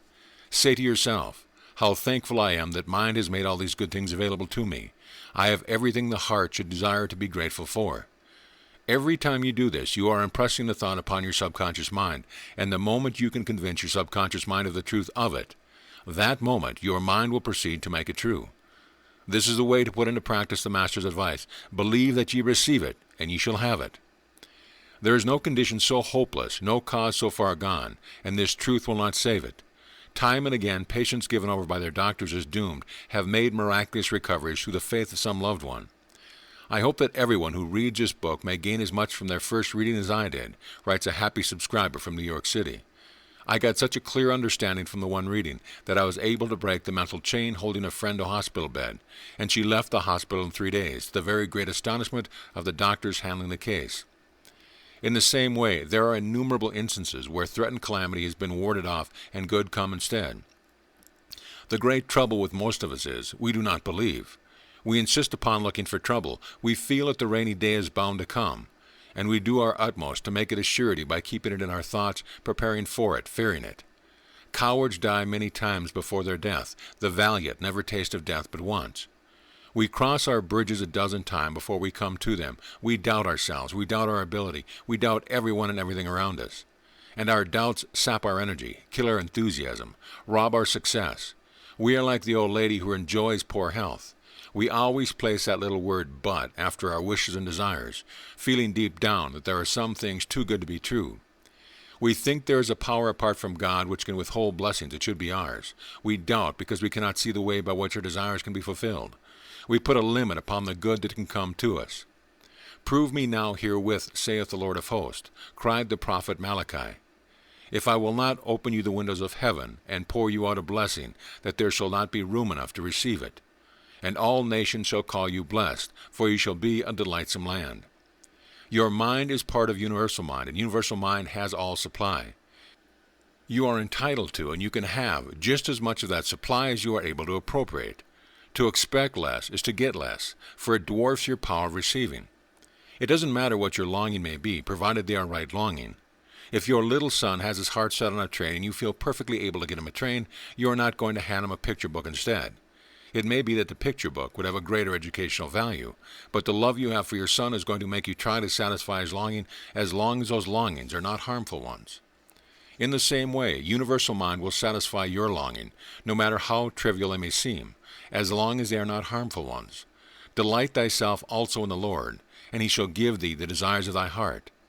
If we would only try to realize that God is not some far-off deity, not some stern judge, but the beneficent force that we recognize as nature, the life principle that makes the flowers bud and the plants grow, that spreads abundance about us with lavish hand. If we could realize that he is the universal mind that holds all supply, that will give us the toy of our childhood or the needs of maturity, that all we need to obtain from him, our heart's desire, is a right understanding of his availability, then we would lose all of our fears, all our worries, all our sense of limitation.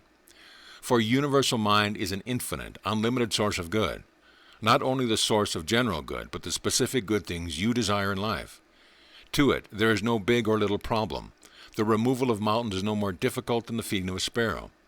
And to one like the Master, with a perfect understanding, the miracle of raising Lazarus from the dead required no more effort than the turning of the water into wine. He knew that universal mind is all power, and there cannot be more than all. He knew that to know God aright is life eternal, and Jesus knew God aright, so was able to demonstrate this knowledge of life eternal in overcoming sin, disease, and death. For it is one and the same law that heals sin, sickness, poverty, heartaches, and death itself. The law is a right understanding of divine principle. But what does this ability to perform miracles consist of? What is the power or force by which we can prove this ability? Perhaps the simplest way is to begin with the realization that universal mind is man's working power. The science of thought.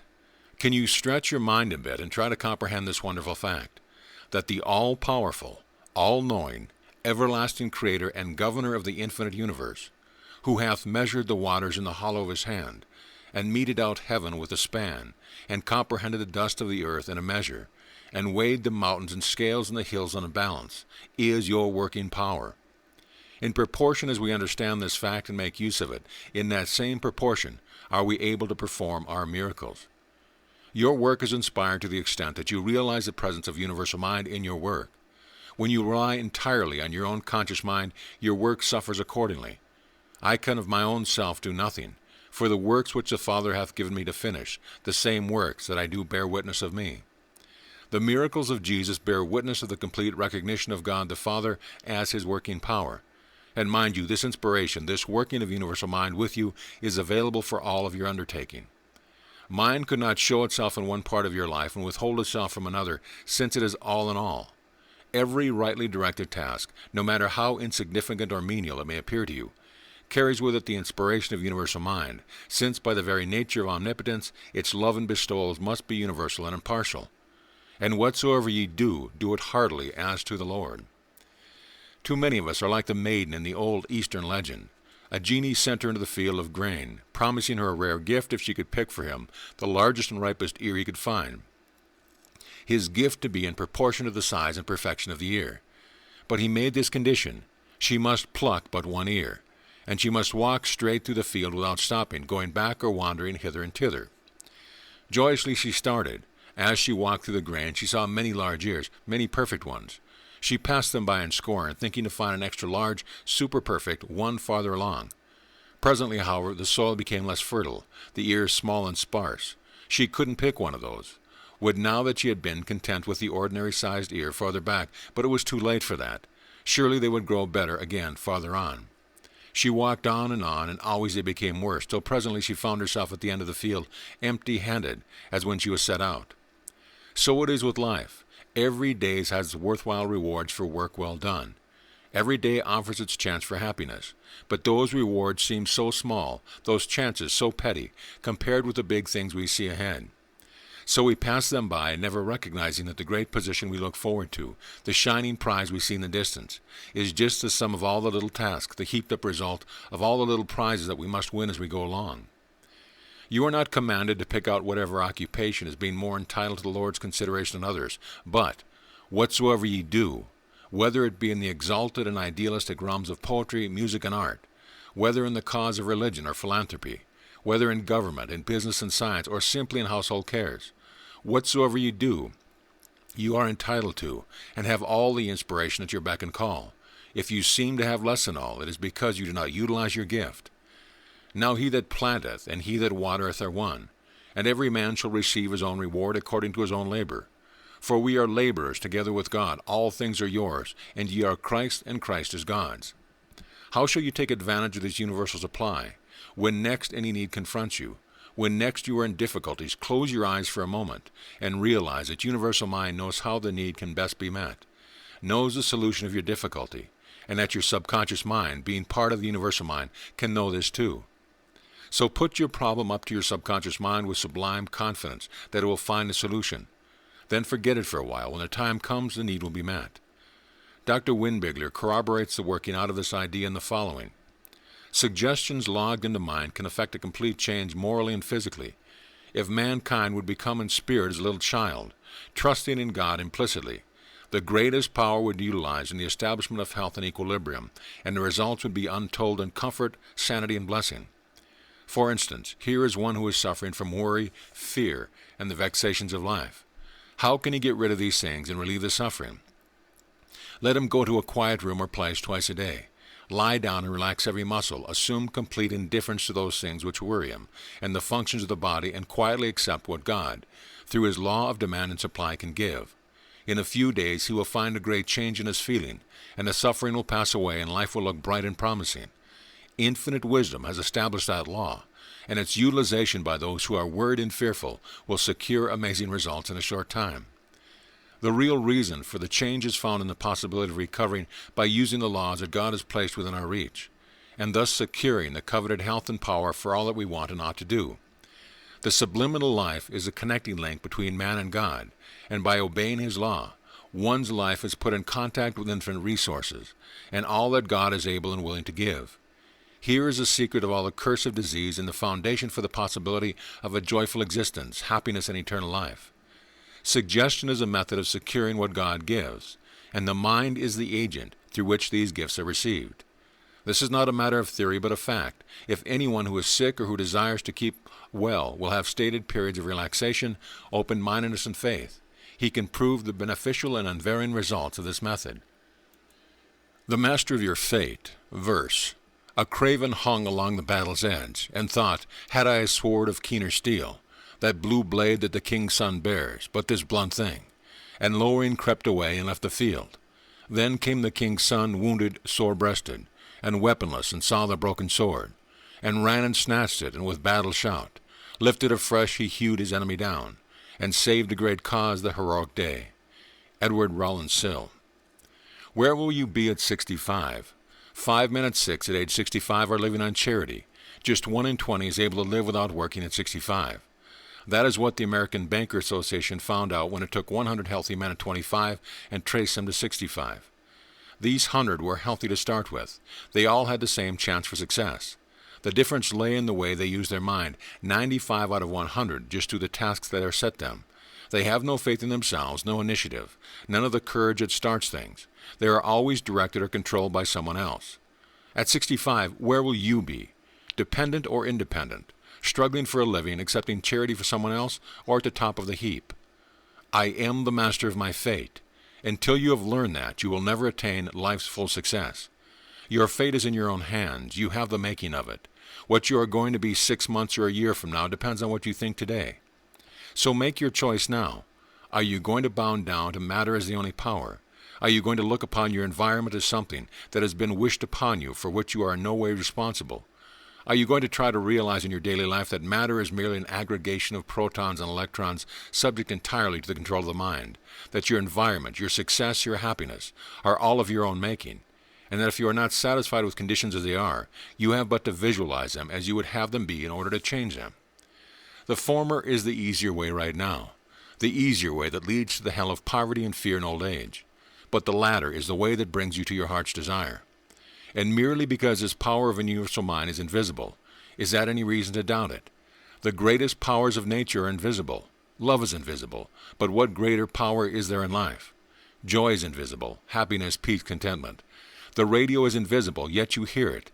It is a product of the law governing sound waves. Law is invisible, yet you see the manifestation of different laws every day.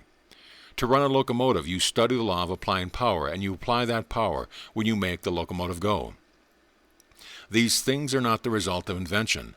The law has existed from the beginning. It merely waited for man to learn how to apply it. If man had known how to call upon universal mind to the right extent, he could have applied the law of sound waves, the law of steam, ages ago. Invention is merely a revelation and an unfoldment of universal wisdom. The same universal wisdom knows millions of other laws of which man is not even a glimmering. You can call upon it. You can use that wisdom as your own. By thinking of things as they might be as instead of they are, you will eventually find some great need. And to find a need is a first step towards finding the supply to satisfy that need. You've got to know what you're after before you can send the genie of your mind a seeking of it in universal mind.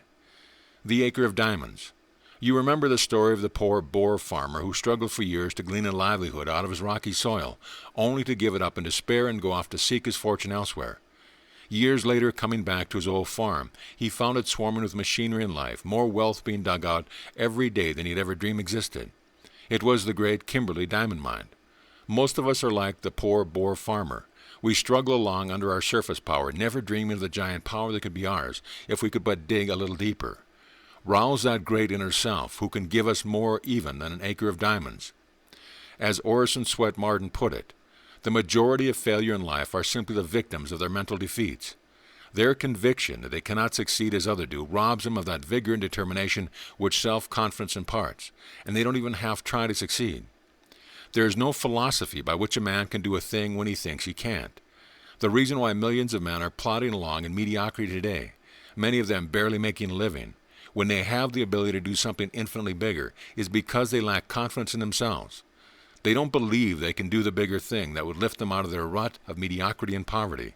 They are not winners mentally. The way always opens for the determined soul, the man of faith and courage. It is the victorious mental attitude, the consciousness of power, the sense of mastership that does the big thing in the world. If you haven't this attitude, if you lack self-confidence, begin now to cultivate it. A highly magnetized piece of steel will attract and lift a piece of magnetized steel 10 times its own weight. Demagnetize that same piece of steel, and it will be powerless to attract or lift even a feather's weight. Now, my friends, there is the same difference between the man who is highly magnetized by sublime faith in himself and the man who is demagnetized by his lack of faith, his doubts, his fears, that there is between the magnetized and the demagnetized pieces of steel. If two men of equal ability, one magnetized by divine self-confidence, the other demagnetized by fear and doubt, are given similar tasks, one will succeed and the other will fail. The self-confidence of the one multiplies his power 100-fold. The lack of it subtracts 100-fold from the power of the other. Have you ever thought how much of your time is spent in choosing what you shall do, which task you will try, which way you shall go? Every day is a day of decision. We are constantly at the crossroads in our business dealings, our social relations, in our homes. There is always a necessity of a choice. How important then that we have faith in ourselves and in that infinite intelligence within. Commit thy works unto the Lord, and thy thoughts shall be established. In all thy ways acknowledge him, and he shall direct thy path. In this ever-changing material age, with seemingly complex forces all around us, we sometimes cry out that we are driven by force of circumstance. Yet the fact remains that we do these things which we choose to do. For even though we may not wish to go a certain way, we allow ourselves to pursue it, because it offers the least resistance. Verse, to every man there openeth a way and ways in a way. And the high soul climbs the highway, and the low soul gropes low. And in between on the misty flats, the rest drift to and fro. But to every man there openeth a highway and a low, and every man decideth the way his soul shall go. John Oxenham. Now how about you? Are you taking active control of your own thought?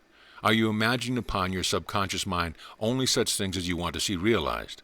Are you thinking healthy thoughts, happy thoughts, successful thoughts? The difference between the successful man and the unsuccessful one is not so much a matter of training or equipment. It is not a question of opportunity or luck. It is just in the way that each of them look at things. The successful man sees an opportunity, seizes upon it, and moves upward another rung in the ladder of success. It never occurs to him that he may fail. He sees only the opportunity. He visions what he can do with it, and all the forces within and without him combine to help him win. The unsuccessful man sees the same opportunity. He wishes that he could take advantage of it, but he is fearful that his ability or his money or his credit may not be equal to the task. He is like a timid bather putting in one foot and then drawing it swiftly back again, and while he hesitates, some bolder spirit dashes in and beats him to the goal. Nearly every man can look back, and not so far back either with most of us, and say, if I had taken that chance, I would be much better off now. You will never need to say it again once you realize that the future is entirely within your own control. It is not subject to the whims of fortune or the capriciousness of luck. There is but one universal mind, and that mind contains naught but good. In it are no images of evil. From it comes no lack of supply. Its ideas are as numberless as the grains of sand on the seashore, and these ideas comprise all wealth, all power, all happiness. You have only to imagine vividly enough of your subconscious mind the thing you wish, to draw from universal mind the necessary ideas to bring it into being. You have only to keep in mind the experiences you wish to meet in order to control your own future. When Frank A. Vanderlip, former president of the National City Bank, was a struggling youngster, he asked a successful friend that one thing he would urge a young man to do who was anxious to make his way in the world. Look as though you've already succeeded, his friend told him. Shakespeare expresses the same thought in another way. Assume a virtue if you have it not. Look the part, dress the part, act the part. Be successful in your own thought first. It won't be long before you'll be successful before the world as well. David Bush, in his book, Applied Psychology and Scientific Living, says, man is like the wireless operator. Man is subject to miscellaneous wrong thought currents if his mind is not in tune with the infinite, or if he is not keyed up to higher vibration than those of negation. A man who thinks courageous thoughts sends those courageous thought waves through the universal ether until they lodge in the consciousness of someone who is tuned to the same courageous key. Think a strong thought, a courageous thought, a prosperity thought, and these thoughts will be received by someone who is strong, courageous, and prosperous. It is just as easy to think in terms of abundance as to think in terms of property.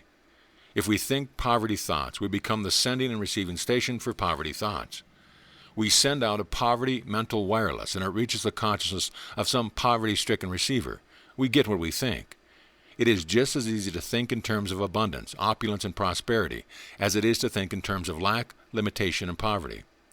If a man will raise his rate of vibration by faith currents or hope currents, these vibrations go through the universal mind and lodge in the consciousness of people who are keyed to the same tune. Whatever you think is sometimes, somewhere, received by a person who is tuned to your thought key. If a man who is out of work, and he thinks thoughts of success, prosperity, harmony, position, and growth, just as surely as his thoughts are things, as Shakespeare says, someone will receive his vibration of success, prosperity, harmony, position, and growth. If we are going to be timid, selfish, penurious, and pickinish in our thinking, these thought waves, which we had started in the universal ether, will go forth until they come to a mental receiving station at the same caliber. Birds of a feather flock together, and minds of like thinking are attracted one to the other. If you need money, all you have to do is send your vibrations to a strong, courageous receiving station, and someone who can meet your needs will be attracted to you, or you to him. When you learn that you are entitled to win in any right undertaking in which you may be engaged, you will win. When you learn that you have a right to a legitimate dominion over your own affairs, you will have dominion over them.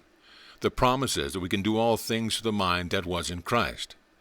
Universal mind plays no favorites. No one human being has any more power than another. It is simply that few of us use the power that is in our hands. The great men of the world are no wise super being. They are ordinary creatures like you and me who have stumbled upon the way of drawing upon their subconscious mind, and through it upon the universal mind. Speaking of Henry Ford's phenomenal success, his friend Thomas Edison said of him, "He draws upon his subconscious mind." The secret of being what you have in you is to be simply this. Decide now what it is what you want of life, exactly what you wish your future to be. Plan it out in detail, vision it from start to finish. See yourself as you are now. Being those things you have always wanted to do, make them real in your mind's eye. Feel them, live them, believe them, especially at the moment of going to sleep, when it is easiest to reach your subconscious mind, and you will soon be seeing them in real life. It matters not whether you are young or old, rich or poor, the time to begin is now. It is never too late. Remember those lines of Appleton's. I knew his face the moment that he passed, triumphant in the thoughtless, cruel throng. I gently touched his arm, he smiled at me. He was the man that once I meant to be. Where I had failed, he'd won from life success. Where I had stumbled, with sure feet he stood. Alike yet unalike, we faced the world, and through the stress he found that life was good. And I, the bitter wormwood in the glass, the shadowing way along which failure pass. Yet as I saw him thus, joy came to me. He was the man that once I meant to be. We did not speak, but in his sapient eyes I saw the spirit that urged him on. The courage that held him through the fight had once been mine. I thought, can it be gone? He felt that unasked question, felt it so. His pale lips formed the one-word answer, no. Too late to win? No. Not too late for me. He is the man that still I mean to be. Unappropriated millions. Verse. Somebody said that it couldn't be done, but he with a chuckle replied that maybe it couldn't, but he'd be the one who wouldn't say so till he tried. So he buckled right in with a trace of a grin on his face. If he were it, he hit it. He started to sing as he tackled a thing that couldn't be done, and he did it. Edward Guest. The main difference between the mind of today and that of a great-great-grandfathers was that in their day conditions were comparatively static, whereas today they are dynamic. Civilizations run along for centuries with comparatively little change. Most people lived and died in the places where they were born. They followed their father's avocation. Seldom indeed did one of them break out of class into which he was born. Almost as seldom did they even think of trying to. No wonder, then, that civilization made little progress. Today we are in the presence of a continual change. Men are imbued with that divine unrest which is never satisfied with conditions as they are, which is always striving for improvement. And thought is the vital force behind all change. Your ability to think is your connecting link with universal mind that enables you to draw upon it for inspiration, energy, and power. Mind is the energy in static form. Thought is the energy in dynamic form. And because life is dynamic, not static, because it is ever moving forward, not standing still, your success or failure depends entirely upon the quality of your thought. For thought is creative energy. It brings into being the things you think. Think the things you would see manifested. See them, believe them, and you can leave it to your subconscious mind to bring them into being. Your mind is a marvelous storage battery of power on which you can draw from whatever things you need to make your life what you have it be. It has within it all power, all resource, all energy, but you are the one that must use it. All that power is static unless it make dynamic. In the moment of creative thinking, your conscious mind becomes a creator. It partakes of the power of the universal mind. And there is nothing static about one who shares that all power. The resistless life energy within him pushes him on to new growth, new aspirations. Just as the sap flowing through the branches of the tree pushes off the old dead leaves to make way for the new life, just so you must push away the old dead thoughts of poverty and lack and disease before you can bring on the new life of health, happiness, and unlimited supply. This life is in all of us, constantly struggling for an outlet. Repress it and you die. Doctors will tell you that the only reason people grow old is because their systems get clogged.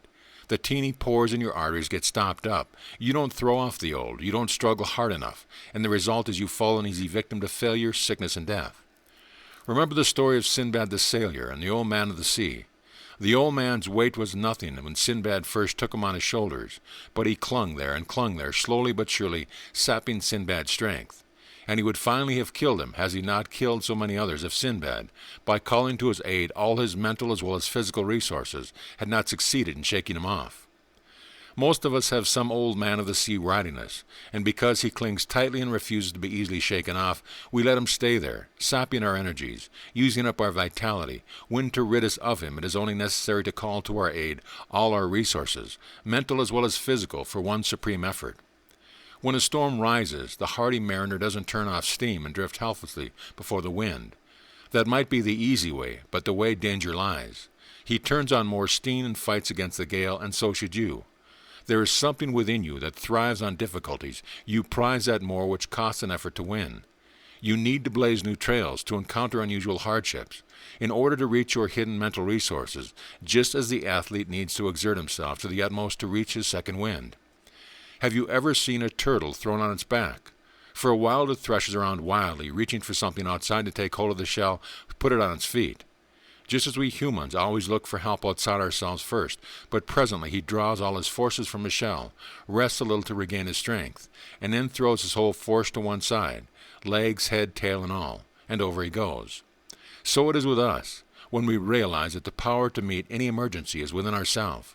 When we stop looking outside for help and intelligently call upon mind in our need, we shall find that we are tapping infinite resources. We shall find that we have but to center all these resources on the one thing we want most, to get anything from life that it has. As Emerson put it, when once find the way to get in touch with the universal mind, we are owner of the sphere, of the 7 stars in the solar year, of Caesar's hand and Plato's brain, of Lord Christ's heart and Shakespeare's strain. The secret of power. Verse.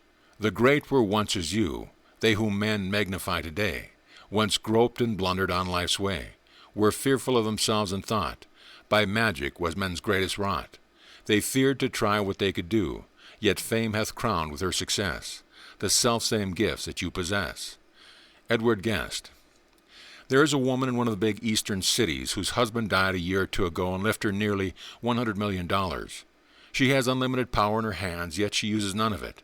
She has unlimited wealth, yet she gets no more from it than if she had 1,000 instead of millions. She knows nothing of her power, of her wealth. She is insane. You have a great power in your hands. Without this power, this poor woman's excuse for not using it.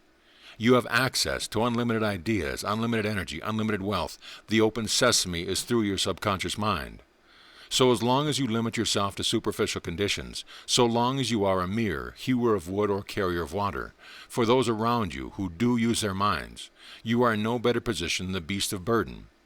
The secret of power is in understanding the infinite resource of your own mind when you begin to realize that the power to do anything, to be anything, to have anything is within yourself, and then, only then, will you take your proper place in the world. As Bruce Barton has it in The Man Whom Nobody Knows, somewhere, at some unforgettable hour, the daring filled his Jesus' heart. He knew he was bigger than Nazareth. Again, in speaking of Abraham Lincoln, Barton says, "Inside himself he felt his power, but where and would opportunity come?" And later in his book, "But to every man of vision the clear voice speaks, nothing splendid has ever been achieved except by those who dared believe that something inside them was superior to circumstance." No doubt Jesus, friends and neighbors all ridiculed the idea of such idea within him, just as most people today laugh at the thought of a power such as that within themselves. So they go on with their daily grind, with the gaunt specters of sickness and need ever by their side, until death comes the welcome relief. Are you going to be one of those? Or will you listen to that inner consciousness of power and find the kingdom of heaven as within you? For whatever you become conscious of will be quickly brought forth into tangible form. Don't judge your ability by what you have done in the past. Your work hitherto has been done with the help of your conscious mind alone. Add to that the infinite knowledge at the disposal of your subconscious mind, and when you have done it is nothing to what you will do in the future. For knowledge does not apply itself. It is merely so much static energy. You must convert it into dynamic energy by the power of your thought. The difference between the $25 a week clerk and the $25,000 a year executive is solely one of thought. The clerk may have more brains than the executive, frequently has an actual weight of gray matter. He may even have a far better education, but he doesn't know how to apply his thought to get the greatest good from it. If you have brains, use them. If you have skill, apply them. The world must profit by it, and therefore you. We have all inspired moments when we see clearly how we may do great things, how we may accomplish wonderful undertakings. But we do not believe in them enough to make them come true. An imagination which begins and ends in daydreaming is weakening to character. Make the daydreams come true. Make them so clear and distinct that they impress themselves upon your subconscious mind. There's nothing wrong with daydreaming, except that most of us stop there. We don't try to make the dreams come true. The great inventor Tesla dreams every new machine complete and perfect in every particular before he brings it model for it. Mozart dreamed each of his wonderful symphonies, complete before he even put a note on the paper. But they didn't stop with the dreaming. They visualized those dreams and then brought them into actuality. We lose our capacity to have vision if we do not take steps to realize them. Power implies service, so concentrate all your thoughts on making your vision of great deeds come true. Thinking is the current that runs a dynamo of power. To connect up this current so you can draw upon universal supply through your subconscious mind is to become a Superman. Do this, and you will have found the key to the solution of every problem in life. This one thing I do. Verse. How do you tackle your work every day? Do you grapple a task that comes your way? With a confident, easy mind? Do you start to toil with a sense of dread, or feel that you're going to do it? You can do as much as you think you can, but you'll never accomplish more. If you're afraid of yourself, young man, there's little for you in store. For failure comes from inside first. It's there if we only knew it. And you can win through your face the worst if you feel that you're going to do it. Edgar Guest. How did the Salvation Army get so much favorable publicity out of the war? They were a comparatively small part of the services that catered to boys over there, yet they carried off the lion's share of the glory. Do you know how they did it? By concentrating on just one thing, donuts. They served donuts to the boys, and they did it well. And that is the basis of all success in business, to focus on one thing and do that one thing well. Better far to do one thing preeminently well than to dabble in 40. 2,000 years ago, Porcius Marcus Cato became convinced, from a visit to the rich and flourishing city of Carthage, that Rome had an rival who must be destroyed. His countrymen laughed at him. He was practically alone in his belief, but he persisted. He concentrated all his thoughts, all his faculties to that end. At the end of every speech, at the end of every talk, he centered his heart or thought on what he was trying to put over it by epitomizing his whole idea into a single sentence. Carthage must be destroyed. And Carthage was destroyed. If one's mad concentration on a single idea could destroy a whole nation, what could you not do when you apply the same principle to the building of a business? I remember when I was first learning horsemanship, my instructor impressed this fact upon me. Remember that a horse is an animal of one idea. You can teach him only one thing at a time. Looking back, I see that the only thing wrong with his instruction was that he took in too little territory. He needed not have confined himself to the horse. Most humans are the same way. In fact, you can put all humans into that class if you want a thing done, for you cannot divide your thought and do justice to any one of the different subjects you are thinking of. You have got to do one thing at a time. The greatest success rule I know in business, the one that should be printed over every man's desk is, this one thing I do. Take one piece of work at a time. Concentrate it to the exclusion of all else and finish it. Don't half-do it and leave it around to clutter your desk and interfere with your next job. Dispose of it completely. Pass it along wherever it is to go. Be through with it and forget it. Then your mind will be clear to consider the next thing. The man who is perpetually hesitating with two things you will do first, says William Wirt, will do neither. The man who resolves but suffers his resolution to be changed by the first counter-suggestion of a friend, who fluctuates from plan to plan, and veers like a weathercock to every point of the compass, with every breath of caprice that flows, can never actually anything useful or real. It is only the man who first consults wisely, then resolves firmly, and then executes his purpose with inflexible perseverance, undismayed by those petty difficulties that daunt a weaker spirit, that can advance to eminence in any line. Everything in the world, even a great business, can be resolved into atoms, and the basic principles behind the biggest business will be found to be the same as those behind the successful running of the corner newsstand. The whole practice of commerce is founded upon them. Any man can learn them, but only the alert and energetic can apply them. The trouble with most men is that they think they have done all that is required of them when they have earned their salary. Why, that's only a beginning. Up to that point, you are working for someone else. From then on, you begin to work for yourself. Remember, you must give to get. And it is when you give that extra bit of time and attention and thought to your work that you begin to stand above the crowd around you. Norval Hawkins, for many years general manager of sales for the Ford Motor Company, wrote that the greatest hunt in the Ford business right now is the manhunt. And big men in every industrial line echoes his words. When it comes to a job that needs real ability, they are not looking for relatives or friends or men with pull. They want a man, and they will pay any price for the right man. Not only that, but they always have a weather eye open for promising material. And the thing they value most of all is initiative. But don't try to improve the whole works at once. Concentrate on one thing at a time. Pick some one department or some one process or some one thing and focus all your thought upon it. Bring to bear upon it the limitless resources of your subconscious mind. Then prepare a definite plan for the development of that department or the improvement of that process. Verify your facts carefully to make sure they are workable. Then, and not until then, present your plan. In Thoughts in Business you read, men often think of a position of just being about so big and no bigger, when as a matter of fact, a position is often what one makes it. A man was making about $1,500 a year out of a certain position and thought he was doing all that could be done to advance the business.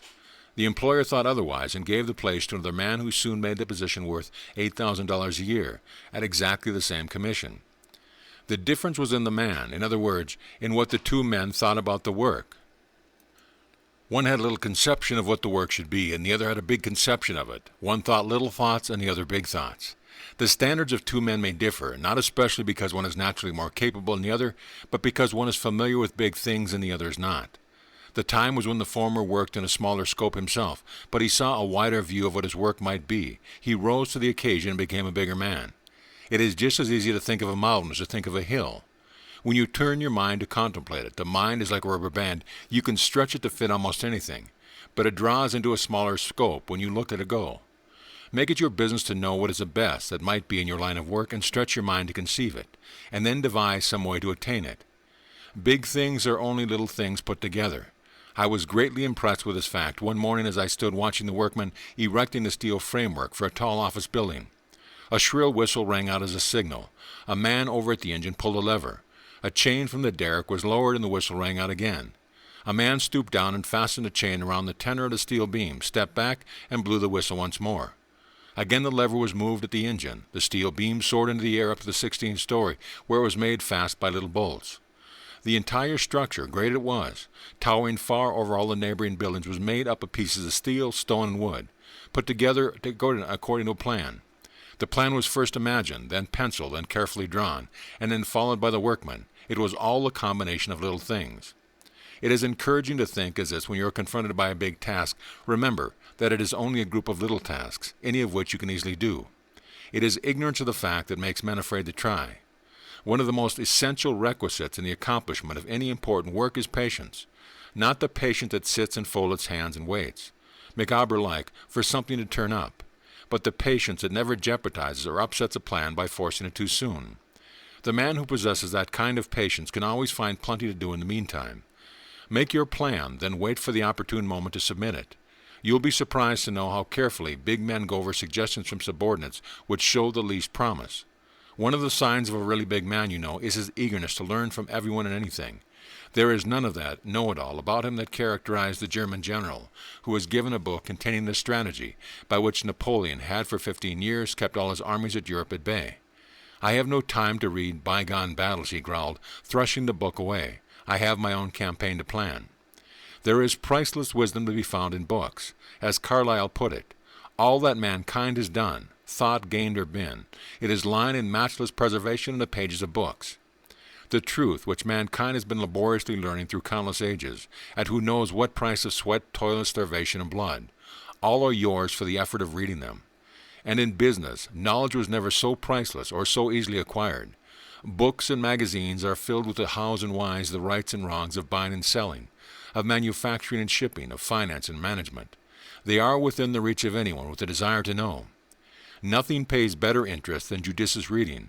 The man who invests in more knowledge of his business than he needs to hold his job is acquiring capital with which to get a better job. As old Gorgon Graham puts it in the letters of a self-made merchant to his son, "I ain't one of those who believe that a half knowledge of a subject is useless, but it has been my experience that when a fellow has that half knowledge, he finds the other half which would really come in handy." What you know is a club for yourself, and what you don't know is a meat axe for the other fella. That is why you want to be on the lookout all the time for information about the business, and to nail a fact just as a sensible man nails a mosquito, the first time it settles near him. The demands made upon men in business today are far greater than any previous generation. To meet them, you've got to use your talents to the utmost. You've got to find in every situation that confronts you the best, the easiest, and the quickest way to work it out. And the first essential in doing this is to plan your work ahead. You'd be surprised at how much more work you can get through by carefully planning it, and then taking each bit in order and disposing it before the starting the next. Another thing, once started at work, don't let down. Keep on going until time to quit. You know how much power it takes to start an auto that is standing motionless. But when you get it going, you can run along and high at a fraction of the expenditure of gas. It is the same way with your mind. We are all mentally lazy. We hate to start using our mind. Once started, though, it is easy to keep along on high, if only we won't let down. For the moment we let down, we have that starting to do all over again. You can accomplish 10 times as much, with far less effort or fatigue, if you will keep right on steadily instead of starting and stopping again. Volumes have been written about personal efficiency and general efficiency and every other kind of efficiency in business. But boiled down, it comes to this. 1. Know what you want. 2. Analyze the thing you've got to do to get it. 3. Plan your work ahead. 4. Do one thing at a time. 5. Finish that one thing and send it on its way before starting the next. 6. Once started, keep going. And when you come to some problem that stumps you, give your subconscious mind a chance. Frederick Pierce in Our Unconscious Mind gives an excellent method for solving business problems through the aid of the subconscious. Several years ago, I heard a successful executive tell a group of young men how he did his work, and included in his talk was the advice to prepare at the close of each day's business a list of the 10 most important things for the next day. To this I would add, run them over in the mind and just before going to sleep, not thoughtfully or with elaboration or detail, but with the sure knowledge that the deeper centers of the mind are capable of viewing them constructively, even though conscious attention is surrendered in sleep. Then, if there is a particular problem which seems difficult to solve, review its features lightly as a last game for the imaginative unconscious to play at during the night. Do not be discouraged if no immediate results are apparent. Remember that fiction, poetry, musical composition, inventions, innumerable ideas spring from the unconscious, often in forms that give evidence of the highest constructive elaboration. Give your unconsciousness a chance. Give it the material and stimulate it with keenly dwelt on wishes along frank ego maximation lines. It is a habit which, if persisted in, will sooner or later present you with some very favorable ideas when you least expect them. I remember reading of another man, a genius at a certain kind of work, who whenever an especially difficult problem confronted him, slept on it. He had learned the trick as a child. Unable to learn his lessons one evening, he had kept repeating the words to himself until he dozed in his chair, the book still in his hand. What was his surprise on being awakened by his father a few minutes later to find that he knew them perfectly. He tried it again and again on succeeding evenings, and almost invariably it worked. Now, whenever a problem comes up that he cannot solve, he simply stretches out on a lounge in his office, thoroughly relaxes, and lets his subconscious mind solve the problem. End of volume. The Secret of the Ages, Volume 6. The Mastermind. Verse. One who never turned his back but marched breast forward, never doubted clouds would break, never dreamed through right were worsted, wrong would triumph, held we fall to rise or baffled to fight better, sleep to wake. Browning. Among your friends there is one of those men who doesn't have much use for the word can't. You marvel at his capacity for work. You'll admire him the more the longer you know him. You'll always respect him. For he not only has made good, but he will always make good. He has found and appropriated to himself the talisman of Napoleon. Absolute confidence in himself. The world loves a leader. All over the world in every walk of life, people are eagerly seeking for someone to follow. They want someone else to do their thinking for them. They need someone to hearten them to action. They like to have someone else of whom to lay the blame when things go wrong. They want someone big enough to share the glory with them when success crowns his efforts. But to instill confidence in him, the leader must have utter confidence in himself. A Roosevelt or a Mussolini who did not believe in himself would be inconceivable. It is that which makes men invincible. The consciousness of their own power. They put no limit upon their own capacities, therefore they have no limit. For universal mind sees all, knows all, and can do all. And we share in this absolute power to the exact extent to which we permit ourselves. Our mental attitude is the magnet that attracts from universal mind everything we may need to bring our desire into being. We make that magnet strong or weak as we have confidence or doubt of our abilities. We draw to ourselves unlimited power or limit ourselves to humble positions according to our beliefs. A long time ago Emerson wrote, "There is one mind common to all individual men. Every man is an inlet to the same and to all of the same. He that is once admitted to the right of reason is made a freeman of the whole estate. What Plato has thought, he may think. What a saint has felt, he may feel. What at any time has befallen any man, he can understand. Who hath access to this universal mind is a party to all that is or can be done, for this is the only and the sovereign agent." The great German physicist, Nernst, found that the longer an electric current was made to flow through a filament of oxide of magnesium, the greater became the conductivity of the filament. In the same way, the more you call upon and use your subconscious mind, the greater becomes its conductivity in passing along to you the infinite resources of universal mind. The wisdom of a Solomon, the skill of a Michelangelo, the genius of an Edison, the daring of a Napoleon, all may be yours. It rests with you only to form the contact with universal mind in order to draw from it what you will. Think of this power as something that you can connect with any time. It has the answer to all your problems. It offers you freedom from fear, worry, sickness, accident. No man and no thing can interfere with your use of this power, diminish you, or spare of it. No one, that is, but yourself. Don Carlos Musser expressed it well in "You are." Because of the law of gravitation, the apple falls to the ground. Because of the law of growth, the acorn becomes a mighty oak. Because of the law of causation, a man is as he thinketh in his heart. Nothing can happen with its adequate cause. Success does not come to you by accident. It comes the logical result of the operation of law. Mind, working through your brain and your body, makes your world. That is not a better world and a bigger one. It is due to your limited thoughts and belief. They dam back the flood of ideas that mind is constantly striving to manifest through you. God never made a failure or a nobody. He offers to the highest and lowest alike all that is necessary to happiness and success. The difference is entirely in the extent in which each of us avails himself of that generosity. There is no reason why you should hesitate to aspire to any position, any honor, any goal, for the mind within you is fully able to meet any need. It is no more difficult for it to handle a great problem than a small one.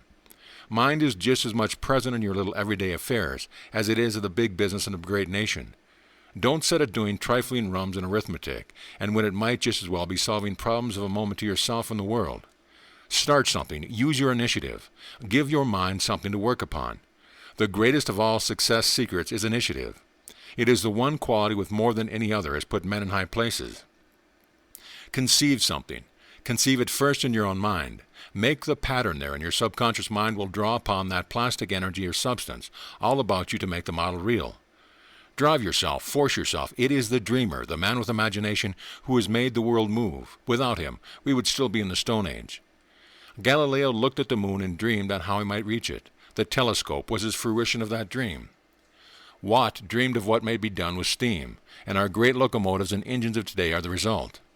Franklin dreamed of harnessing the lightning, and today we have man-made thunderbolts. Initiative plus imagination will take you anywhere. Imagination opens the eyes of the mind, and there is nothing good you can imagine there that is not possible of fulfillment in your daily life. Imagination is the connecting link between the human and the divine, between the formed universe and the formless energy. It is, of all things human, the most godlike. It is our part of divinity. Through it we share in the creative power of the universal mind. Through it we can turn the most drab existence into a thing of life and beauty. It is the means by which we avail ourselves of all the good which universal mind is constantly offering to us in such profusion.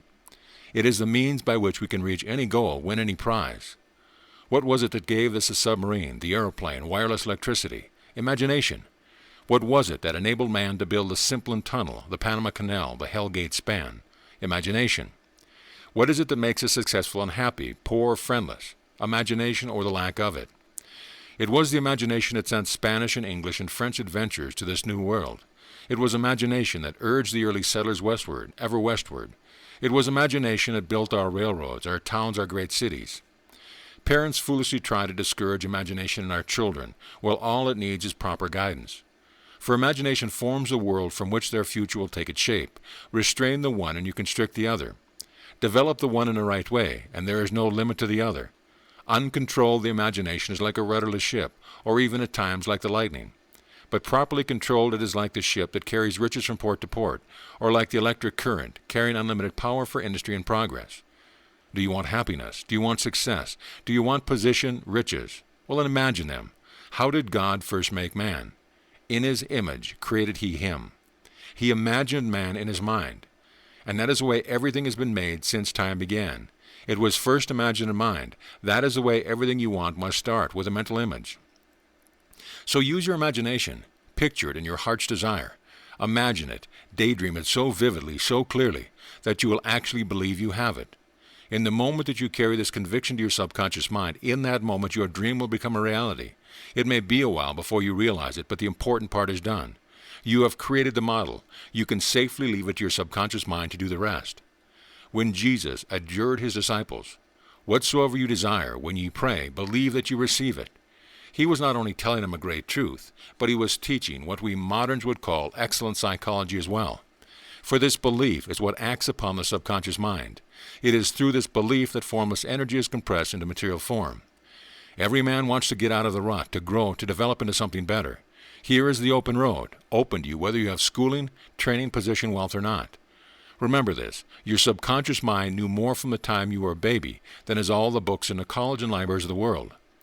So don't let lack of training, lack of education hold you back. Your mind can meet every need, and will do so if you give it a chance. The apostles were almost all poor men, uneducated men, yet they did a work that is unequaled in historical annals. Joan of Arc was a poor peasant girl, unable to read or write, yet she saved France. The pages of history are dotted with poor men, uneducated men, who thought great thoughts, who used their imagination to master circumstance and become rulers of men. Most great dynasties started with some poor, obscure man. Napoleon came of a poor, humble family. He got his appointment to the military academy only through very hard work and the pulling of many political strings. Even as a captain of artillery, he was so poverty-stricken that he was unable to buy his equipment when offered an appointment to India. Business today is full of successful men who have scarcely the rudiments of ordinary education. It was only after he had made his millions that Andrew Carnegie hired a tutor to give him the essentials of an education. So it isn't training and it isn't education that makes you successful. These help, but the thing that really counts is that gift of the gods, creative imagination. You have that gift. Use it. Make every thought, every fact that comes in your mind pay you a profit. Make it work and produce for you. Think of things, not as they are, but as they might be. Make them real, live, and interesting. Don't merely dream, but create. Then use your imagination to make that creation of advantage to mankind, and incidentally yourself. What do you lack? Verse. I read the papers every day and often encountered tales which show there's hope for every jay who's in life's battle fails. I have just been reading of a gent who joined the has-been ranks, at 50 years without a cent or credit at the banks. But undismayed he buckled down, refusing to be beat, and captured fortune and renown. He's now on Easy Street. Men say that fellows down and out never leave the rocky track. But facts will show beyond a doubt that these has-beens do come back. I know, for I write this rhyme when 40 years old, was down and out, without a dime, my whiskers full of mold. But black disaster I was trounced until I jarred my spine. I was a failure so pronounced I didn't need a sign. And after I had soaked my coat I said at 43, I'll see if I can catch the goat that escaped from me. I labored hard, I strained my dome to do my daily grind, until in triumph I came home, my billy goat behind. and any man who still has health may with the winner stack, and have a chance at fame and wealth, for has-beens do come back. Walt Mason. Do you really know why it is that the Bolsheviks are so opposed to religion? Because religion, as it is commonly accepted, teaches man resignation to conditions as they are, teaches in effect that God created some man poor and some rich, that this unequal distribution is a perfectly natural thing, and that we must not rail against it, because it will all be made right in the next world. Napoleon, in his early Jacobin days, denounced religion for that very reason, but when he had won to power, when he planned to make himself emperor, then he found he had need for that religion and re-established the church in France. For he reasoned, how can people be satisfied without religion? If one man is starving near another who is making himself sick by eating too much, how can you expect to keep the starving one resigned to his fate, unless you teach him it will be all made right in some indefinite future state? Organized society could not exist as he planned it, without some being rich and some poor, and to keep the poor satisfied, there must be an authority to declare, God wills it thus, but just be patient, in the hereafter all this will be different. You will be the ones then to occupy the places of honor. Religion, in other words, as it is ordinarily taught, is a fine thing to keep the common people satisfied. But Christianity was never meant for a weapon to keep the rich wealthy and secure, the poor satisfied and in their proper place. On the contrary, Christianity as taught by Jesus opened the way to all good, and Christianity, as it was practiced in its early years, was an idealized form of socialism that benefited each and all. No one was wealthier than his neighbor, it is true, but neither was any poverty-stricken. Theirs was the creed of the three musketeers, all for one and one for all. Ask and ye shall receive, said Jesus, seek and ye shall find. That was not directed to the rich alone, that was to all men. Providence has never made a practice of picking out certain families or certain individuals and favoring them to the detriment of other people, much as some of our leading families would have you believe. It is only man that has arrogated to himself that privilege. We laugh now at the divine right of kings. It is just as ridiculous to think that a few have a right to all good things of life, while the many have to toil and sweat to do the same service. To quote Rumble's last word from the scaffold, I never could believe that Providence had sent a few men in the world ready booted and spurred to ride, and millions readily saddled and be ridden to be ridden. There is nothing right in poverty, not only that, but there is nothing meritorious in poverty. The mere fact that you are poor and ground down by fear and worry is not going to get you any forward in the hereafter. On the contrary, your soul is likely to be too pinched by want, too starved and shriveled to be able to expand. The kingdom of heaven is within you. To me that means that heaven is here and now. That if we want any happiness from it, we've got to get it as we go along. I've never been much of a believer in accepting these promised notes for happiness. Every time one of them falls due, you find that you have to renew it for another 6 months or a year, until one of these days you wake up and find that the bank is busted, and all your notes are not worth the paper they are written on.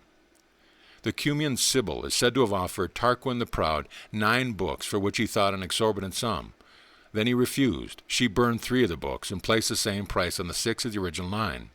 Again he refused. She burned 3 more books and offered the remainder for the sum he had first asked. This time Tarquin accepted. The books were found to contain prophecies and invaluable directions regarding Roman policy, but alas, they were no longer complete.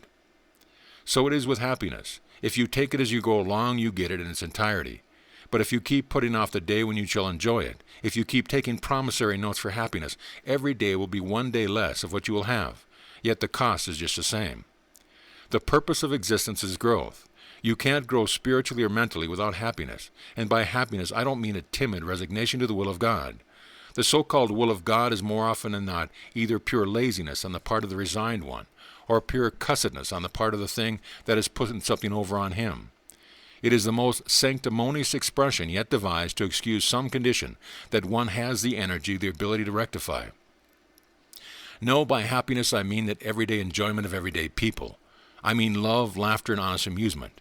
Every one of us entitled to it. Every one of us can have it, if he has the will and energy to get out and get it for himself. Joyless work, small pay, no future, nothing to look forward to. God never planned such an existence. It is man-made, and you can be man enough to unmake it as far as you and yours are concerned. God never made any man poor any more than he made any man sick. Look around you. All of nature is bountiful. On every hand you see profusion. In the trees, the flowers, everything that he planned. The only law of nature is a law of supply. Poverty is unnatural. It is man-made. Through the limits man puts upon himself, God never put them any more than he showed partiality by giving to some of his children gifts and blessings which he withheld from others. His gifts are just as available to you as to any man on earth. The difference is all in your understanding on how to avail yourself of the infinite supply all about you. Take the worry clamps off your mentality, and you will make the poverty clamps loosen up from your finances. Your affairs are so closely related to your consciousness that they too will relax in peace, order, and plenty. Divine ideas in your spiritual consciousness will become active in your business and will work out of your abundant prosperity. As David Bush says in Applied Psychology and Scientific Living, thoughts are things, thoughts are energy, thoughts are magnets which attract to us the very things which we think. Therefore, if a man is in debt, he will, by continually thinking about debt, bring more debts to him. For thoughts are causes, and he fastens more debts onto himself and actually creates more obligations by thinking about debt. Concentrate and think upon things that you want, not on things which you ought not to have. Think of abundance, opulence, plenty, position, harmony, and growth, and if you do not see them manifested today, they will be realized tomorrow. If you must pass through straits of life where you do not outwardly see abundance, know that you have it within, and that in time it will manifest itself. I say, if you concentrate on debt, debt is what you will have. If you think about poverty, poverty is what you receive. It is just as easy, when once the mind becomes trained, to think prosperity, abundance, and plenty, as it is to think lack, limitation, and poverty. Prosperity is not limited to time or to place. It manifests when and where there is consciousness to establish it. It is attracted to the consciousness that is free from worry, strain, and tension. So never allow yourself to worry about poverty. Be careful. Take ordinary business precautions, of course, but don't center your thought on your troubles. The more you think of them, the more tightly you fasten them upon yourself. Think of the results you are after, not of the difficulties in the way. Mind will find the way. It is merely up to you to choose the goal, then keep your thoughts steadfast until that goal is won. The greatest shortcut to prosperity is to live it. Prosperity attracts, poverty repels. To quote Orison Swett Marden, to be ambitious for wealth and yet always expecting to be poor, to be always doubting your ability to get what you long for, is like trying to reach east by traveling west. There is no philosophy which will help a man to succeed when he is always doubting his ability to do so, and thus attracting failure. Again, no matter how hard you may work for success, if your thought is saturated with the fear of failure, it will kill your efforts, neutralize your endeavors, and make success impossible. The secret of prosperity lies in so vividly imagined in your mind that you literally exude prosperity. You feel prosperous, you look prosperous, and the result is that before long you are prosperous. I remember seeing a play a number of years ago that was based on this thought.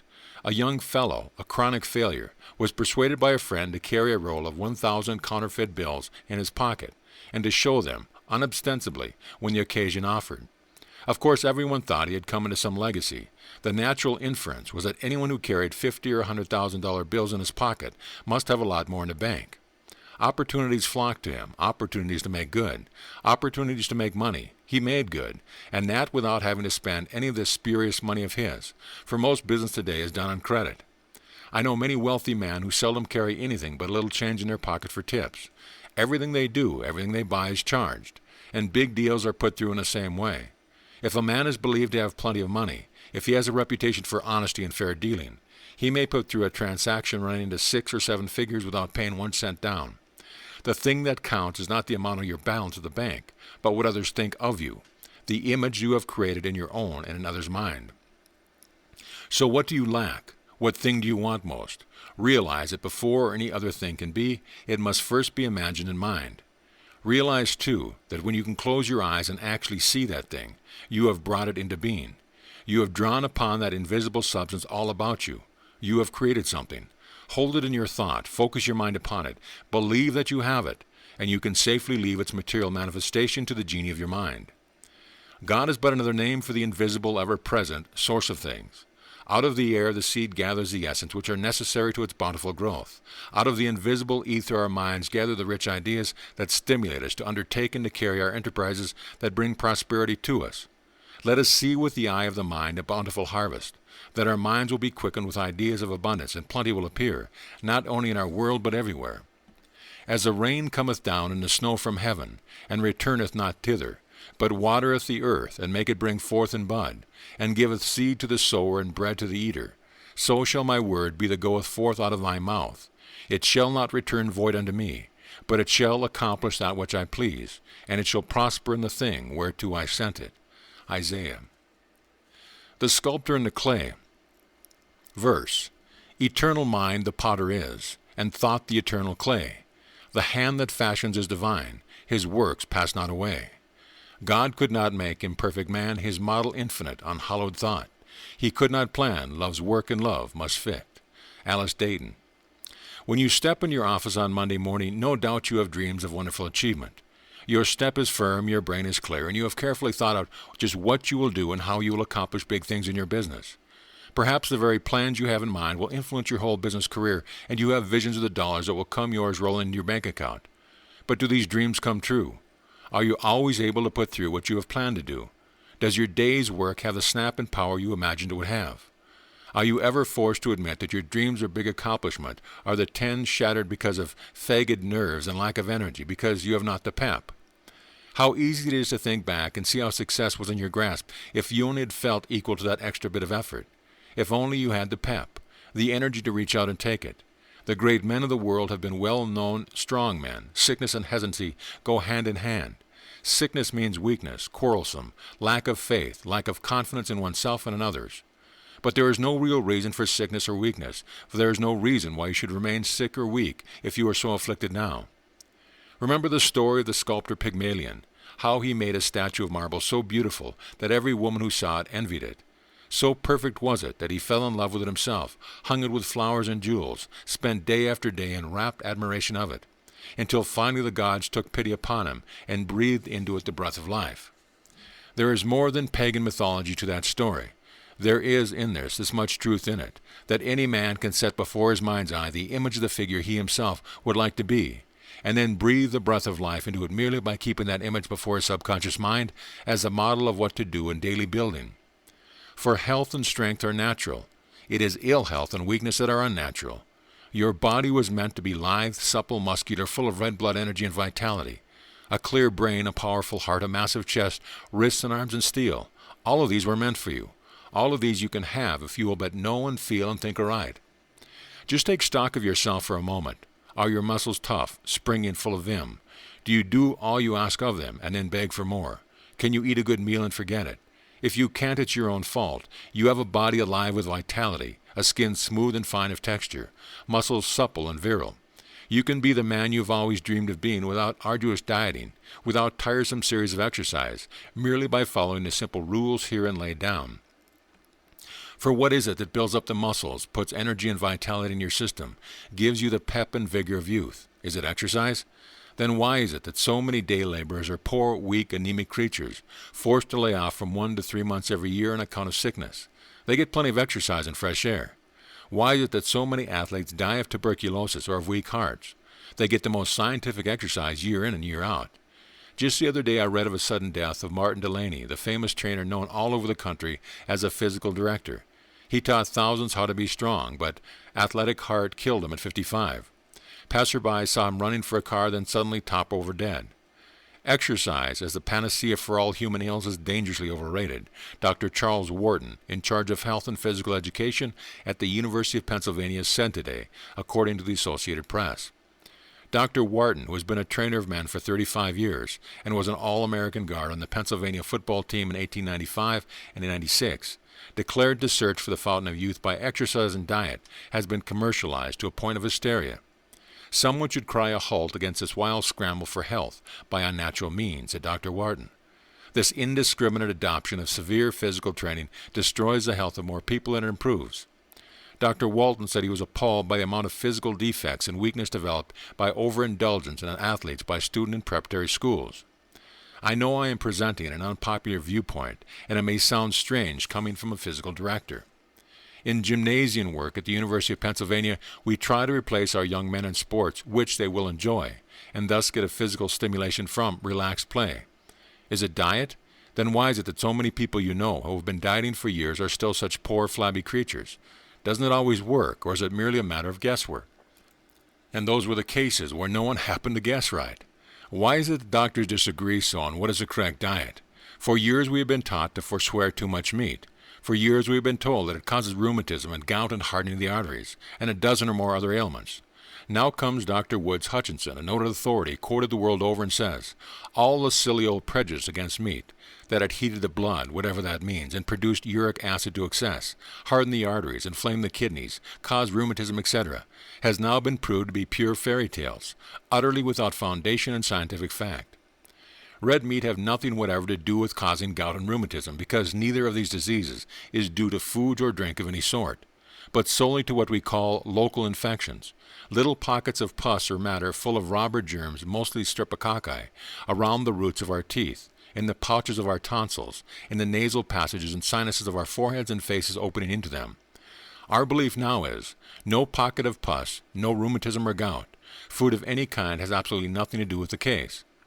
On the other hand, the very worst cases on record in all medical history of hardening and turning to lime, calcification of the arteries all over the body, and in kidneys and intestines particular, have been found in Trappist and certain orders of Oriental monks who live almost exclusively upon starch and pulse, that is, peas, beans, lentils, and abstain from meat entirely. Then what is right? Is it the combination of diet and exercise? But surely the patients in sanatoriums and similar institutions would have every chance to get the right combination, yet how often you see them come out little if any better than when they went in. No, none of these is the answer. As a matter of fact, the principal good of either diet or exercise is that it keeps before the public's mind the result he is working for, and in that way tends to impress it upon his subconscious mind. That is why physical culturists always urge you to exercise in front of a mirror. If results are achieved, it is mind that achieves them, not the movements you go through of the particular kind of food you eat. Understand, I don't ask you to stop exercising. A reasonable amount of light, pleasant exercise is good for you mentally and physically. It develops your willpower. It helps to impress upon your subconscious mind the image you want to see realized in your body. And it takes your mind off your troubles and worries, centering your thoughts instead of your desires, just where your thoughts should always be. Outdoor exercise, tennis, horseback, swimming, any sort of active game, is the best rest there is for a tired mind. For mental tiredness comes from a too steady contemplation of one's problems, and anything that will take one's mind completely off them and give the subconscious time to work out a solution is good. That is why it so often happens to you to go back to your work after a day of play, not merely refreshed, but with so clear a mind that the problems which before seemed insurmountable are but a child's play to you. You who envy the rosy cheek and sparkling eye of youth, who awake in the morning weary and unrefreshed, who go to your daily task with fagged brain and heavy tread, just remember that perfect health or perfect youth is merely a state of mind. There is only one thing that puts muscles on your bones. There is only one thing that keeps your organs functioning with precision and regularity. There is only one thing that builds for you a perfect body. That one thing is your subconscious mind. Every cell and tissue, every bone and sinew, every organ and muscle in your entire body is subject to the control of your subconscious mind. As it directs, so they build or function. True, that subconscious mind accepts suggestion from your conscious mind. Hold before it the thought that the exercise you are taking is building muscle upon your arms or shoulders, and your subconscious mind will fall in readily with the suggestion and strengthen those muscles. Hold before it the thought that some particular food gives you unusual energy and pep, and the subconscious mind will be entirely agreeable, producing the added vigor. But have you ever noticed how some sudden joy, which is entirely a mental state, energizes and revitalizes you more than all the exercise or all the tonics you can take? Have you ever noticed how martial music will relieve the fatigue of marching men? Have you ever noticed how sorrow, which is entirely a mental state, will depress and devitalize you regardless of any amount of exercise or health food you may take? Each of us has within him all the essentials to go to the making of a Superman, but so has every acorn the essential for making a great oak tree. Yet the Japanese show us that even an oak may be stunted by continual pruning of its shoot. Negative and weak thoughts, thoughts of self-doubt, of mistrust, continually prune back the vigorous life ever seeking so valiantly to show forth the splendor and strength of the radiant inner self. Choose what you will be. Your responsibility is to think, speak, act the true inner self. Your privilege is to show forth in this self the fullness of peace and plenty. Keep steadfastly in mind the idea of yourself that you want to see realized. Your daily, hourly, and continual idea of yourself, your life, your affairs, your world, and your associates determines the harvest, the showing forth. Look steadfastly to your highest ideal of self, and your steadfast and lofty ideal will draw forth blessing and prosperity not only upon you, but upon all who know you. For mind is the only creator, and thought is the only energy. All that counts is the image of your body that you are holding in your thought. If hitherto that image has been one of weakness, of ill health, change it now today. Repeat to yourself the first thing upon awakening in the morning and the last thing before going to sleep at night. My body was made in the image and likeness of God. God first imagined it in its entirety. Therefore every cell, bone, and tissue is perfect, every organ and muscle performing its proper function. That is the only model in me, in the universal mind. That is the only model of me that my subconscious mind knows. Therefore, since mind, or God, is the only creator, that is the only model of me that I can have. Why grow old? And Moses was 120 years old when he died. His eyes were not dim, nor his natural force abated. Remember how you used to plow through great masses of work, day after day and month after month, cheerfully, enthusiastically, with never a sign of tiring or nervous strain. Remember how you used to enjoy those evenings, starting out as fresh from your office or shop as you hadn't just put a hard day's work behind you. No doubt you've often wondered why you can't work and enjoy yourself like that now, but solaced yourself with the moth-eaten fallacy that, as a man grows older, he shouldn't expect to get the same fun out of life that he did in his earlier years. Poor old exploded idea. Youth is not a matter of time, it is a mental state. You can be just as brisk, just as active, just as light-hearted now as you were 10 or 20 years ago. Genuine youth is just a perfect state of health. You can have the health and the boundless energy and capacity for work or enjoyment that go with it. You can cheat time of 10, 20, or 50 years, not by taking thought of what you shall eat or what you shall drink, not by diet or exercise, but solely through a right understanding of what you should expect of your body. If only I had my life to live over again. How often have you heard that? How often have you thought it? But the fact is that you can have it. You can start right now and live again as many years as you've already experienced. Health, physical freedom, and full vigor need not end for you at 35 or 40, nor at 60 or 70. Age is not a matter of years, it is a state of mind. In an address before the American Sociological Society a few months ago, Dr. Hornell Hart of Bryn Mawr predicted that babies born in the year 2000 will have something like 200 years of life ahead of them, and men and women of 100 years will be quite the normal thing. But instead of being wrinkled and crippled, these centurions will be in their vigorous prime. Thomas Parr, an Englishman, lived to be 152 years old, and was sufficiently hale and hearty at the age of 120 to take unto himself a second wife. Even at 152, his death was not due to old age, but to a sudden and drastic change in his manner of life. All his days he had lived upon simple fare, but his fame reaching the king, he was invited to London, and there feasted so lavishly that he died of it.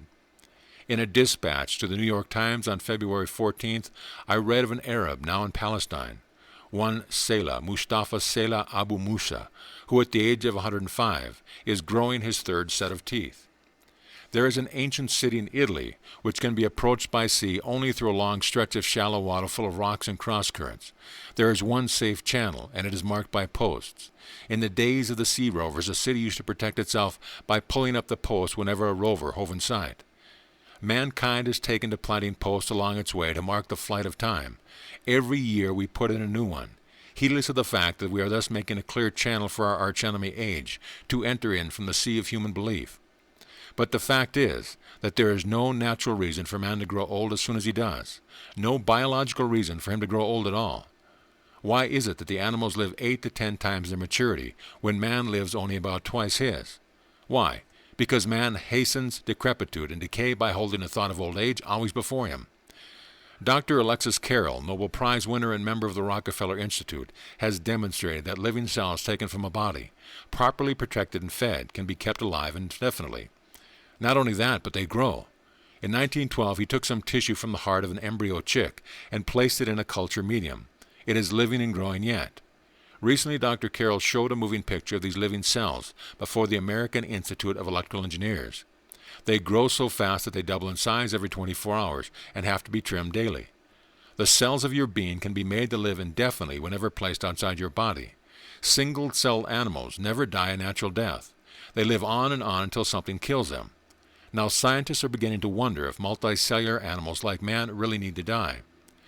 Under the title Immortality and Rejuvenation in Modern Biology, M. Metalikoff on the Pasteur Institute has just published a volume that should be read by all those who have decided that it is necessary to grow old and die. Here is the first sentence of the concluding chapter of the book. What we have just written forces us to maintain our conviction that immortality is the fundamental property of living organisms. And further on, Old age and death are not a stage of earthly existence. And that, mind you, is set forth under the ages of scientific establishment that has no equal in the world, and of a scholar universally respected. As a Journal of Paris says in reviewing the article, most religious and philosophic systems assert the immortality of the soul, but the positive science have shown themselves more skeptical on this point. This idea seems to them quite contradictory to all that we know, or think we know, of animal life. Animal life originates as a tiny germ, which becomes an embryo, developing into an adult organism, which grows old and finally dies. This means the disappearance of all the faculties of life that so clearly distinguish it from the inanimate object. There is no scientific evidence to show that at this moment the soul does not disappear with the body, and that it continues its existence elsewhere. Biologists cannot even conceive the possibility of separation of soul and body. So strong and indissoluble are the bonds that unite all our psychic manifestations with our bodily life. For them, an immortal soul can only exist in an immortal body. What if it were so? What if our organism is really indestructible? In that it is that Dr. Mellenkopf attempts scientifically to prove. Death is a permanent and tangible phenomena only in the case of a man and higher animals. It is not so for plants and for simpler forms of animal life, the protozoans. These last, composed often a single cell, just observable under the microscope, are, however, without the chief faculties that characterize the higher animals. They move about by means of vibratory, hair-like processes, sustain themselves, seek their food, hunt animals still smaller than themselves, react to irritations of different kinds, and multiply. But this multiplication is not effected by means of special organs, as among the higher animals, but by the division of the whole organism into two equal parts. The common infusoria, which abound in fresh water, thus divide once or twice every 24 hours. Each daughter cell continues to live like the mother cell, or which it is the issue. It feeds, grows, and divides in its turn. And never, in this constantly renewed cycle in their lives, do we find the phenomena of natural death, so characteristic and so universal in the higher animals. The infusorium is subject only to accidental death, such as we can cause by the addition of some poisonous element to the water in which it lives or by heat. Experiments along this line were made long ago. They were first used by de Saussure in 1679. Having put an infusorium in a drop of water, he saw it divide under his eye.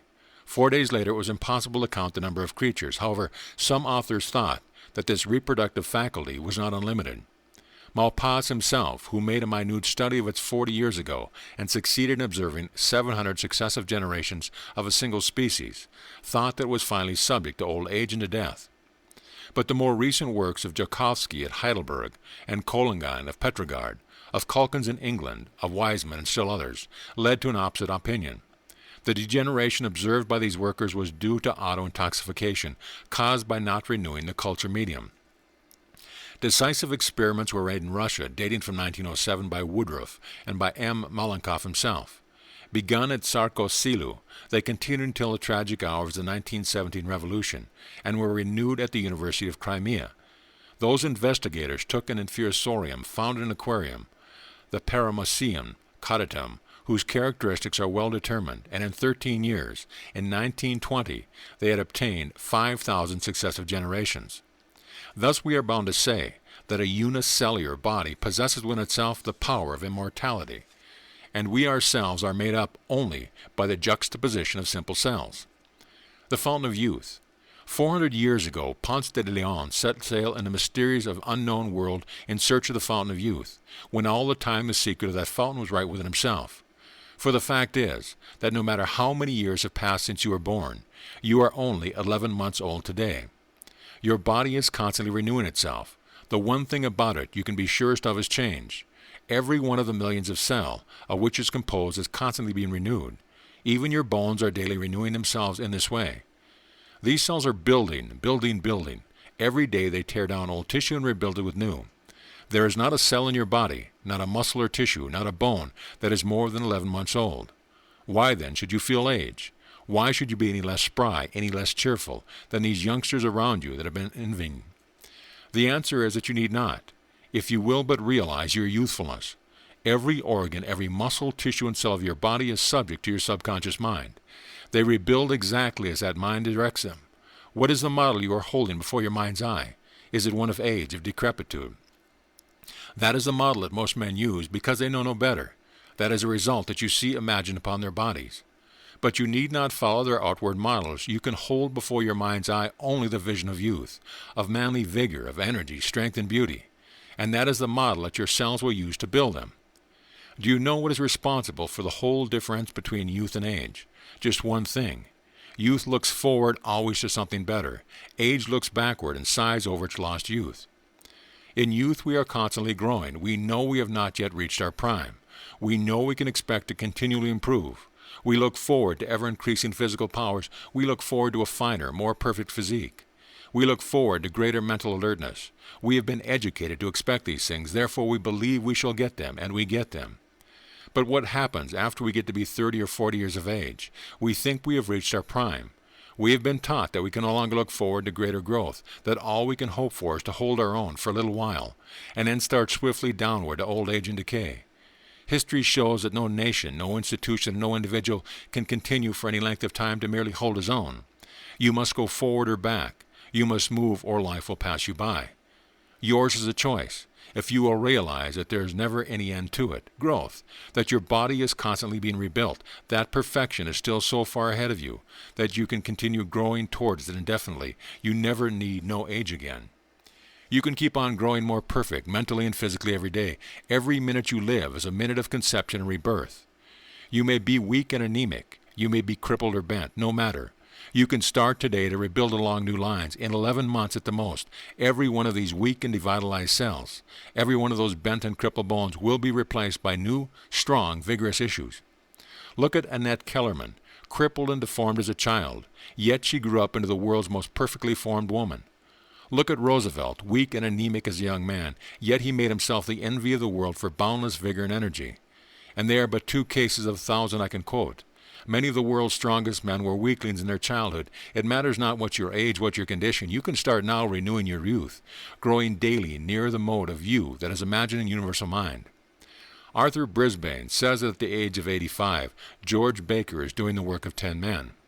That is what every man of 85 ought to be doing, for he should have not only the physical vigor and strength of enthusiasm of 21, but combined with them he should have the skill and experience, the ripened judgment of 85.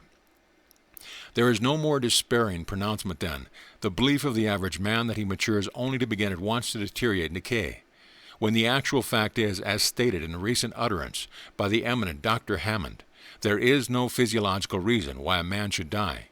He asserted, and the statement is corroborated by scientists and physiologists, that the human body possesses inherent capacity to renew and continue itself in its function indefinitely. Your body wear out? Of course it does, just as all material things do. But with this difference, your body is being renewed just as fast as it wears out. Have you damaged some part of it? Don't worry. Down inside you is a chemical laboratory which can make new parts just as fast or good and better than the old.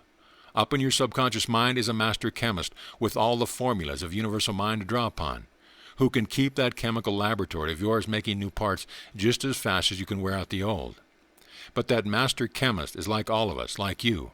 He is inclined to be lazy a bit on the job if you let him. Try to relieve him of some of his functions, and he won't bother about them further. Take to the regular use of drugs or other methods of eliminating the waste matter from the body, and your master chemist will figure that your conscious mind has taken over his duty for him, and he will leave it thereafter to your conscious mind. Lead him to believe that no longer expect him to rebuild your body along such perfect lines in youth, and he will slow down in his work of removing the old, worn-out tissues, and of replacing them with new, better material. The results? Arteries clogged with worn-out cells, tissues dried and shrunken, joints stiff and creaky, and short old age. The fault is not with the master chemist, it is with you. You didn't hold him to the job. When a business or an enterprise or an expedition fails, it is not the rank and file who are to blame. It is the directing head. He didn't give his men the right plans to work on. He didn't supply the proper leadership. He didn't keep them keyed up to their best work. What would you think of an engineer who, with the best plans in the world, the best material with which to build, threw away his plans when he was half through the job and let his men do as they pleased, ruining all his early work and all his fine material by putting the rest of it together any other way?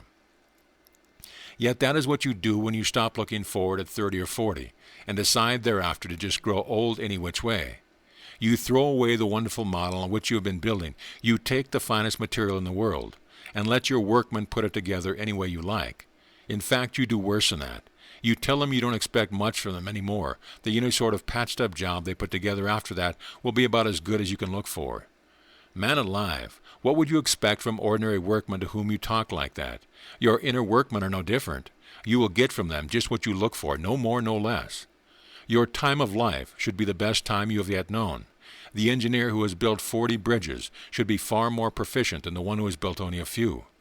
The model you are passing on to your master chemist now ought to be vastly more perfect than the one you gave to him at 20.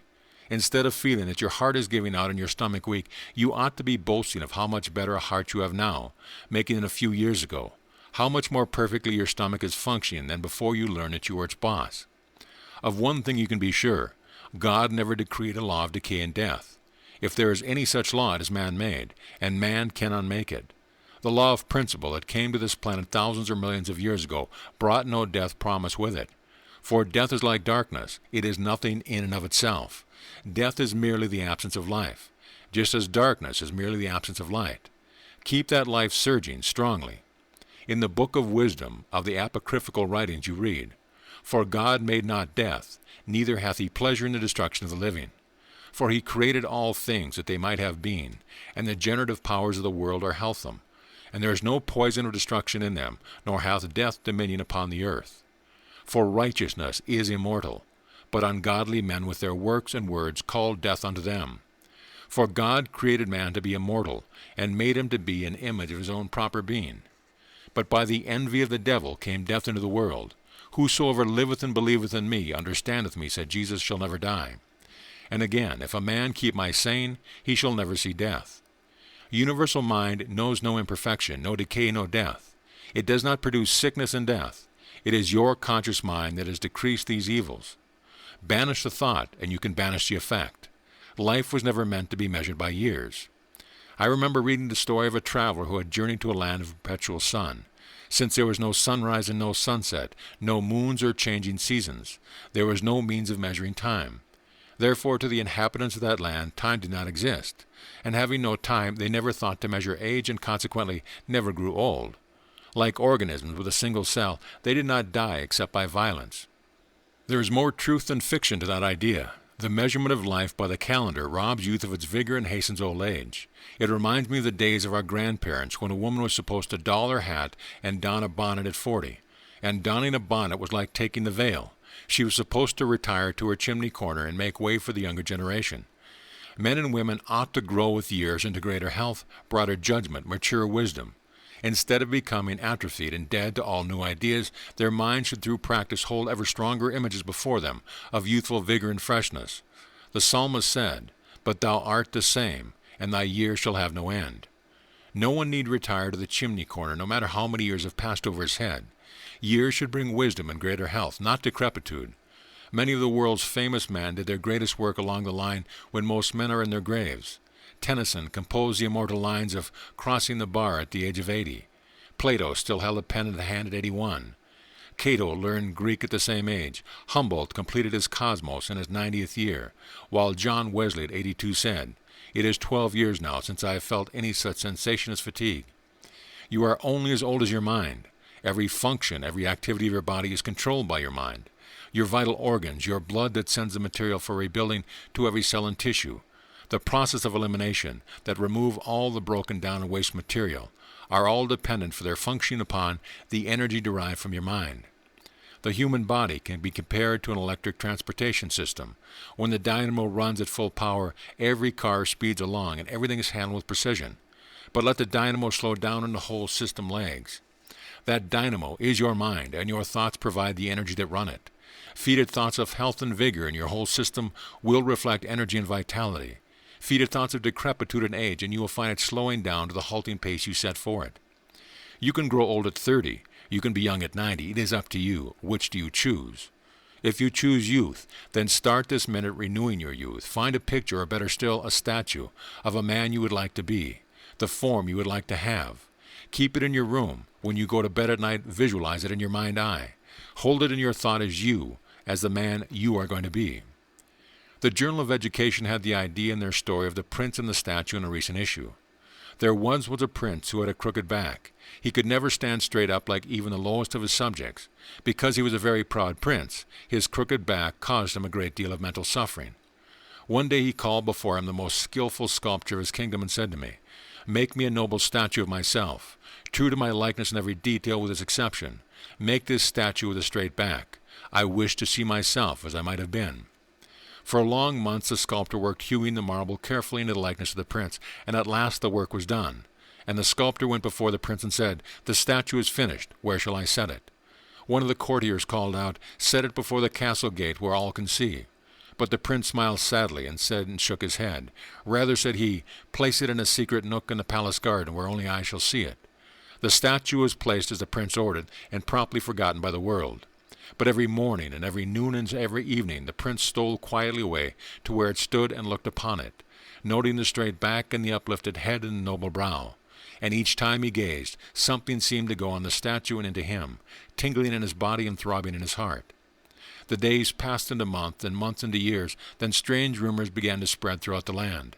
Said one, "The prince's back is no longer crooked, or my eyes deceive me." Said another, "The prince is more noble-looking, or my eyes deceive me."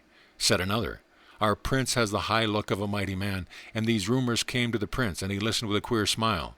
Then he went to the garden to where the statue stood, and behold it was just as the people said. His back had become as straight as the statue's, his head had the same noble bearing. He was, in fact, the noble man, and his statue proclaimed him to be. A novel idea? No, not at all. 2,500 years ago in the golden age of Athens, when its culture led to the world, Grecian mothers surrounded themselves with beautiful statues that they might bring forth perfect children, and that the children in turn might develop into perfect men and women. 11 months from now, you will have an entirely new body inside and out. Not a single cell, not a single bit of tissue that is now in you will be there then. What changes do you want to make in that new body? What improvements? Get your new model clearly in your mind's eye. Picture it, visualize it. Look forward daily with a better physique, a greater mental power. Give that model to your subconscious mind to build upon, and before 11 months are out, that model will be you. End of volume. The Secret of the Ages, Volume 7. The Medicine Delusion. I find the medicine worse than the malady. Shakespeare. We are getting rid of the drug illusion, declared Dr. Hutchinson, the noted medical writer of America, at a luncheon given on June 6, 1925 by the English-speaking Union to 700 American and Canadian doctors assembled. We are willing even to subscribe to the dictum of Oliver Wendell Holmes, the doctor added, that if 99% of all drugs we possess were thrown into the sea, it would be a good thing for the human race, but rather hard on the fishes. Sir Arbuthnot Lane, surgeon to King George, seconded Dr. Hutchinson's remarks. They might say, he went on, that he was trying to establish a suicide club for doctors. It practically came to that because as the public became educated in matters of health and medical profession might disappear. It was in fact an anomaly that a medical profession should exist. If people were healthy, there was no reason to have doctors at all. 25 years ago, the charms of the patent medicine fakir and the incantations of the Indian medicine man were in the heyday of their popularity. So long as you talked about their aches and pains, their disease and ailments, people would buy any kind of nostrum that some unscrupulous fakir chose to palm off upon them. Patent medicine manufacturers made fabulous fortunes selling cheap whiskey adulterated with burnt sugar and water, under 100 different names for $1 a bottle. You could hardly pick up a magazine or newspaper without seeing a dozen of their lurid ads. The day of the Indian medicine man and street corner fakir is past, and for a time, thanks to the crusade against them, led by Colliers and backed by a number of other reputable magazines, patent medicine manufacturers suffered an eclipse. But they are back again today in more respectable guise. Pick up almost any small-town paper and you'll find a dozen sovereign remedies for tired women or fretful children or run-down men. Concoctions, most of them, containing just enough alcohol to give you a pleasant sense of stimulation, enough burnt sugar to color them, and a whole lot of water. But if that were all, no great harm would be done. If the peddling of drugs depended entirely or even mostly on patent medicine advisors, the end of it would soon be in sight. But it doesn't. The worst offenders of all are the ones who, of all people, should know better, some of the doctors. Understand, I don't mean all of them, and I don't mean the best of them. There are thousands of them like Dr. Hutchinson who have the courage to get up and say that medicine itself cannot cure disease, that it never has cured disease, that nature is the only healer. Drugs can give you a temporary relief from pain, yes. They can cleanse, yes. But as for curing anything, the drug is not made that can do that. The principal good that the administration of a drug has in its effect upon the mind of the patient. Men have been taught for so many years that drugging is the only way to cure disease, that when you give them something, they believe they are going to be cured, and to the extent that they believe, they are cured. The best proof of that is to let two patients suffering from the same complaint go to two different physicians, the one a doctor of the regular school, the other a homeopath. The regular doctor will administer a dose containing 10,000 times as much as the mother drug as the homeopath. In fact, there is so slight a trace of any drug in the homeopath prescription that it might be called none at all. Yet it frequently happens that his patient will respond just as readily to his denatured dose as any other will to his drug. Dr. Gower, in a recent issue of Pearson's magazine, said, "A few years ago there appeared an article in the Atlantic Monthly written by a young woman physician who was with the Red Cross in Russia. Immediately following the Kerensky Revolution, the Russian peasants, who for the first time in their lives found that they'd keep what they earned, began to think of going to doctors for ailments which had afflicted them for years, but which they had never before afforded a treatment. Within 2 weeks' time, this young physician exhausted her supply of medicine, but the rush of peasant patients continued, and she was reduced to the placebo idea of administering colored waters with a slight amount of a single drug, quinine. If I recall correctly, for several weeks she obtained such wonderful results in every conceivable form of affliction that she said her faith in specific medication was completely lost." In a dispatch from Rome in the New York Herald Tribune, under date of June 15, 1926, I read, "Under the skeptical eyes of local doctors, Don Luigi Garofalo, a priest in the Quartier sector of Naples, alleges that he is curing all the ills that flesh is heir to, from pneumonia to broken bones, by a practical application of the theory derived from the text. Man is of dust, and to dust he shall return. Don Luigi argues that from a homeopathic viewpoint, dust should be a curative element. So from dust taken from the reddish earth near Palazzo, which contains traces of sulfur and copper, he makes pills for the afflicted, but he contends that any other earth will do.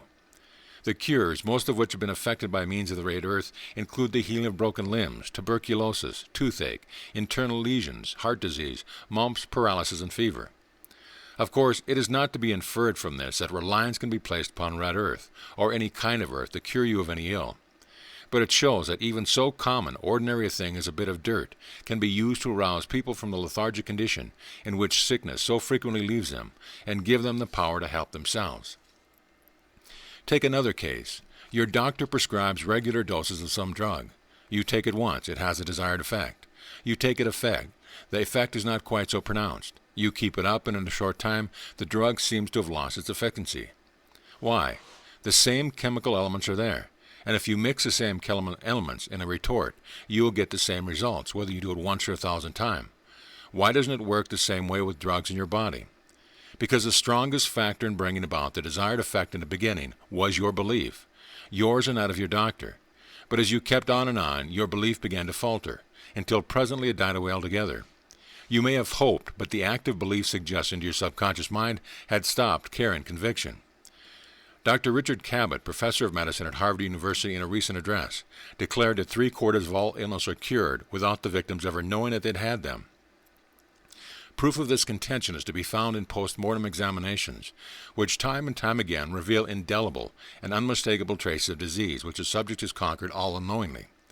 90% of all typhoid cures itself, as does 95% of all pneumonia. In fact, out of a total of 215 diseases known to medical science, there are only about 8 or 9 which doctors conquer. The rest conquer themselves. He went on to say that if nature, assisted by the proper mental and emotional moods, is capable of curing an ulcer in 3 or 4 weeks, why is it impossible for the same force to heal a similar ulcer in a few minutes, when the curative process had been speeded up abnormally? Great physicians have, on numerous occasions, maintained that there is no science in medicating people. In preventive medicine, yes. In surgery, in obstetrics, in a score of different lines that fall under the heading of the medical profession. But the art of drugging is a little ahead of where it was in the Middle Ages, when Egyptian mummies were in great demand among druggists, and powdered Pharaoh was considered the greatest remedy for any ill the flesh was heir to. Every day brings the discovery of some new drug, and the consequent dictum that the remedy previously prescribed was all a mistake, that it had little or no real value whatever. One doctor said, "A medicine that will not kill you if you take an overdose is no good." Another, the most prominent doctors now claim that there is not a single drug will do what it has been prescribed for in the past. Dr. Douglas Wright, writing in the Churchman, sums it up thus: all cure of disease is spiritual. Healing can never be imposed from without, by either the surgeon or physician. It is a living organism which, helped by the skill of the one or the other, is enabled to work its way back to health. The whole principle of healing in all cases is the vis medicar naturae, and we speak of nature, we are only personifying the principle of life which Christians call God. In the medical record of September 1920, Dr. Joseph Byrne, professor of neurology at Fordham University Medical School, said, at a conservative estimate, it may be admitted that of all the ailments for which relief is sought, 90% or over are self-limited and tend to get well. It may be also admitted that in over 90% of all human ailments, the psychic is a dominating factor. In other words, mind is a healer. Drugs can sometimes make it work easier by removing obstructions, by killing off parasites, but the regular use of drugs is far more likely to harm than to heal.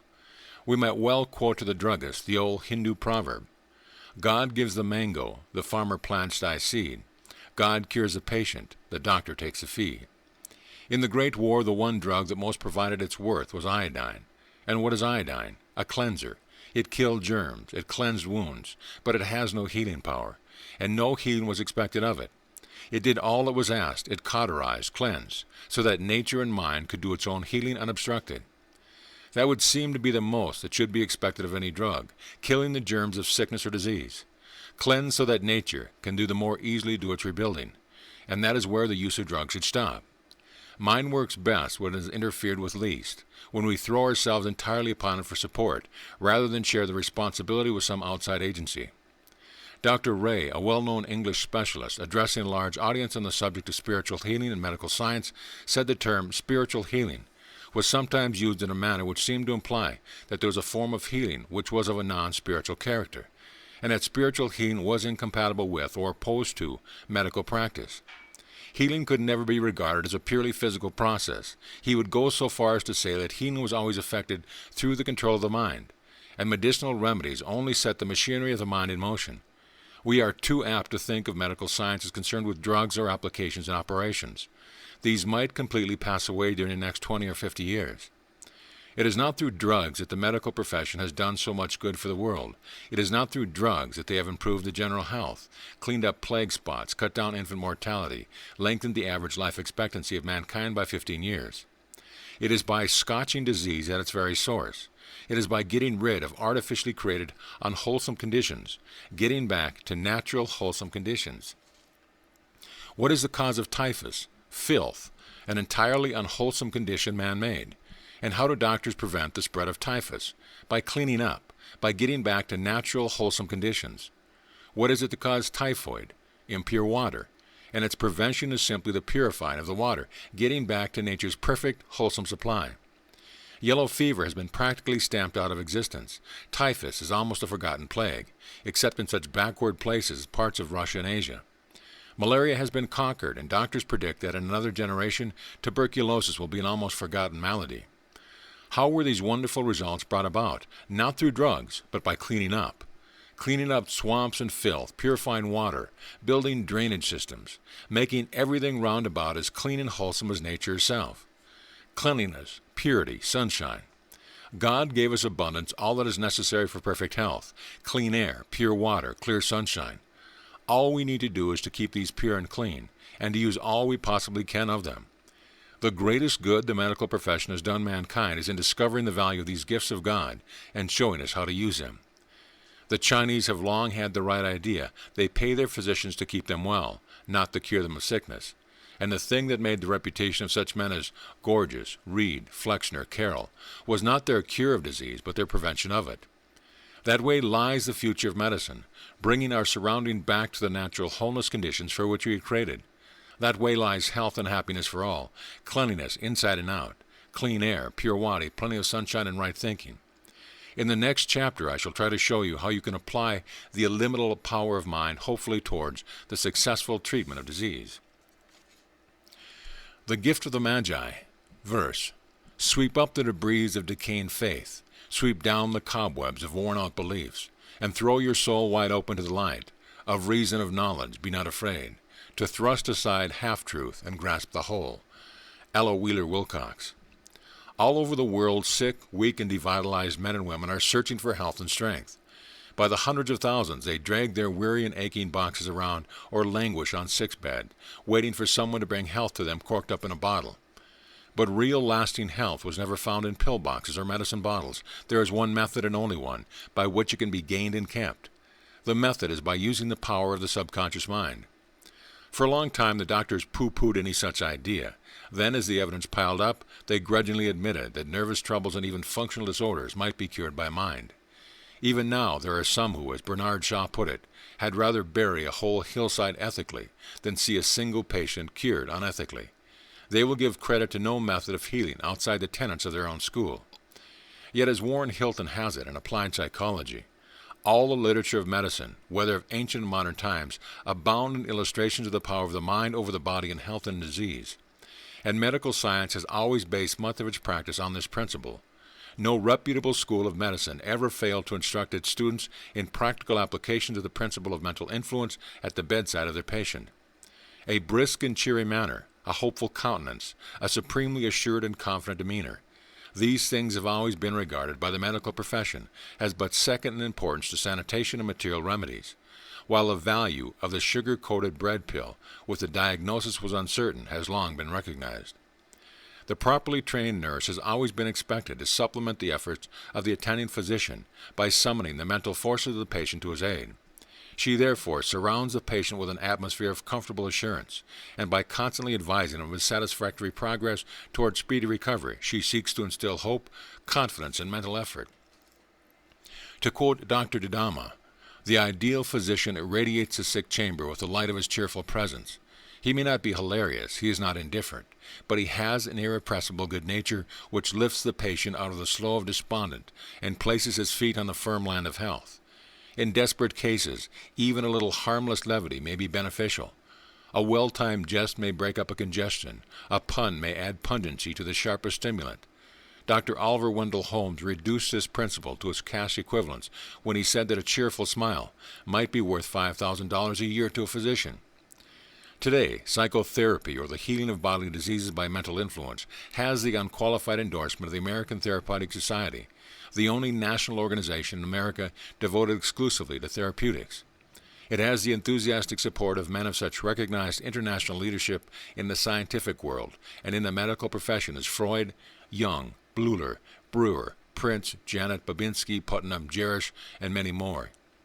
The present attitude of reputable science toward the principle that the mind controls all bodily operations is, then, one of positive conviction. The world's foremost thinkers accept its truth. The interest of enlightened men and women everywhere is directed toward the mind as a powerful curative force and as a regenerative influence of hitherto undreamed of resources. The more progressive physicians everywhere now admit that there is practically no limit to how far mind can go in the cure of disease. As Dr. Walsh of Fordham University puts it, analysis of the statistics of disease cured by mental influence shows that its results have been more strikingly manifest in organic than in so-called nervous or functional disease. Everyone admits that the mind influences the body somewhat, for everyone has seen others grow pale with fear or red with anger. Everyone has felt the stopping of the heartbeat at some sudden fright, the quickened breathing and thumping of the heart caused by excitement. These and 100 other evidences of the influence of mind over matter are common to all of us, and everyone will admit them. But everyone does not know that our whole bodies seem to be nothing more or less than the outward expression of our thought. We sit in a drought, and education teaches us that we should have a cold or fever. So we have a cold and fever. We eat something which we have been told is indigestible, and immediately we are assailed with pain. We see another yawn, and our impulse is to follow suit. In the same way, when we hear of sickness around about us, the fear of it visualizes it in our own minds, and we too have it. The fear of these things seems to bring them about, the mental suggestion sent through our subconscious mind. We have been educated in the medical age to think that the most diseases are infectious or contagious. So the mere sight of a diseased person makes most of us withdraw into ourselves like a turtle within his shell. We fear we shall catch it, when one of the greatest dangers of the disease is the very fear of it. For years it has been accepted as an acknowledged fact that anyone trapped in a mine or other airtight compartment would presently die of carbon dioxide poisoning, lack of oxygen. Now comes Houdini to prove that death, for lack of oxygen, is not necessary at all. Fear and not poisoning by carbon dioxide causes the death of miners and others trapped in airtight compartments, in the opinion of Houdini, according to an Associated Press dispatch of August 1926. Houdini had himself sunk in a sealed coffin in a swimming pool, without chance for a breath of outside air to reach him, and stayed there for an hour and a half, although according to all previous scientific belief, he should have been dead at the end of 4 minutes. Yet Dr. W. J. McConnell of the United States Department of Mines, who examined Houdini before and after the experiment, reported no marked physical reactions from the test, and Houdini himself said he felt only a slight dizziness when he was released from the coffin. Anyone can do it, said Houdini. The important thing is to believe that you are safe. The Chinese have a saying that when the plague comes, 5,000 people may die of the plague, but 50,000 will die of the fear of it. Did you ever hurt a limb or a finger so that you thought you couldn't move it, and then under the stress of some sudden emotion, forget all about the hurt and presently wake to find yourself using the finger or limb just as readily and as painlessly as though there had never been anything wrong with it? I have before me a clipping from the New York Times, March 1925, telling of a cripple who had been paralyzed for 6 years, but under the spur of sudden fear, he ran up a stairway unaided without crutch or cane. He had been treated in a number of hospitals, but because of an injury to his spine received in an auto accident, had been unable to walk without crutches or cane for 6 years. The patient in the bed next to his suddenly went crazy and attacked him, and in his fear this paralytic leaped from bed and ran from a flight of stairs, according to the report. That sudden fright cured him. Take the miracles of Lourdes, or of St. Anne of Berpou, or any other dozens of shrines that dot the world. What is it that effects or cures? 2 things, desire and faith. What wouldst thou that I should do unto thee? The Savior asked the blind man, who kept following and crying out to him, Lord, that I should receive my sight. And again of the cripple at the pool of Bethesda, Jesus asked, Wouldst thou be made whole? Sounds like foolish questioning, does it? But you remember the story of the famous saint of Italy, who traveled from town to town healing the lame, the halt, and the blind. A pilgrim hastening to a town where the saint was expected met 2 lame beggars hurrying away. He asked them the reason for their haste, to be told, to his astonishment, it was because the saint was coming to town. As they put it, he will surely heal us, and there will be our livelihood be then. So it is with many people today, not beggars, mind you, but people in every walk of life. They have become so wedded to their ailments, they enjoy poor health so thoroughly, that they are secretly a bit proud of it. Take away their complaints, and they would be lost without them. You must have the sincere desire first, that is prayer, then the faith, the kind of faith that Jesus meant when he said, Whatsoever ye ask for when ye pray, believe that you receive it and ye shall have it. Mind you, not believing you are going to receive it, believe that ye receive it, now, this very minute. Know that the real you, the image of you held in universal mind, in short, the truth concerning every organ of your body is perfect. Know the truth. Believe that you have this perfect image. On the day that you can truly believe this, carry the sincere conviction to your subconscious mind. On that day, you will be perfect. This is the faith that Jesus meant when he said, Thy faith hath made thee whole. This is the faith that is responsible for the miracle of Lourdes, for miracle healings everywhere. It matters not whether you be a Catholic or Protestant, Jew or Gentile. Desire and faith such as these will heal you. A month or 2 ago I read in a newspaper of a farmer, blind for 2 years, who went out in the field and prayed that he should receive his sight. At the end of the 2nd day his sight was completely restored. He was a Protestant. He went to no shrine, just out under the sky and prayed to God. Today I have before me a clipping from New York Sun on February 1926, telling of a patrolman, Dennis O'Brien of the Jersey City Police Force, who at the end of a novena to Our Lady of Help at the Monastery of St. Michael's in Union City, recovered the use of his legs, which had been paralyzed since the time 2 years before, when a bullet had entered the base of his spine, severing the cord of motor and sensory nerves. He was a Catholic. Then here is one from New York Sun on June 26, 1926, telling how Miss Elsie Meyer of Bronx, New York, was healed overnight of a tumorous growth that had troubled her for years. I realized last fall that there was an unusual growth in my body, she said.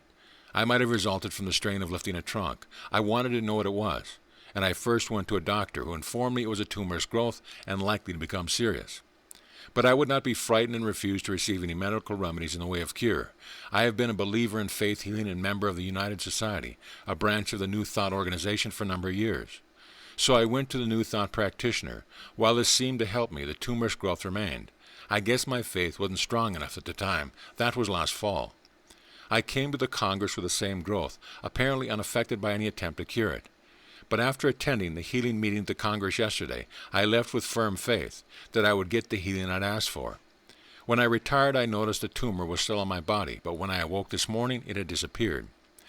The chronicles of every religion are full of just such miracles, and the reason for them is the same of every case, prayer and faith. Given these, no healing is impossible. Suppose we go back for a moment to the lowly amoeba, the first bit of animal life upon the earth. I know not whether you are a fundamentalist or evolutionist. The facts are a bit harder to prove from the evolution side of it, so let us argue from that angle. The amoeba, as you will recall from Chapter 1, is the lowest form of animal life known to scientists, a sort of jellyfish with but a single cell, without brains, without intelligence, possessing only life. No one would ever contend that this jellyfish could improve itself. No one would argue that it developed the next form of life out of its own mind or ideas. Yet, according to science, the next form of life did develop from this jelly-like mass. The amoeba certainly was not responsible for doing it, and it couldn't develop itself. So the conclusion is forced upon us that some outside intelligence must have done it. But there were no other living creatures. The amoeba was alone of all animal life upon the planet. The condition of the water and atmosphere was such that few, if any other forms of animals, could have sustained life at that time. So the intelligence which developed the next form of animal life must have been the same that created the amoeba, that first brought life to this planet. That intelligence is variously called God, providence, nature, life principle, mind, etc. For our purpose here, let us call it universal mind. Having formed life here on earth, universal mind proceeded to develop it. Starting with a single cell, it built tel upon tel, changing every form of life to meet the different conditions of atmosphere and environment that the cooling of the earth thus brought about. When the multicellular structure became complicated, it gave a brain to direct the different functions, just as you put a governor on a steam engine. When land appeared and receding tides left certain animals high and dry for periods of hours, it gave these both lungs and gills, the one for the air, the other for the water. When the creature began to prey upon one another, it gave one speed, another a shell, a third an ink-like fluid, that each in its own way might escape and survive. But always it progressed. Each new stage of life was an improvement over the previous one, and always it showed its resourcefulness, its ability to meet any need. Finally, as the culmination of all its efforts, it made man, a creature endowed not only with brain like that of the lower animal, but with the power of reason, made in his image and likeness, sharing infinite intelligence, himself a creator and a part of universal mind. All through the creation, from the time of the one-celled amoeba right up to man, every scientist will admit that the directing intelligence of universal mind was on the job every minute, that it formed the model on which each and every different kind of animal was made, that each of these models was perfect, the one model best fitted to cope with the condition it had to confront. Certainly, when it came to man, it is not likely to have been any less successful in forming a perfect model than it was in making the tiger or the elephant. So we can take it, I assume, that all would admit that man was formed by universal mind is perfect, that the idea of man as it exists in universal mind is perfect in every particular. And universal mind, from the very beginning, has never taken a step backward, has never stood still. Always it has progressed.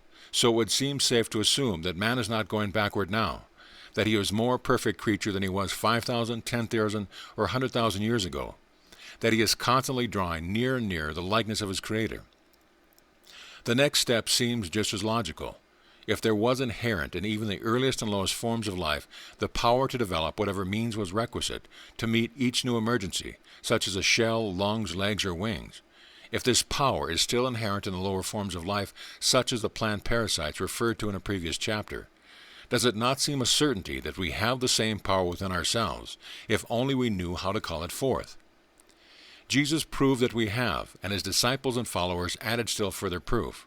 After the 3rd century of the Christian era, that power was allowed to lapse through its use. But of late years, thousands have been taking advantage of it for themselves, and for others through psychology or religion. A new church has been founded upon the words of James, "Faith without works is dead."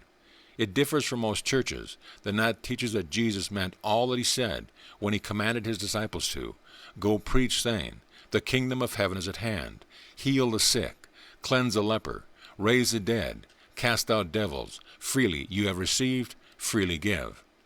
The sick, the lame, the halt, and the blind have flocked to it literally by the 100,000s. That thousands have been cured is beyond dispute. that many were cases which had been given up by the medical fraternity, the doctors quite frankly admit.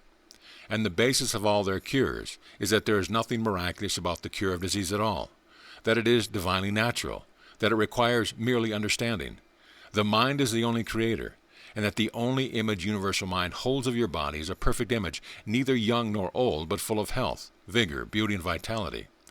That all you have to do when assailed by disease is to go back to universal mind for a new conception of its perfect image, for the truth concerning your body, just as you would go back to the principle of mathematics for the truth concerning any problem that worked out incorrectly. When you make your subconscious mind copy after this universal image the truth, instead of the diseased image you are holding in your thought, your sickness will vanish like the mere dream it is. Does that sound too deep? Well, then let's look at it this way. When you think an organ is diseased, it is your conscious mind that thinks it is.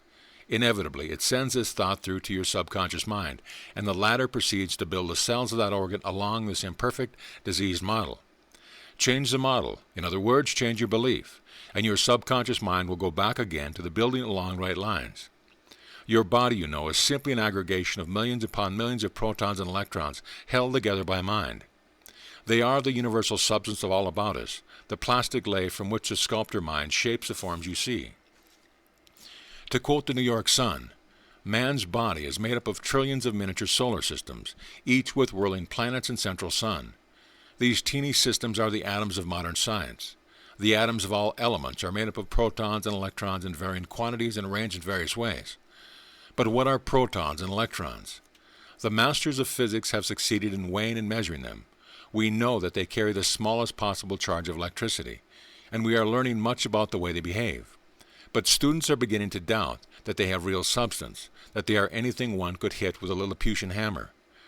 Dr. Gale at University of Chicago, addressing the Ohio Academy of Science the other day, said there was good reason to believe that electrons were composed entirely of electricity, and that their mass or weight was only a manifestation of electrical force.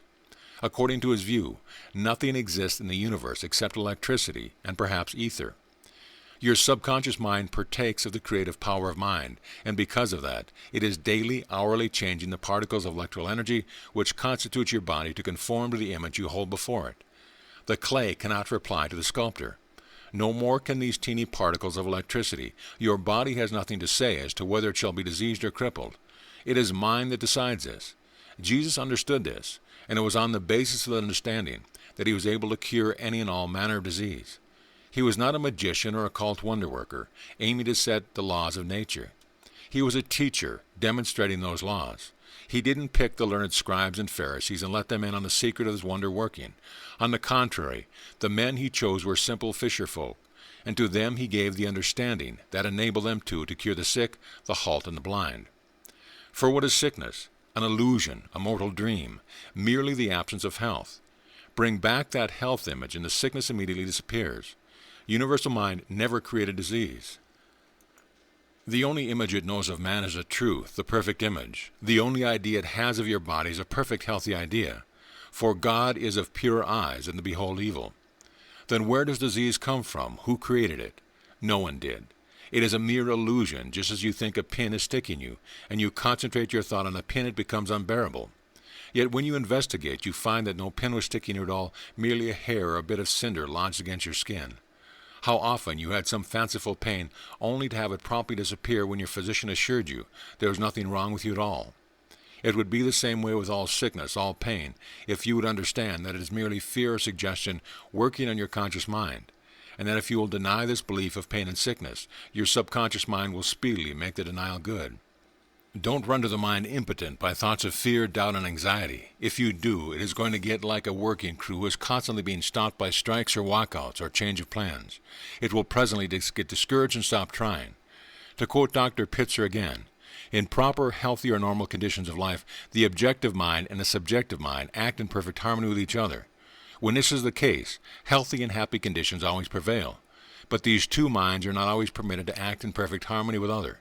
This brings mental disturbances, excites physical wrongs, functional and organic disease. Our unconsciousness is a tremendous storage plant full of potential energy, which can be expended for beneficial or harmful ends. Like every apparatus for storing up power, it can be man's most precious ally, if man is familiar with it and hence not afraid of it. Ignorance and fear, on the other hand, can transform a live electric wire into an engine of destruction and death. Even as long ago as Napoleon's day, men had begun to get an inkling of this. Think that you are well, said the astute Talleyrand, instead of thinking that you are sick. And the formula of the Quakers is that of an energetic soul is master of the body which it loves. So keep in mind the one basic fact that covers the whole ground, that mind is all. There is no other cause. When you drive the belief in disease from your subconscious mind, you will drive away the pain and all the other symptoms with it. Few sick people have any idea how much they can do for themselves. There is an old saying that every man is a fool or his own physician at 40. When the science of mind is more generally understood, that saying will become literally true. Every man will find within himself the mind which healeth all that disease. For every function of the body is governed by your mind. When sickness or pain assails you, deny it. Cling steadfastly to the one idea that covers all, that universal mind made your every organ perfect, that the only image of each organ now in universal mind is this perfect image, and that this perfect idea is endowed with resources sufficient to meet any need. Jesus' command, "Be ye therefore perfect, even as your Father in heaven is perfect," was meant to be taken literally, and it can be followed literally if we will model our bodies upon the image He holds of us in universal mind. We are all sculptors, you know. But instead of marble or clay, our body and material is the plastic energy, protons and electrons, of which we and everything in this world about us are made. What are you making of it? What image are you holding in your mind? Image or sickness, poverty, limitation? Then you are reproducing these in your life. Banish them, forget them. Never let them enter your thought, and they will never again manifest themselves in your life. You admit that mind influences your body to some extent, but you think your physical organs hold the predominance of power. So you depend upon them, and make yourself their slave. Know ye not, said Paul, that to whom ye yield yourselves servants to obey, his servants ye are to whom ye obey. By holding before yourself the thought that your organs are the master, you make them your master and deprive yourself of the directing intelligence of your subconscious mind. When an organ ceases to function properly, you try to doctor it, when the part that needs attention is your mind. If you are running an electric machine and the current becomes weak or switched off, you don't take the machine apart, or oil it, or tamper with it to make it run better. You go to the source of power to find what is wrong there. In the same way, when anything seems wrong with the function of the body, the place to investigate is your subconscious mind. Your stomach has no intelligence, nor your heart, nor any other of your organs. Your liver, for instance, could never figure out how much sugar should be turned into your blood every minute to keep your bodily temperature at 98 degrees, when you are sitting in a room that is warm to only 65. It doesn't know how much more sugar is required to keep that temperature normal when you go out into a driving gale of 10 below zero. Yet it supplies the requisite amount, neither too much nor too little, and it does it instantaneously. Where does it get the information? You don't know it. No mortal man can figure it out in a year's time. It gets it from your subconscious mind. It gets both the information and direction to use it. And every other of your bodily organs gets its information in the same place. Your muscles are not self-acting. Take away mind, and these muscles are just like every other bit of matter, lifeless, inert. They have nothing to say as to what they shall do. They merely obey the behest of mind. Have you ever seen one of those great presses at work in a newspaper plant? They seem almost human in their intelligence. At one end, great rolls of paper feed in. At the other, out comes the finished newspaper, folded ready for delivery. Everything is automatic. Everything is perfect as machinery can be. The fingers that fold the paper almost seem lifelike in their deftness. But shut off the life-giving electric current and what happens? The machine is powerless. Take away the directing human intelligence, and how long before that wonderful machine would be a mass of scrap? Mere bits of steel and rubber. How long could it function by itself? So it is with your body, a wonderful mechanism, the most complicated, yet the most perfect in the world. But switch off the current of your mental dynamo, take away the intelligence that directs the working of your every organ, and what is left? A bit of bone, flesh, inert and useless. In the final analysis, your body is merely a piece of mechanism, dependent entirely upon mind. It has no power, no volition of its own. It does as mind tells it to, insofar as mind believes itself to be the master. Your eyes, for instance, are merely lenses which transmit light from the outer world to the brain within. They contract or elongate, they open or close, just as mind directs. And mind, in its turn, keeps them constantly nourished with new life-giving blood, replacing old tissue, old cells as fast as they wear out. Rebuilding ever, so that your eyes may continue to function perfectly as long as your conscious mind is dependent upon them for its impression of outer objects. It doesn't matter how old you may be or how much you use them. Your eyes are like any other muscle in the body. They improve in strength with use. Give them but enough rest intervals for mind to repair and rebuild the used tissue. Keep before your subconscious mind the perfect image of eyes, of which you expect it to rebuild, and you never need fear glasses. You never need worry about your eyes going back on you. What is it happens when your muscles refuse to work, fail to perform their function properly? You are what has happened. You have switched off the current from some particular part. You have been holding the belief so long and so firmly that the muscles have the preponderance of power, that your subconscious mind has come to believe it too. And when the nerve or muscle suffers an injury, the subconscious mind, at the suggestion of your conscious mind, gives up all dominion over it. All disease, all sickness, all imperfection of the human body are due to this one cause: your belief that your body is the master, that it can act, that it can catch cold or become diseased, without the consent of mind. This is the procuring cause of all suffering. One disease is no different from another in this. They are all due to that one erroneous belief. If you will deny the power of your body over your mind, you can destroy all fear of disease. And when the fear goes, the foundation of the disease is gone. The way to begin is to refuse to believe or to heed any complaint from the body. Have no fear of climate or atmosphere or dampness or draft. It is only when you believe them unhealthy that they are so to you. When your stomach sends a report of distress, when it tells you that something you have eaten is disagreeing with you, treat it as you would an unruly servant. Remind it that it is not the judge of what it is or not good for you, that it has no intelligence, that it is merely a channel through which the food you give it passes for certain treatment and selection, that if the food is not good, it has but to pass through to the alimentary organs as speedily as may be. Your stomach is entirely capable of doing this. Every organ you have is capable of withstanding any condition, given the right state of mind to direct it. The only reason they succumb to sickness or disease or injury is because you tell them to. Men have fallen from great heights without injury. Men have taken the most deadly poison without harm. Men have gone through fire and flood and pestilence with not a scratch on them. And what men have done once they can do again. The fact that it has been done shows you that your body does not need to suffer injury from these conditions. And if it does not need to, then it would seem that the only reason it ordinarily suffers is because your fear of injury is a thought you are holding before your subconscious mind, and therefore that is a thought that it imagines on your body. In a dispatch from Stockholm in the New Herald Tribune, January 1926, I read that Dr. Henry Marcus and Dr. Ernest Sahlgren, Stockholm scientists, have been able, through hypnotic suggestion, to offset the effects of poison on the human system to a marked degree. The scientists put 3 subjects into hypnotic sleep and then administered drugs, carefully recording the effects on blood pressure, pulse, both with and without suggestion. When a drug which acts to increase blood pressure was administered without suggestion, the blood pressure reading ranged from 109 to 130, and pulse reading from 54 to 100.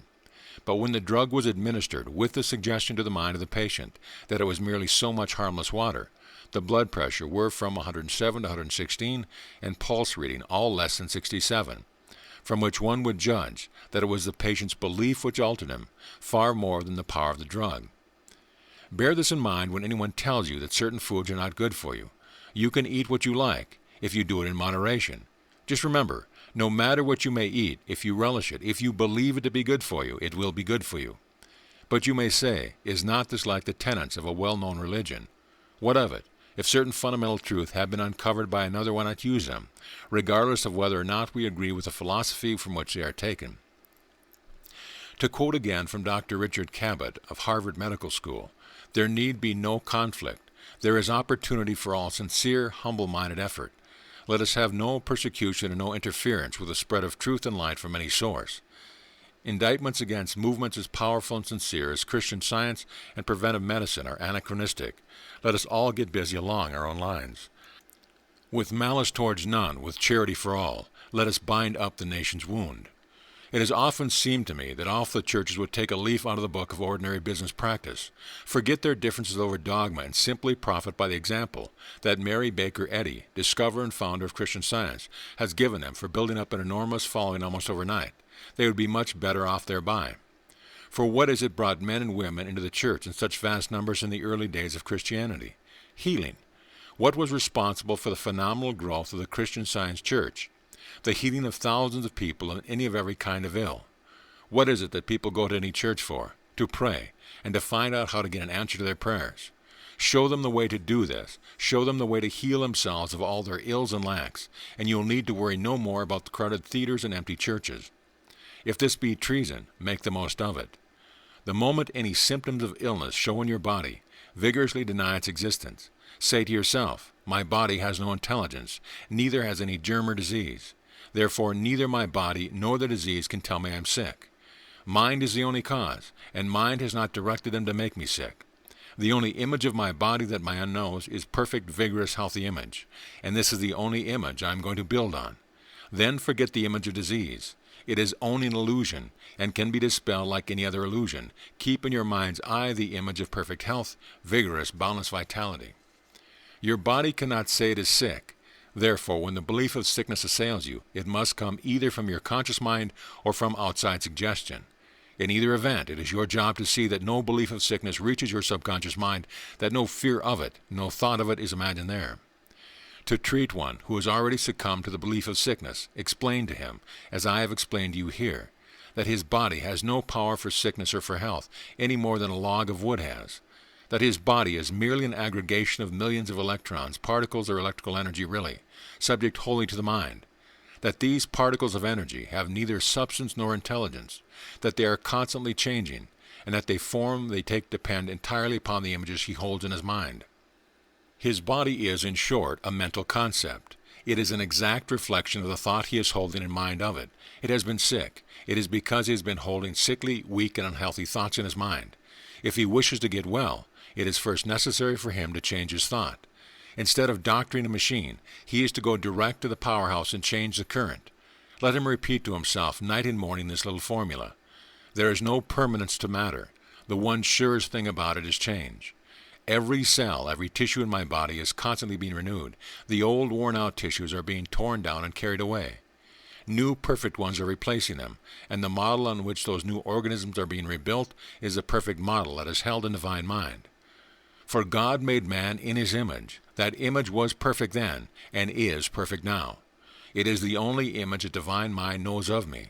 It is the only image on which my subconscious mind is ever again going to pattern its rebuilding. Every minute of every day I am growing more and more into the image of God, the true likeness he holds of me in his thought. If he will do that, if he will bear in mind that matter as such has no feeling, no intelligence, that it is the mind that feels, the mind that directs, and therefore he has nothing to fear from any external causes, his fear of disease will vanish, and the patient does not exist who will not speedily recover when his fear of disease is gone. Verily, verily, I say unto you, said Jesus, if a man keep my saying, he shall never see death. And again, this is the life eternal. Is, you will notice, not shall be. The mind is God's way of utilizing his energy, says Reverend William Walsh, rector at St. Luke's Church, New York City, in his book, Spiritual Scientific Healing. God evolved the subconscious mind. It is his gift to us like all else that we possess. And because it is from him, we should give thanks and learn to use it intelligently. God has so fashioned us that we do not have to give conscious attention to the vital processes. He has given us what is called the subconscious mind, which looks after all the vital functions. This mind can receive commands from us and has wonderful ability to carry them out. For it is a law that every thought tends to realize itself subconsciously in the body. If you allow evil thoughts to remain, they are received by the subconscious, which tends to realize them in the body just as much as though they were good, wholesome, health-giving spiritual thoughts. For remember, the subconscious does not reason and judge. It only receives and obeys. When you have an accident, don't immediately think you must be hurt. On the contrary, deny at once that you can be hurt. The denial will take away the creative power of your thought from any damaging condition. More than that, if you will immediately call to mind the fact that the only image of your body that universal mind holds is a perfect image, and that this is the image of which your subconscious mind is building, you will find that this subconscious mind will speedily rebuild any damaged parts in accordance with that image. As a matter of fact, if we could thoroughly realize that our bodies are made up merely of vortices of energy, subject wholly to the control of mind, it should hurt us no more to run a knife through them than it does to run it through water. The water immediately resumes the shape of the vessel that holds it. Just so, our bodies should immediately resume the shape of the mind holds them in. But even with our present imperfect understanding, we can perform what the uninitiated would call miracles with our body. And each victory we win gives us a bit more of power over them. To conquer one disease condition makes it easier to ward off or to conquer other disease conditions. The body cannot oppose us. It is only the bias of education and suggestion of those about which we have to combat. There is no necessity for disease. There is no necessity even for fatigue. They that wait up the Lord shall run and not be weary, and they shall walk and not faint. Those words from Holy Writ were meant literally, and they can be applied literally if you will govern your body by mind, and not let custom and popular belief make your body the master.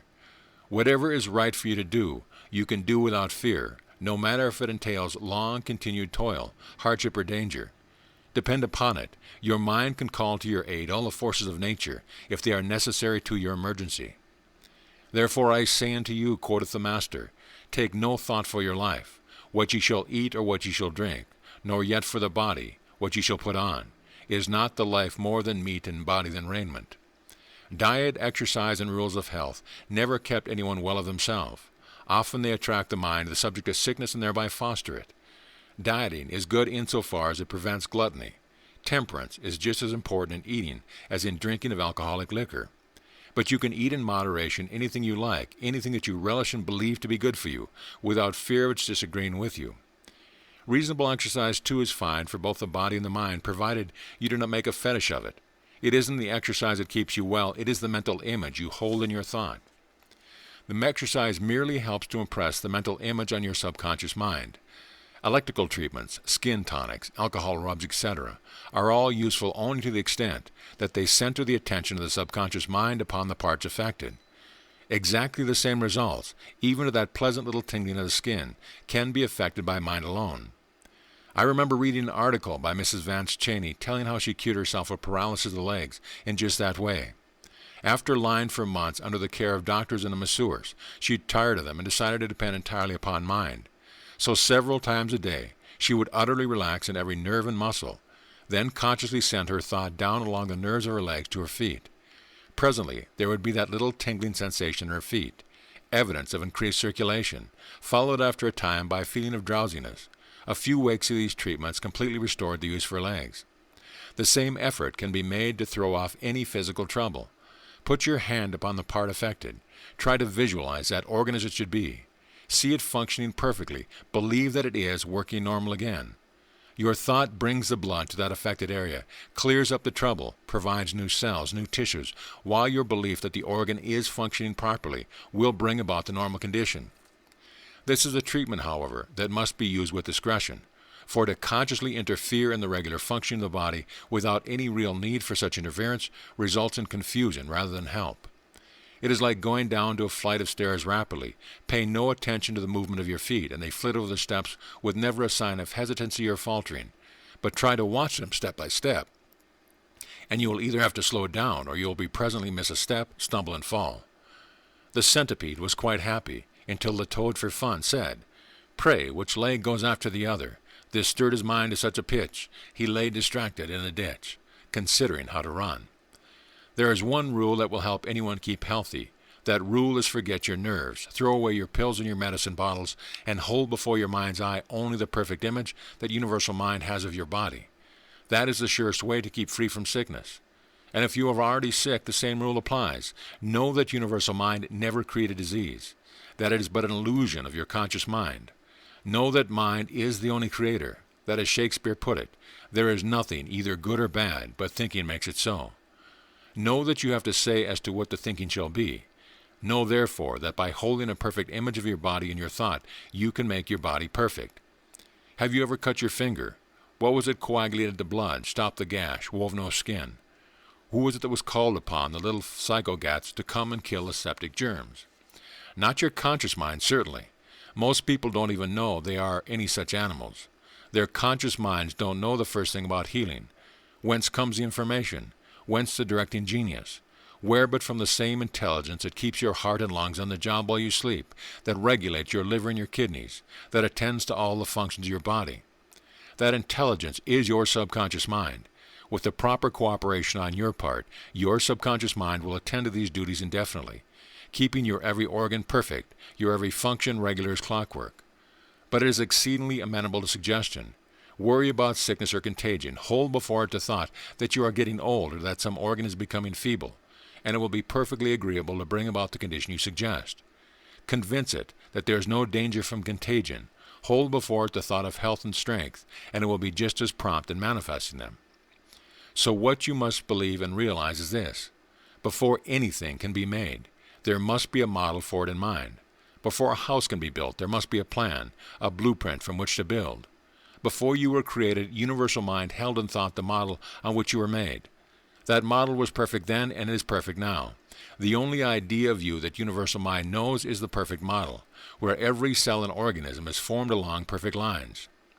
True, many of us have built up imperfect models in our own thought, but we can get rid of them just as rapidly as we get rid of the fear of them.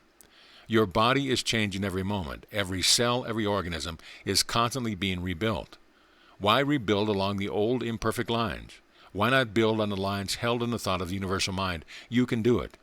But the essence of it lies in the words of the Master. Whatsoever things ye desire that ye pray, believe that ye receive them, and ye shall have them. It matters not what your ailment may be, it will respond to that treatment. Suppose an example that your stomach has been troubling you, that you cannot eat what you like, that you cannot assimilate your food, that you are weak in nerves in consequence.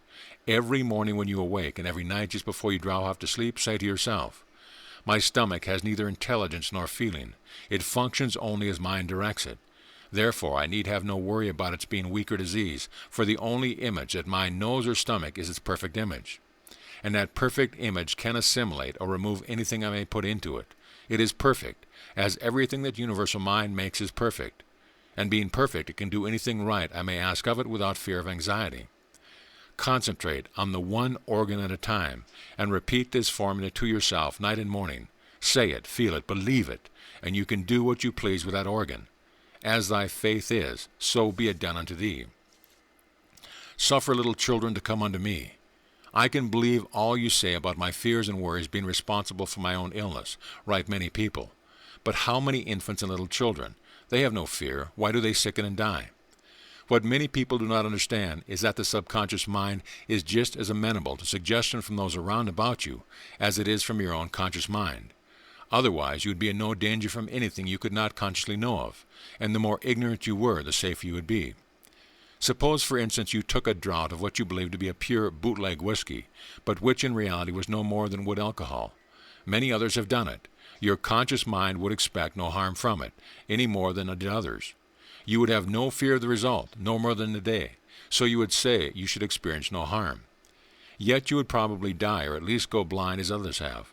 Why? Because your subconscious mind would know that wood alcohol for what it is. Your own conscious belief and the preponderance of opinion of those about you have instilled the conviction in your subconscious mind that wood alcohol is dire poison. Therefore, when you pour this poison into your system, even though you do not consciously recognize it as such, your subconscious mind proceeds to bring about the effects you would logically expect such a poison to produce. It is the same with contagion, with the hundreds of diseases which most people scarcely know the names of, but to which they are constantly falling victim. They don't know they have been exposed to contagion. They don't know that their systems are in such condition that certain diseases logically follow. But their subconscious mind do know it, and they have so thoroughly educated their minds to believe in the necessity for ill health, in the inevitability of sickness under certain conditions, that the subconscious proceeds to work out the contagion or the condition to its logical conclusion. Grown people can change these subconscious convictions by the proper counter-suggestions consciously given, but young children cannot reason. They accept the beliefs that are held by the generality of mankind, or that are strongly suggested to them by those nearest to them. That is why babies and young children fall such easy victim to the fear of disease and contagion of their parents and those about them. That is why worry over seeming epidemics so often results in the children catching them, even when they have apparently been in no way exposed to the contagion. Man, says a famous writer, often has fear stamped upon him before his entrance into the outer world. He is reared in fear. All his life is passed in bondage of fear of disease, death, and thus his whole mentality becomes cramped, limited, and depressed, and his body follows its shrunken pattern specification. Is it not surprising that health exists at all? Nothing but boundless divine love, exuberance, and vitality, constantly poured in, even though unconsciously to us, could in some degree neutralize such an ocean of morbidity. But the remedy is just as simple. Know that your children are primarily children of God, that the image He holds of them is perfect, and that his perfect image has within itself every power necessary to ward off disease of any kind. But your children, actively under his care, throw the responsibility upon him. Depend upon it. When you do this in the right way, no harm can come near them. Whenever fear assails you, whenever your children are exposed to danger or contagion, realize that he shall give his angels, his thoughts charge over them, to lead them in all the ways. If your children are sick or ailing, read these thoughts aloud to them, just as though you were talking to a grown person. Only address yourself to their subconscious mind. Read over the past few pages. Repeat to them a little formulated outline above, adapting it to their particular need. Above all, believe it. Your faith will work just as great wonders for your children as for yourself. Never doubt, never fear. Go at your problems just as you approach a difficult problem in mathematics. In mathematics, you know that problem does not exist for which you cannot find a solution, provided you follow the rules and work in the right way. As long as you do your part, the principle of mathematics will do the rest. It is the same in all life. Don't worry, don't fret. Go at your problem in the right way, no matter how difficult it may seem. Follow the rules herein laid down, and you can confidently look at the principle of being to bring you the answer. L'envoi. The kingdom of heaven is like unto a treasure hid in a field. That which a man hath found, he hideth, and for joy thereof goeth, and selleth all that he hath, and buyeth that field. This field is your own consciousness, a treasure you find yourself within, which others cannot see, but you know it for the indwelling Spirit, the Father within you, and are willing to sell all that you have because this treasure is worth more than all other possessions. If you have begun to realize this treasure, and use it even in a small way, the most wonderful thing that can happen to anyone on this planet has happened to you. What does it mean? It means that an ordinary human being, afflicted with all the sufferings and fears and worries and superstitions of the average man, has learned the law of being. It means that he has acquired a power above all else that would be destroyers. It means that he has put his foot upon the rock of life. The doorway of heaven is open before him. That all of good is as free to him as the air he breathes. There hath not failed one word of his good promises, and we declare unto you glad tidings, how that the promise which was made unto the fathers, God hath filleth the same unto us. Surely we have every reason to be grateful for all the good around us. Surely we should be thankful for the infinite power that has been given to us. And being truly grateful, by the way, is the surest evidence of a real faith that there is. Faith, you know, is the substance of things hoped for, the evidence of things not seen. Remember when Jesus raised Lazarus from the dead, how he first prayed, then thanked the Father for answering his prayer. There was not yet any material evidence that the prayer had been answered, but Jesus had perfect faith in his Father, and it was justified. Immediately he had given thanks. Lazarus came forth from the tomb. The world today is so much more wonderful than it was in former generations. Mankind has begun to glimpse its illimitable power. The whole world is plastic and sensitive to new ideas. The soul of man is finding itself, and learning its relation to the infinite. The veil between the visible and invisible is being drawn aside. Through seeing the Father do the works, we are becoming more assured of our own power, beginning to assert the Father that is within us. We know that, given the right understanding, the works that Jesus did, we can do also. We recognize his miracles as divinely natural laws, part of God's continuous plan. Let us go with him unto the Mount of Vision, taking as our motto his words, "See that thou make all things according to the pattern shown thee in the Mount." End of volume. End of book. This audio presentation of The Secret of All Ages by Robert Collier in 7 volumes has been brought to you by AudioEnlightenment.com and has been recorded for the exclusive use of Audio Enlightenment members only. If you have received this audio from any website other than our own, please visit our website and let us know at your convenience.